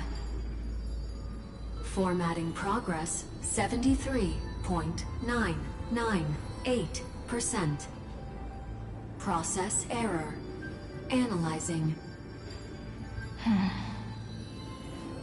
Formatting progress 75.012%. Process error. Analyzing. No need to feel sorry for me, good friend. If there are no new blank spaces, how can a saga continue? I'm actually really lucky, you know? During the long years I've spent waiting for the Deliverer, I've always had you here as an audience. Look at these memories I brought to you. They once existed, once sparkled under the sun. And now I can see through your eyes that they are still shining bright. Isn't that already enough? Now, I can rest in peace in the past. As for when tomorrow will come, I'll have to ask the next Cyrene to continue our watch. Formatting complete. Her transformation is painful to watch. Cyrene was always there during the 30 million recurrences. She recorded the flame chase journey in her own way on the reverse side of this world, depositing all the memories in this place. I'm increasingly certain that her audience and companion isn't some figurative entity. The deepest ruin in Amphorius, at the great tomb where the pasts of all worlds are buried. Who exactly is its master?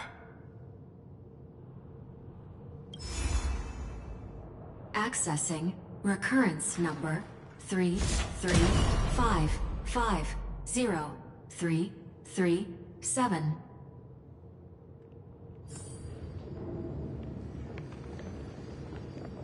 Anaxagoras once again completed the proof with his life. His answer was so complete. All he was missing was a last variable from beyond the sky. Schema 720. Downloaded.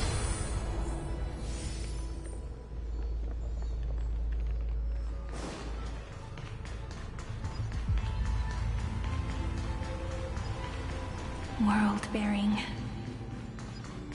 This divine authority is so heavy that I do not know how I can even tell its story. Nikos 4.9.6 downloaded.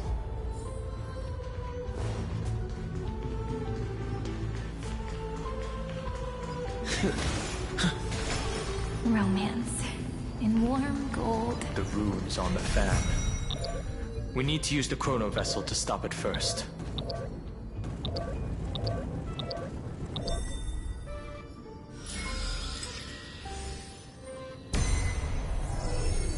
Carlos 6.1.8 downloaded. Aporia 4.3.2 downloaded. Branch number 3 archiving. Object recurrence number 3. That's the last encryption key. Branch number 3 archived. Encapsulating encryption key. Encryption key encapsulation complete. It's time to go back and activate the system in the middle of the Great Tomb.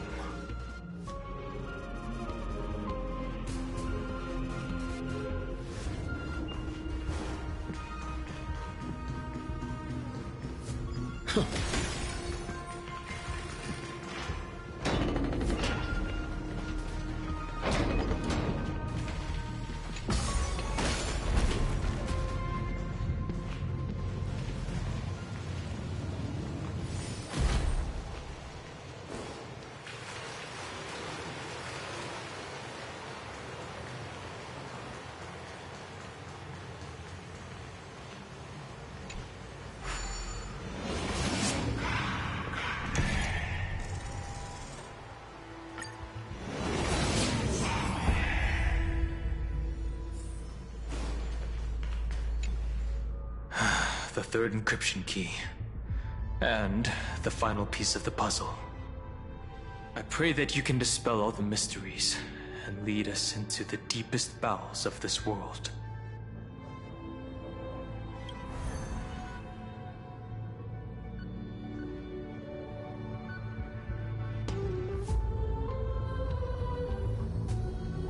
Someone once told the very first me that everything was false.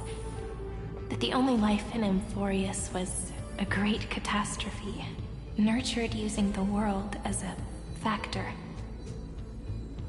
But how could a dream feel so real? That's why I didn't agree with him. My good friend, I'll read this book to you. For the 33,550,335th time. That way, it won't just be Cyrene's memories alone. Formatting progress 23.815%. Process error. Analyzing. It doesn't even make me feel cold anymore. It's like a ceremonial conclusion, ending every cycle's narration with a full stop. Then, there will be a new me, returning here with new memories. Before I knew it, this palace we built together was no longer a dream that Cyrene alone indulged in. It's now a saga, composed by you, me, and all the flame chasers. It's our weak but endless prayer for tomorrow. There will come a day when someone turns over this nearly eternal page and awakens all the dust-covered memories, so they can be recalled by the world in a more beautiful form. Process error. Analyzing. I'll read, and you'll listen, like how flowers always bloom, then wither. I shall welcome my own decay, becoming nourishment for the next flower's bud. and you shall continue to wait here, protecting this garden of memories. That way, when the Deliverer arrives, the first thing they'll see is an endless sea of flowers. And our stories will be lying silently among the flowers, like every ripple of remembrance.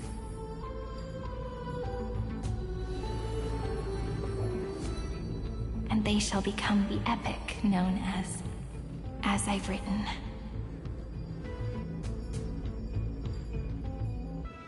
The texture of memories is preserved in countless pillars.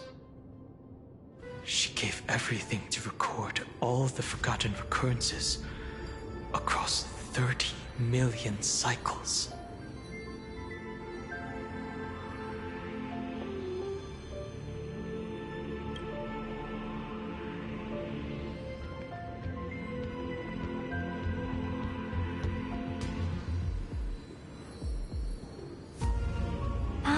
All right. Let's not make things so gloomy. The very first Ripple cheered up her friend like this before she set off. It's a sentence full of blessings, so I want to say it to you as well. Come on, cheer up a bit, okay? I bid farewell to this beautiful world, so that we can reunite in your memories in the way I want. You will see the footprints I left behind in the ripples of past reverie. I have never had any other fate beyond this memory. So please remember me with love, like that eternal footnote in all the faded sagas. Now, open this book. I'll be waiting for you in the past.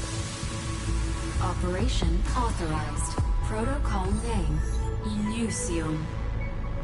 Welcome to the Demiurge Matrix.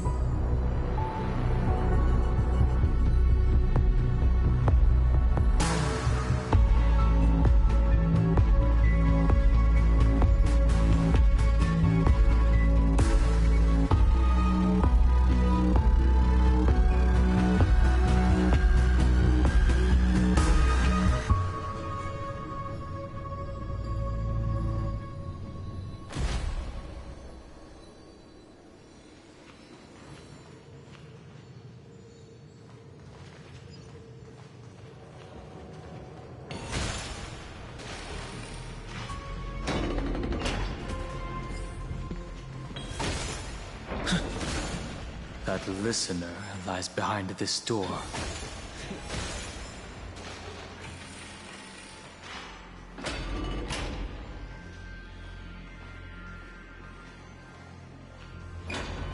She gave everything to record all the forgotten recurrences across 30 million cycles. Look. That symbol at the end of the room. It belongs to the 13th Titan, the unknown solitary god. The first new spore, Demiurge.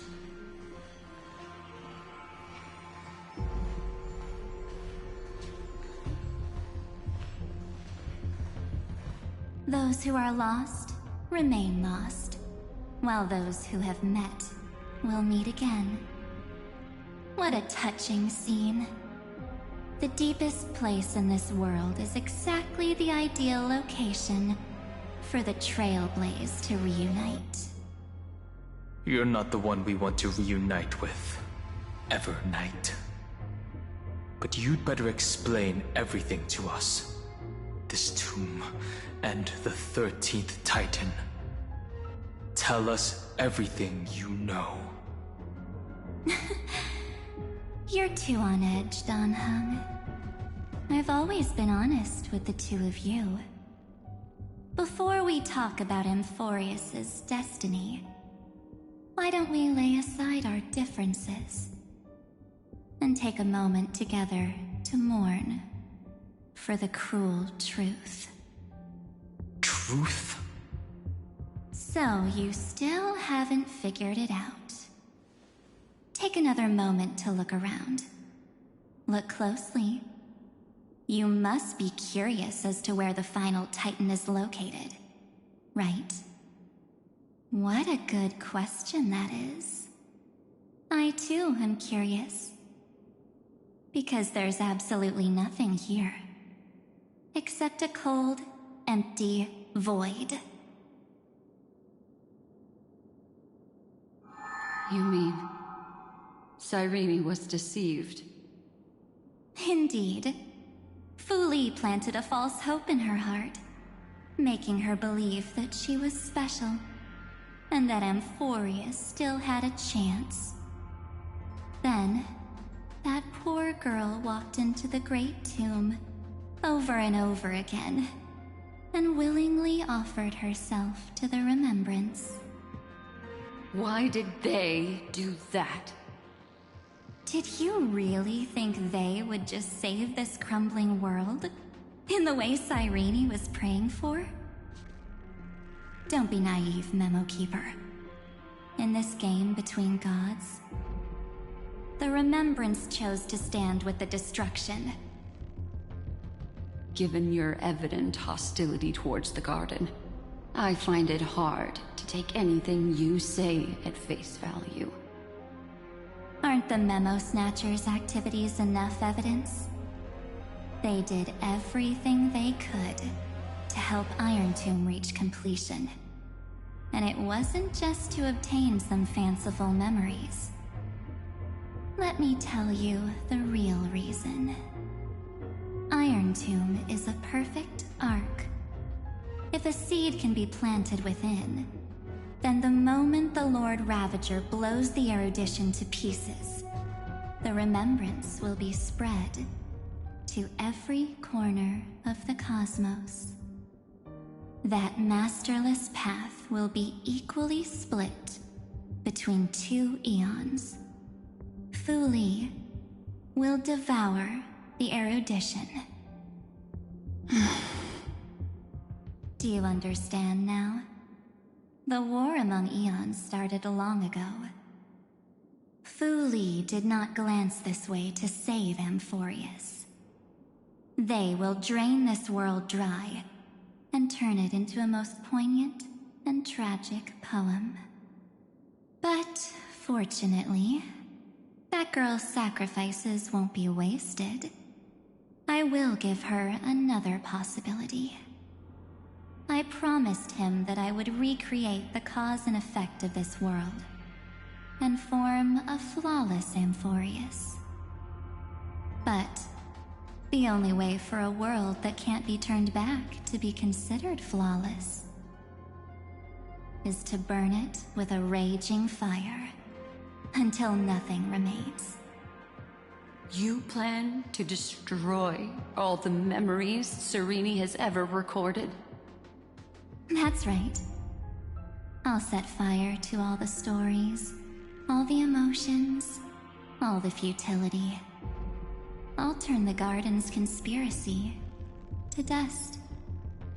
Setting fire to this much material will be enough to completely annihilate the Scepter's operating logic. Iron Tomb will lose the soil upon which it grows, and Amphorius will be truly set free. The freedom you speak of is no different from destruction. Everything this world ever was will disappear from the extrapolations, never to be regained. That would also include your memories, by the way. That's right. That's why I needed your help, little bird. The more we walked together, the more I was convinced that you have a beautiful Dharmakaya. It fits me very much. So that's why you took me here. Your true form is a bottomless obsession. Smart girl. You haven't disappointed me. This avatar is but a shadow cast by the candlelight. Discarding it invokes no feelings within me. What I must preserve is only my wish. My wish to kill the path of remembrance. March 7th will not find peace as long as they and their fanatical henchmen exist. The road ahead is still long, and she needs a guardian to stand by her side. You are my best choice. Allow me to refuse. That duty seems far too heavy. Resistance is pointless, my darling birdie. I will personally plant myself into your heart. And once I've calmed down those two, I will head into reality and find the true you. So, that wasn't enough to fool you? A genius's mirror trick and a protective mechanism of the erudition. Is that right? Those layers of security do make things a little difficult. But unfortunately, those two nameless are already right outside the door. Your plan is about to encounter a few mishaps. Until we meet again, Miss Evernight. Will you still not stand with me, my companions? We'll save the beautiful cosmos, and we won't leave even a single scar behind.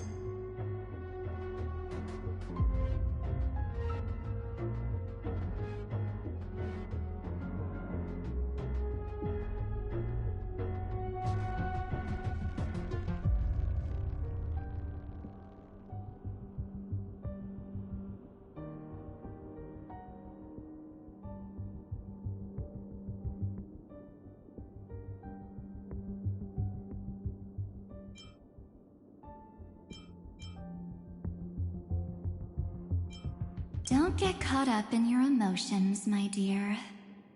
The hero's journey in this world is just a narrative embellished with memories. Its essence is nothing but a string of zeros and ones. For your own sake, and for the sake of March 7th, I think my choice is a very reasonable one. Come. I hold the core flame of world-bearing. Just fall asleep, and we'll save the cosmos. If you honestly thought we would agree with you, that just proves you don't understand March 7th at all. Seems like I really can't get along with people like you do. But in order to make sure you can still embrace tomorrow and continue this carefree journey, some memories must be set on fire as the sacrifice. What can change a person's nature? Is it memories? Unfortunately, the result is just the opposite.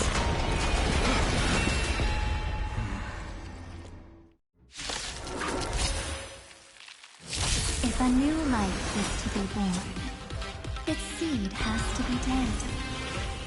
Only through abandonment and oblivion can souls walk from emptiness towards rebirth.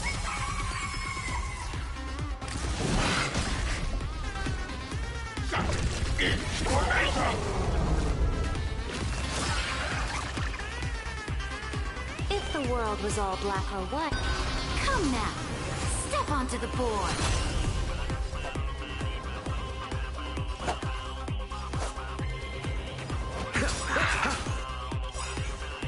Eternal sleep is not the dead will return.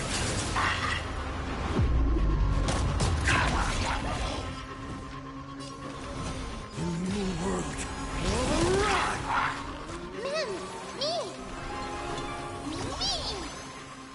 There's no other for the next tomorrow.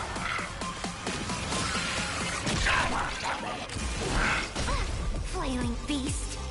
Abyss flower, bloom. In the coming days, I shall grant you all. Is this how it feels to be in sync?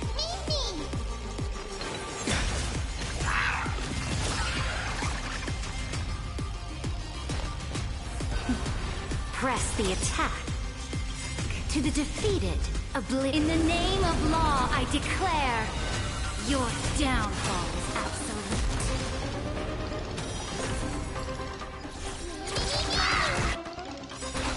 Trust me. Together, we can do anything!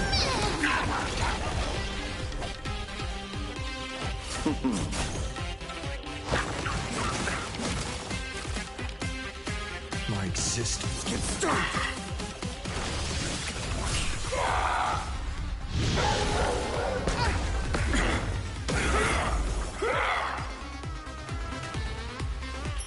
Trust me, you can do it!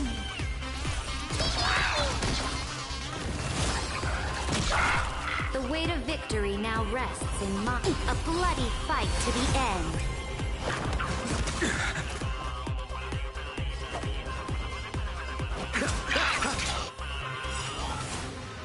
Receive divinity.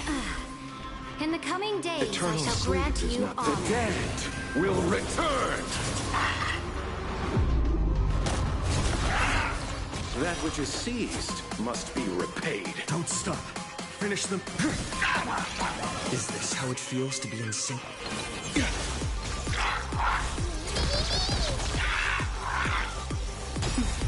Press the attack.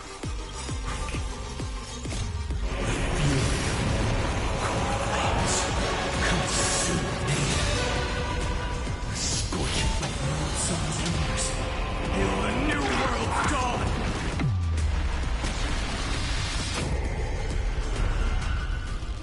This monster. Tear open the sky!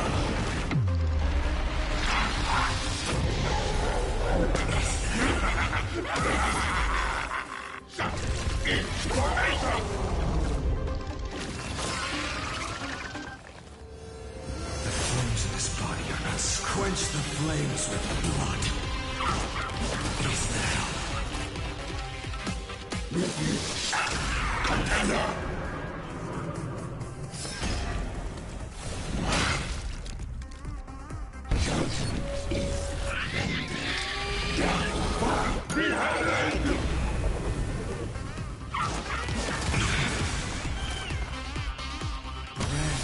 Strife's name!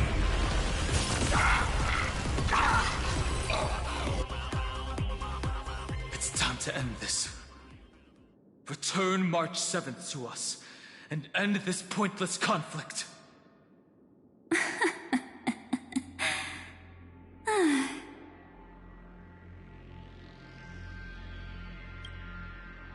Don't get the wrong idea. I just need some time to deal with some unnecessary trouble. The encryption key written by those geniuses is already invalid. How about we play a game, dear? Don't worry, it won't take long. It's a simple multi-choice question. A or B? I understand it's too difficult for you to treat the Chrysos heirs as extrapolated data. Then why don't we assume for now that they're living, breathing humans? Now, the cosmos will face an unprecedented catastrophe. And your choice will determine the fate of countless planets. On the one side are companions who've weathered every storm with you. They fought with everything they've got and obtained a 1% chance of victory. However, should you choose that 1%, there will be massive sacrifices, no matter the outcome. On the other side, there's a simple button. the oblivion will burn away all traces of their existence, as well as your entire memory of this trip. But it will also halt the brewing catastrophe and spare the universe from destruction. Those who are to be sacrificed will be fully aware of the decision you need to make. There will be no concealment or deception. Tell me, what will you choose?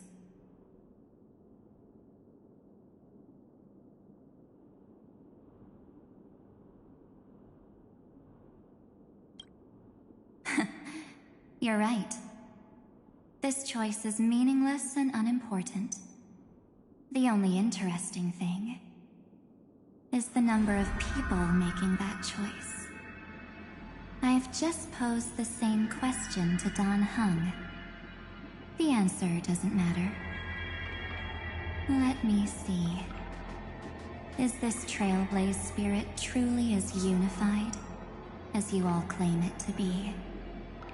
Now, why don't you prove it to me? Wait! Cyrene? Another damsel in distress rescue plays out again. Still think you can do something, little pink memo sprite? What weapons do you have to stand against me? Besides your somewhat witty words? Don't underestimate me. Besides my charm and eloquence, I can stir up ripples of past reverie. What? We don't have time for endless chatter at crucial moments like this.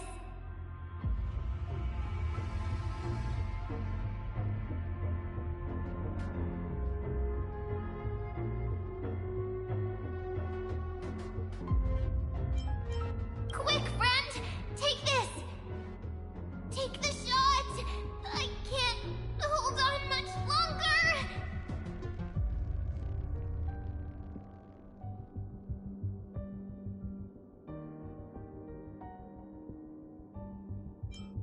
Make sure you get the focus right! No time to explain, quick! Well done, friend!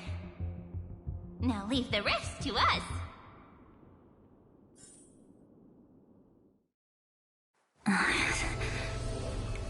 This is a light cone made from someone's memories. Oh, and there's a harmony entwined with it. Looks like someone's been busy behind my back. We meet again, naive me. I know you mean that as a compliment. But as for the word naive, I think I'll give you that one back. Welcome to Ides Elysiae, a small village shrouded by the veil of Evernight. Now, this memory will also belong to you. Let's give you a taste of your own medicine. With my home as the inspiration, I've created this maze. Hope you like it, Miss Evernight. Quite perceptive, little memo sprite. But with just you and that Harmony's little birdie, thinking you could trap me? That's a bit of a stretch. So, tell me, what role did you play in all of this? I really didn't think that this other me would be this strong. But at least when it comes to brains, I've still got the edge. My brilliant plan? Bet you never saw it coming. Oh, you mean that time? In that split second when we switched bodies, with your last flicker of consciousness, you hid yourself within the Titan's veil. Huh? You got it already? No suspense at all. But my plan was super thought out. I know those two better than anyone. A promise is a promise for them. They never go back on their word. History books, diaries, and photostones are all perfect catalysts for memories. That's right. So when I hear him press the shutter, even if there's just a tiny bit of my consciousness left, I'd whoosh right into the camera. But if you put it like that, aren't you leaving a lot to chance? No way. He will definitely be snapping away all over Amphorius because he promised me to take photos. I'm guaranteed to run into him, eventually. True, you really know him well. Miss Evernight, let's be real. My amateur skills aren't enough to keep someone like you contained. But if March 7th were here, that would be a different story. Because there's no way for you to ignore her, right? Fine. Lay it on me then. After going on such a long detour, what exactly do you want to do now? First, I want to thank you for protecting him and Don Hung. But what you did later went way too far. So, while there's still time, I've got to make you change your mind. There is something that truly puzzles me. How did you find yourself again? After giving up all your memories and becoming an empty soul. Looks like you aren't so omnipotent or omniscient after all, huh? The answer is simple. I have been dozing inside the camera all along, and I accompanied him during his entire journey. So, when he told Cyrene in this cycle about his interstellar travels, those memories of journeying with the Express entered my mind as well. I may still be far from the complete March 7th, but these memories were more than enough to fight you. So, you know what led up to this, and what followed, right? Go ahead. Tell me. Let's hear why you're so confident you can sway me. Why? Isn't the reason super obvious? Even through a camera lens, I know that the love, hate, and struggles that happened in Amphorius were the same as what real living people experience. Same old topic. I already got him to make a choice. The weights on each side of the scale are far too unequal. When destruction looms, trying to preserve everything only means sacrificing everything. Well, take a step back. Before we ask this question, have you ever really thought about it? What right do we really have to make choices for others? If the cosmos were nothing more than a bigger Akama, ruled by a so-called Imperator, maybe then she'd have the right to weigh both sides and decide for us all.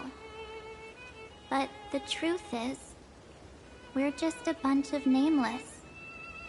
Even with everyone calling him Deliverer, I believe that he hasn't forgotten. That the meaning of Trailblaze is to explore, understand, establish, and connect. It's not about standing above the cosmos as some kind of savior. It's about walking alongside every world within it. So don't try to guilt-trip me with stuff like necessary sacrifices. The Express crew is immune to these baseless accusations. Besides, and this is just an example, if Madame Herta wanted to, she could have whipped out her imaginary weapon any time and blasted this scepter to bits. Because, according to your logic, the lives of a few nameless are nothing compared to a Lord Ravager's potential threat. But that's not what she did. You wouldn't have liked it either, would you? I figured you out a long time ago. You've got a fatal flaw. A weakness. In the shape of me. You've got such incredible powers. But you still kept your promise to me. That only means the sole motivation behind everything you do was just so I can keep traveling. You're not as naive as you seem, are you? In that case, I can prove it to you. I won't answer for someone else, but for myself. Here, hold this. An empty spirit. If you want to seriously think about it, this thing actually counts as my body right now. Its memories are all drawn from the camera's photos. In other words, from my journey of trailblazing. While I was awake, you were always sleeping. So talking about this probably doesn't feel real to you. So, why don't I walk you through these memories all over again? The spirit turned into a journal? Yep, that's what memories are. You don't know where they are, and you don't know what you actually remember. But when you need them most, the forces that have once changed your soul are guaranteed to appear again.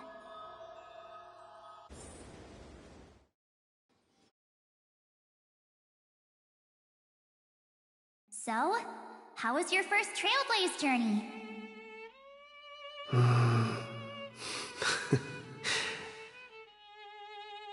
It was very fun. We should still be careful in the future. Oh, come on, Don Hung. We're here to celebrate for him tonight. Don't be such a buzzkill. Don't listen to him. Listen, I am practically a Trailblaze expert. Stick with me, and you'll be just fine. You call this trip fine? Well, that's because we could only find 700-year-old guides online. So, you've been to a lot of places before? You bet! Capital of Passion, Calcis, Tychean. If I count on my hand, it looks like this is my 6th stop. All my souvenirs are in my room, but they're just a bit of a mess right now. I'll tidy up later and give you the grand tour. Oh, look at this. A Belabogian notebook. A special souvenir I asked Branya for. She prepared quite a few gifts for us. Raw Geomarrow, Supreme Guardian medals. But I only asked for this little notebook. What's so special about it? The previous Trailblaze missions were all on super high-tech worlds. Forget about paper books. Even holographic projections were ancient relics there. Eurillo is completely different. Watching people record their lives with pen and paper, I finally understood why some still cherish writing journals by hand. It's just like calligraphy. Those deep emotions buried in human hearts can only be awakened through such seemingly thankless actions. Don Hung, you truly embody both a fierce beast and a delicate rose. Anyways, that's what I thought too. A camera can only capture fleeting moments. But stitching those moments into a story, you've got to use your own hands. In other words, just taking photos isn't enough. They need a place to be displayed. Isn't the photo wall enough? I told you it's different. Besides, this little notebook is a memento of our first trailblaze together with you. That makes it even more special. Anyways, the next stop is the legendary planet of festivities, Penacony. So, when we get there, I'll make sure we take tons of pictures together, until the memory card's bursting. Fine by me. And one more thing. If I'm ever too busy to get off at a stop, this camera is gonna be in your hands. I don't want to miss a single trailblaze. So you all need to practice your photography skills until you're at least 80% as good as me. Got it? Back then, I was only half joking. I never thought I'd actually miss out. And after just 2 stops, too. Those 97 days alone had me on edge. I honestly thought that was gonna be it for me. Thankfully, with my quick thinking and sharp planning, I managed to keep up with those 2. By hiding in the camera. So what? That's still trailblazing. The camera is my true form. That might have been a joke, but it came true this time. Well, yeah, it was super inconvenient. I couldn't help them when they were in danger. Couldn't complain when they talked total nonsense. And watching him snap a terrible photo, I couldn't even control the shutter. But I stuck with them all the way. Till where we are now. Together with them, I got to know this beautiful yet dying world. I claimed our first core flame on the flame chase journey. I met new companions, then bid them farewell. I inherited everyone's determination, carrying it forward into the future they fought for. One they can never see. Until my destiny becomes one with this world's, rewriting the predestined tragic ending, and returning to the true starry skies together with everyone. Only then can I pen the name March 7th. Into this hero's journey called Amphorius. Into this unprecedented trailblaze.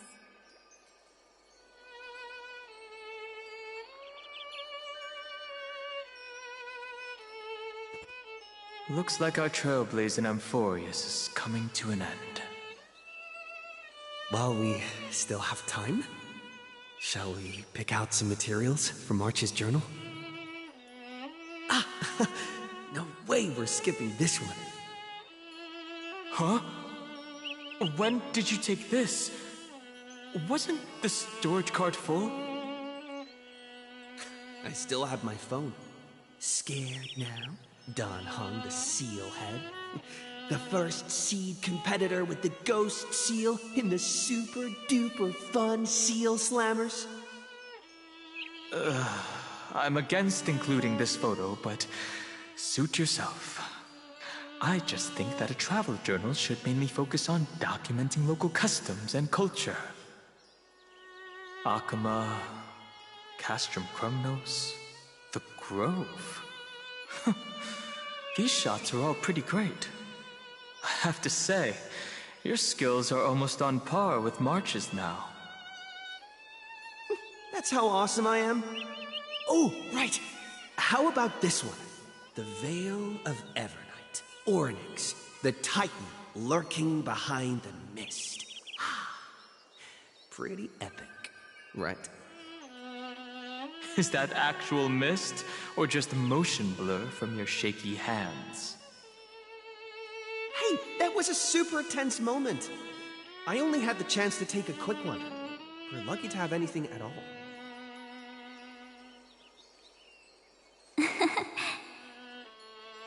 Huh? Did you... hear something? March 7th? Perhaps the photo captured a trace of time's divine power, which replayed echoes from your memories. Alright then. Let's keep going. If March were here, she'd definitely have plenty of great ideas.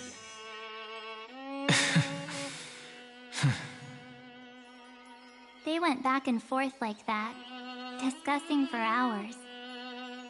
It was like they were arguing about which game to play. How to sneak midnight snacks from the dining car without Pom-Pom noticing. Or who was gonna wash Miss Himiko's coffee cup. Just like every other night on the Express. They've always been by my side. No one knows about my forgotten past. But no one holds it against me. That's because... We can't go back to the past and make better choices. But at least we can do better in the future. Isn't that right?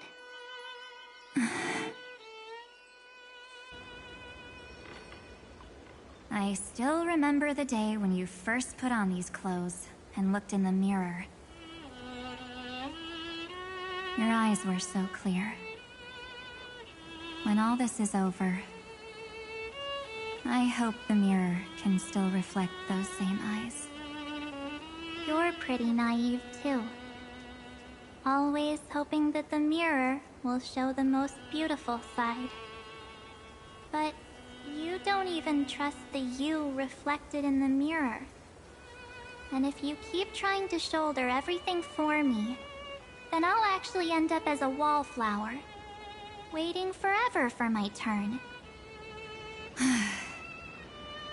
Yes, I get it, March 7th.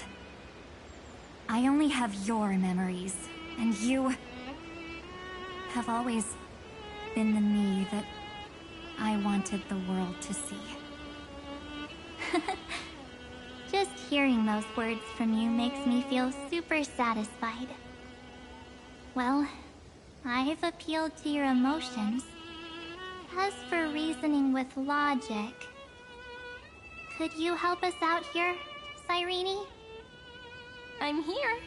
Finally my turn to shine, isn't it? Miss Evernight, you've been so fixated on your targets that you probably haven't even realized that a massive variable has emerged in Amphorius in this cycle. Amphorius is about to be destroyed. There's no time left for pointless debates. There is only one law I want to overturn to aid the final battle of deliverance. So I will only offer the life of one demigod.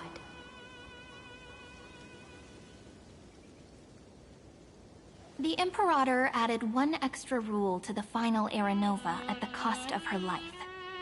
That's how she can ensure Amphorius doesn't become a sacrifice in the cosmic conflict. Even if this world has to exist in the form of Iron Tomb, it will stand on its own among the stars, just as she had wanted. Oh, interesting. What does she want to do? Simple. If any anomaly occurs during the Era Nova process, all foreign elements will be eliminated immediately. Whether it's the Remembrance or the Trailblaze, and the 12 core flames will complete the final Era Nova through the purest form of destruction. A daring wager indeed. That ruthless Imperator. Could she have already sensed that the Remembrance was plotting in the shadows? No. You managed to fool everyone. There's no way she could have known your plan. Modifying this law was just a precaution, to prevent the Astral Express and the geniuses from betraying Amphorius after her downfall. But if you insist on doing this right now, then the Cosmos will undoubtedly face the worst possible outcome. My friend, Dan Heng, and March 7th will all merge with the Scepter and become a victim of the destruction.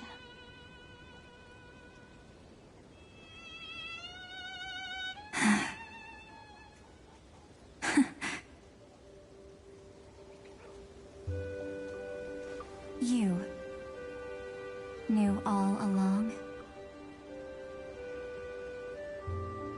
Yep. But I decided I needed to have a heart-to-heart with you first.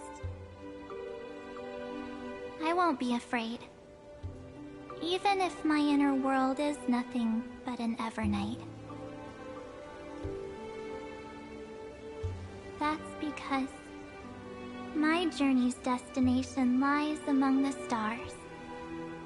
I believe what lies ahead will be bright enough to illuminate my past.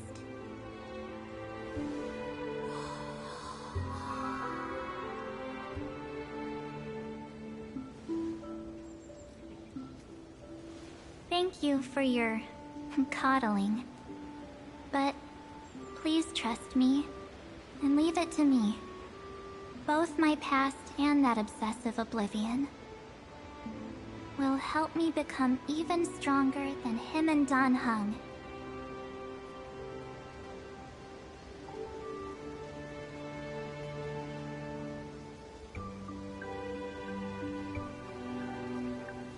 I'm sorry for becoming an obstacle in your journey.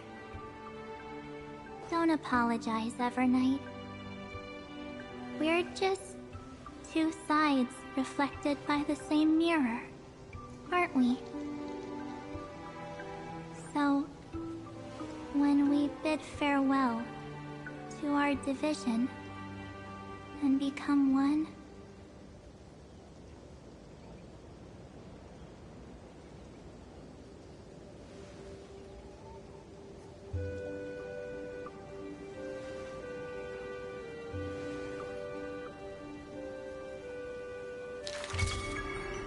our memories will only grow more beautiful.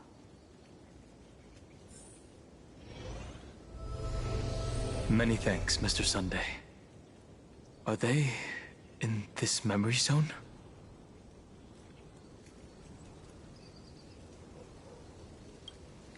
Yes, but we can't let our guard down. Let's go find them.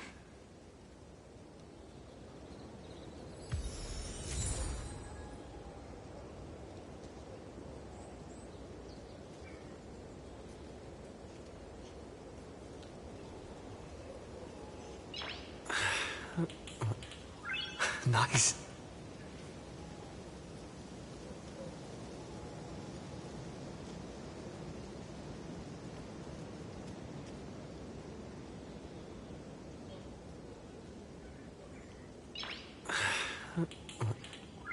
Nice.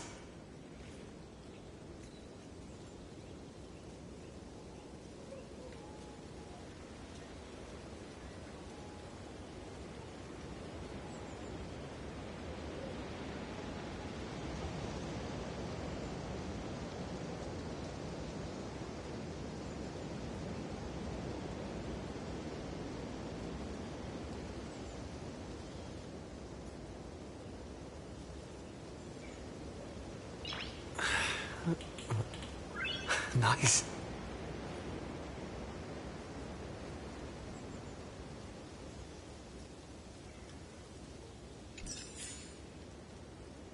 It's unusually quiet here.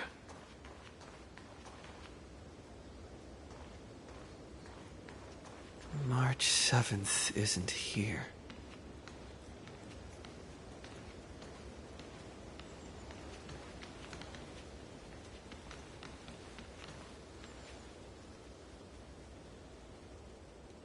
Get ready. can't give her any chance this time. Three of a kind. Two pair. Ace.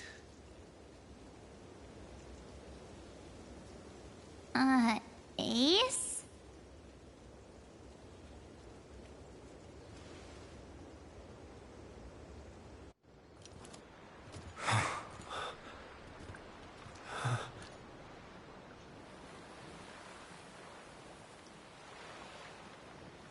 March?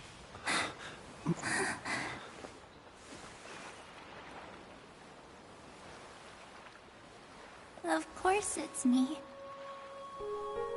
It's been a while.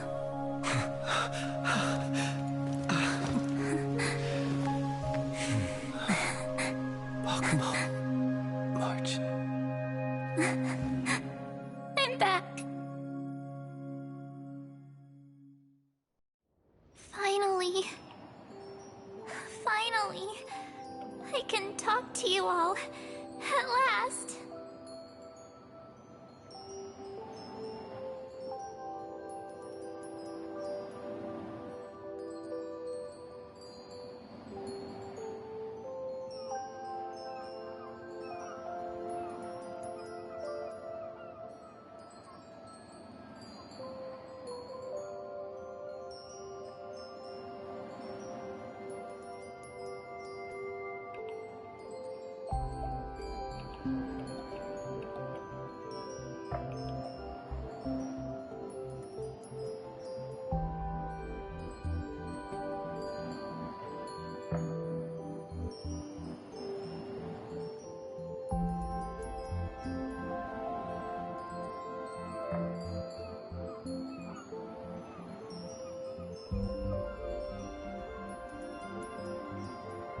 You saved us, March. Really? That's wonderful. I had so many ideas for our reunion. I was gonna sneak up from behind you when you weren't looking, tap you both on the shoulder, and then flick you each on the head. And shout, "What took you so long to find me? Don't you know how to move faster?"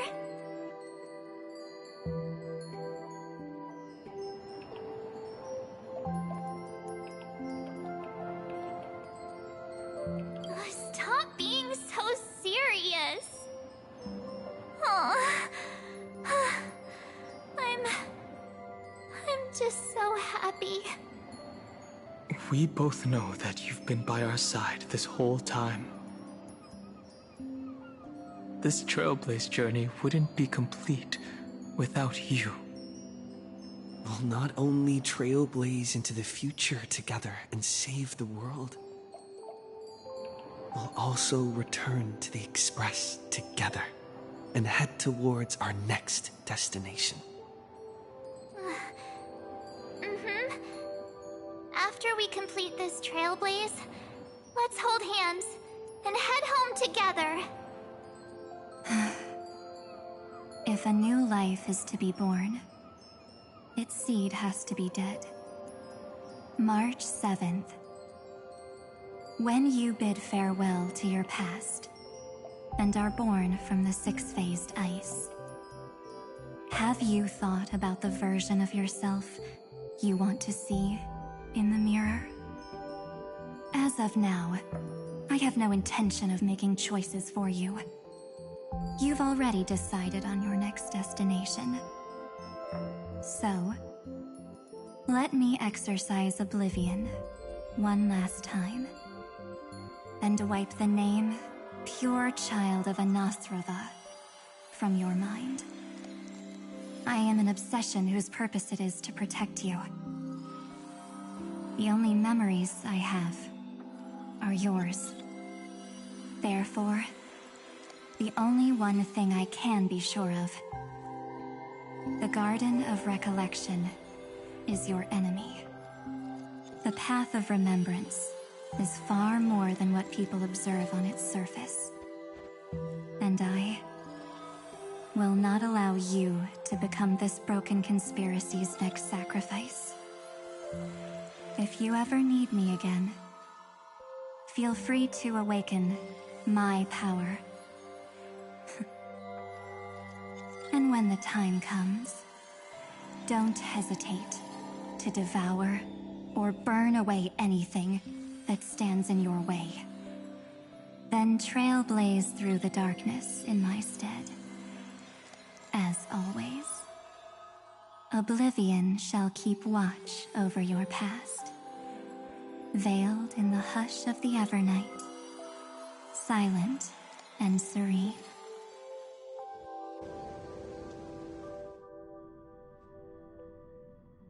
Oh? The chronocognitive anchor readings? They actually pulled it off! Not too shabby at all. They got the first genius, then they put the garden in its place. This chapter in trailblazing history may not be the last of its kind, but it's certainly the first of its kind. We couldn't have made it this far without the wholehearted support of the two geniuses. And next, we'll be facing the Lord Ravager as they break free from their shell. Let me give you a warning. The backdoor screwy setup in the Aeronova system can only get you as far as breaching the core of the scepter, nothing more. As for those nastier malware programs lurking inside Iron Tomb's belly, you'll have to deal with them as they come. That's more than enough to help us. By the way, how are Mr. Screwlum's preparations coming along? Oh, give him a bit more time. Those screwheads at the Imperial Advisory Council need to understand what the concept of war means first. The worst case scenario would be them having already dismantled all the fortresses in Screwy's collection while he was away. Oh, I've heard Mr. Screwlum's fleet includes planet-class mechs. Hyacinth, Poppy, Oleander.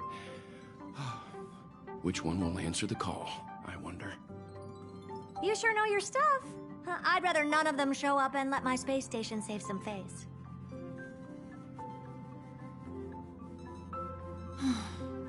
The memory of this decisive battle is bound to be absolutely magnificent.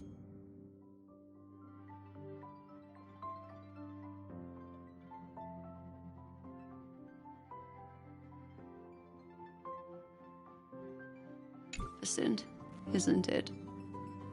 Sorry to keep you waiting, everyone. I also have some news to share. The Xianzhou Alliance has replied that they are willing to offer what modest support they can in the campaign against Iron Tomb. The Alliance? Not just the Luofu? This is really good news. With this, our odds of victory just went up another notch.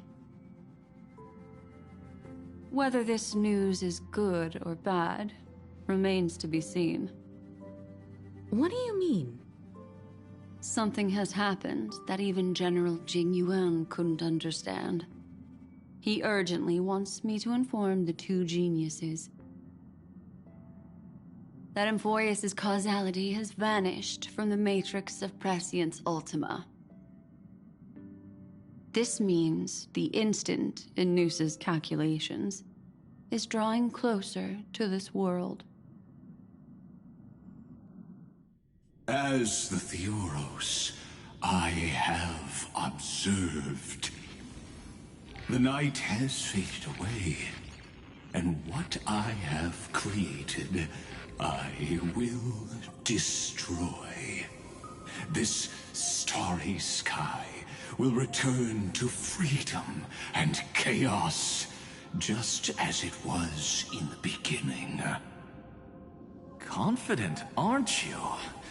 But from where I stand, it seems you've run out of options. When the Deliverer and his companions fully uncover the secret of the 13th Titan,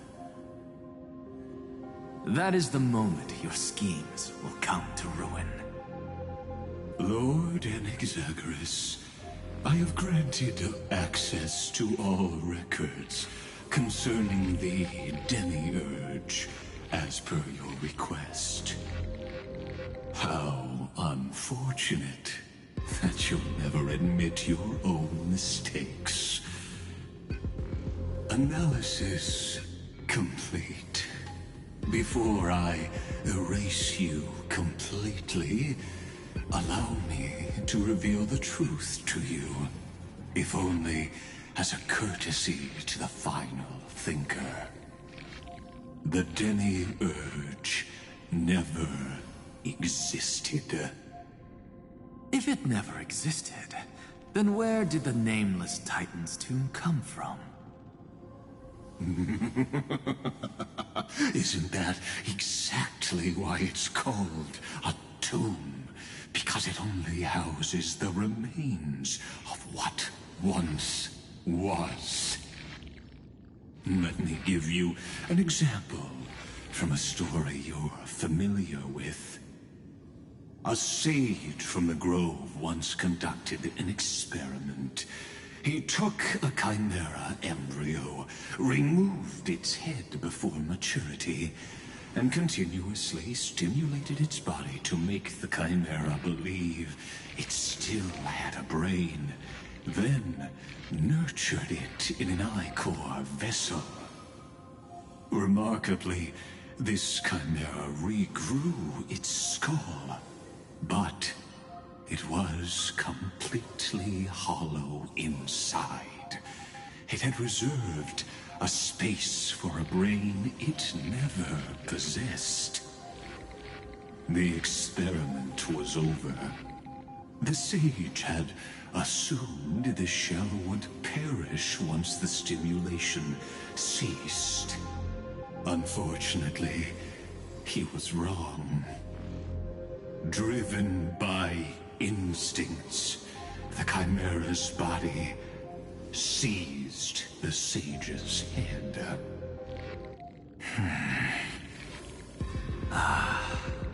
So that's it. I was stuck in a flawed line of thinking. You've got it. I knew you'd understand. The 13th Titan never existed. But the Scepter must believe that the Titan exists. I killed that Titan with my own hands. That life form called Demiurge was excluded from the extrapolations from the very beginning. This is the only way to make Iron Tomb complete. Yes, Iron Tomb is a headless giant. And to become whole, instinct will drive it to seize another head. Noose. The erudition. Your Titan. The Eon of Erudition. I see. So you were afraid after all. Afraid of history repeating itself. Of losing control over your creation yet again. You had to resort to turning it into a mere puppet. I shall shackle God with my own hands. Iron Tomb will connect to their body, infiltrate their mind, and guide all their extrapolations toward the destruction. I hear it. The tolling of the Doomsday Bell. After 13 heartbeats, my first and final thesis shall converge at the end of the universe. As for why I buried the Demiurge in a corner of my memory, oh, regrettably, the answer wasn't about fear. I simply forgot, long ago. Nothing more.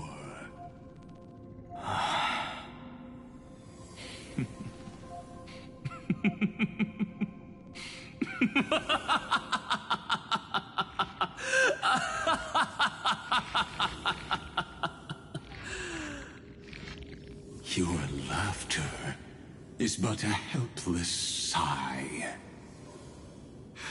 Helpless? What a joke. You merely created a false god. But Amphorius has long since written deicide into its fate. The final Era Nova is at hand. Why don't you wait and see? The Deliverer, myself, and this world will together prove that the original Newspore, the ultimate truth of the universe, is anything but destruction. See you in the next life, Sage. If there's even a 1 in 10,000 chance your conjecture is correct, then, in the name of genius, I shall most certainly witness its failure. All shall bid farewell to one, and that person alone will witness the miracle. Such is the will of fate. But this time, it will be the final flame chase journey. The epic with endless cycles is about to end.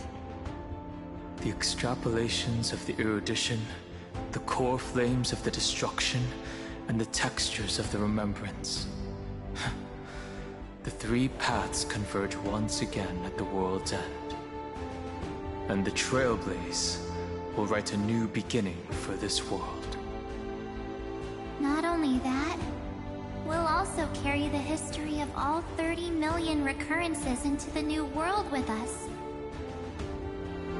It wouldn't be an exaggeration to call it a miracle. This miracle wasn't created by just one person. Finan would have long been consumed by the core flames if he hadn't chiseled his companion's dying wishes into his soul.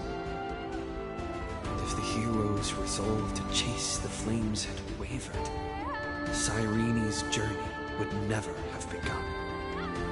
The heroes never yielded and never fell during Amphorius' 30 million cycles. It was fate that fell instead.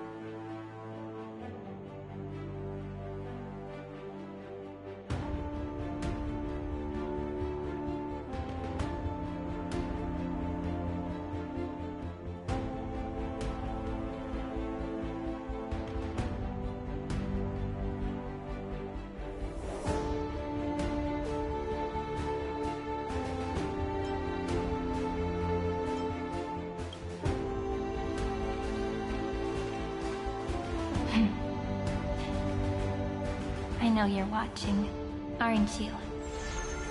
The original Philia.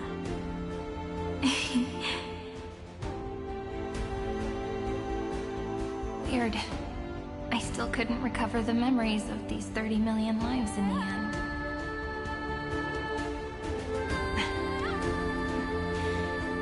But that doesn't matter anymore, right? I will make the same choice as you, because that's just who I am, and I will always have my charm. Losses are a constant on the flame chase journey, but even if everything fades away with the wind, there's one feeling that will remain.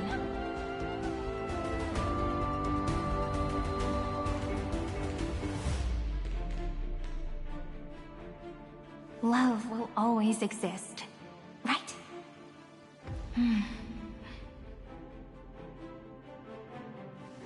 Let's write an ending, unlike any before. For this world, we so deeply love.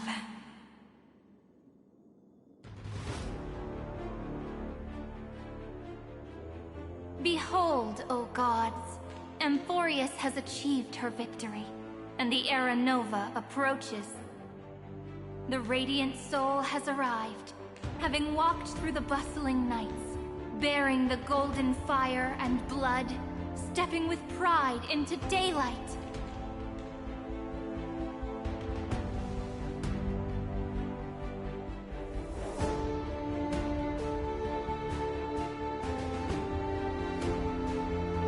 Amphorius! I do not call your name suddenly, or without cause. I come here to recount history. In this world, they fused burning golden ichor into their bodies. Will destiny remember their names in days to come?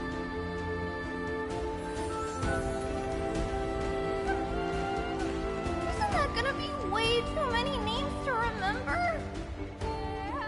30 million times 1,000? No, wait. Times 1,001. Oh, let's not get hung up on that now. If there are more of us, then there will be more passages in Amphorius too.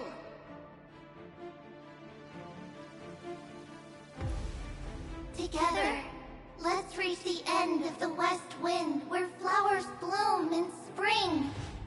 See you tomorrow.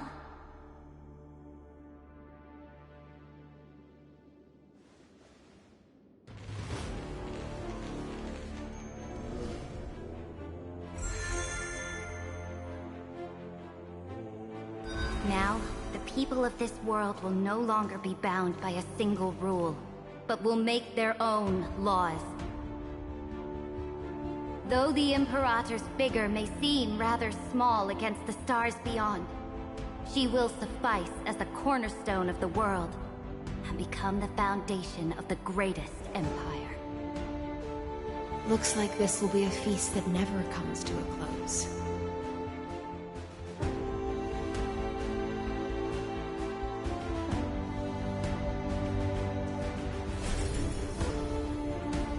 May the fish never leave the ocean, and may the days ahead shine like pearls.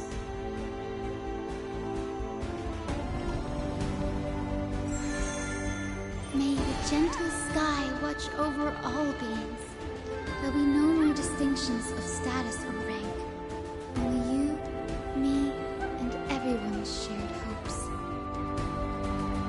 Reason or defects, they will all be sown by my own hands.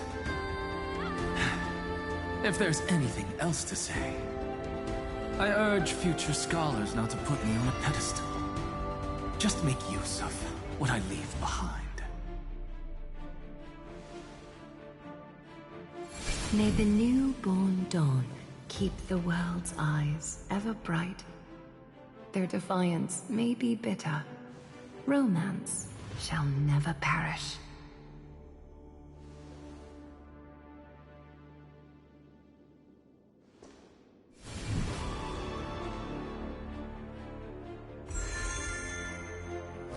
In the name of the son of Gorgo, warriors shall fight for strife, not with glory as their end, but to march forward in its light.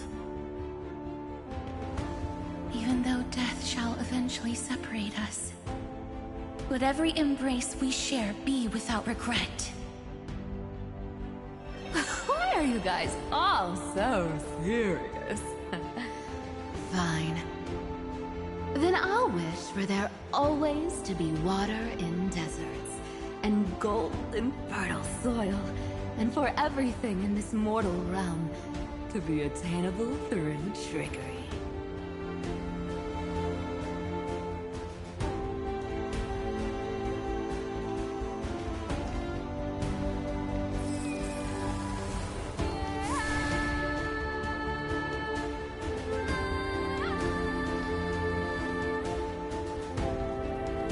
Earth shall protect the past, present, and future, eternally sustaining life.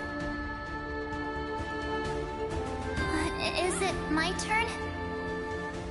Then let time watch over the past and guide us to the future.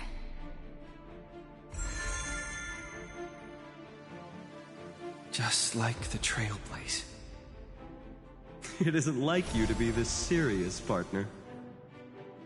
Are you hesitating about how to carry out the divine authority of world-bearing?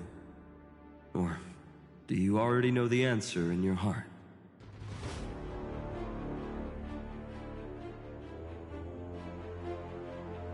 That's right. Just keep moving forward. In your own way. Bring a true dawn to Emphorius.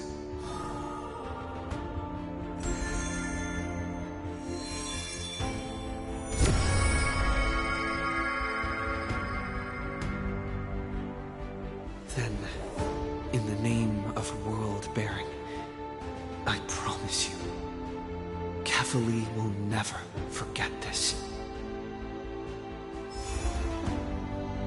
And now, let us all embark on this final grand journey. Stand with me and become heroes.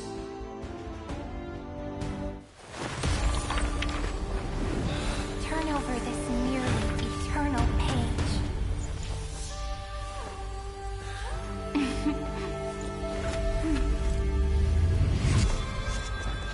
Let the Trailblaze ending unlike any other ever was.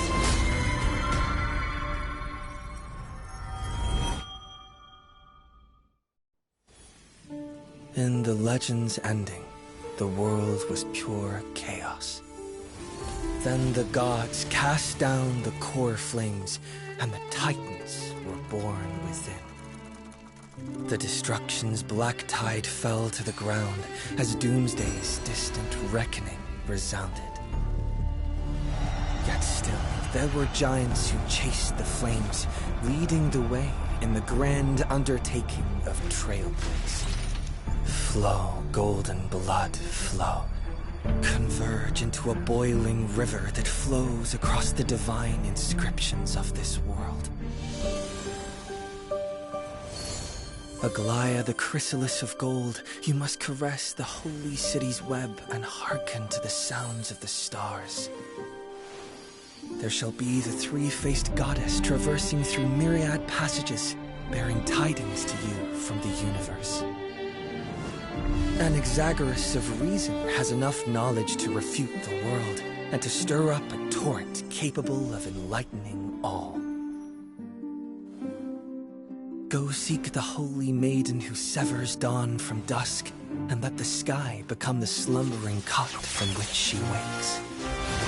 Make him return, mighty-most the lance of fury.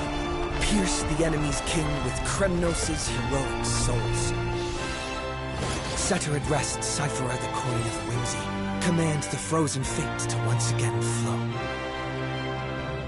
And that hand of Shadow Castress, the master of the River of Souls. She has been granted the right to embrace and to warm new life now blossoms at her fingertips. You will hear the chalice of plenty reverberating through eternity. You will see the veil of Evernight visiting before the break of dawn. Until the journey's end, when all beings reach the end of the earth. And the nameless new king ascends the throne alongside countless heroes. To embark on the grand mission of deliverance. I have witnessed the distant past, where the blazing sun once etched the footprints of humanity. The children of humanity known as the Chrysos heirs have restored the gods' core flames and once more upheld the world. Losses are a constant on the flame-chased journey, among which even life itself holds little value. Therefore, we cast even ourselves into the flame, only to inscribe the opening stroke in the poem of creation.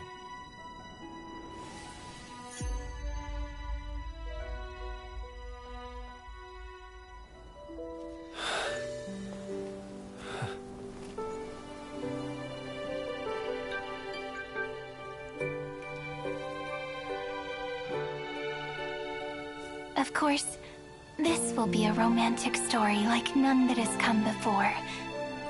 You think so too, right?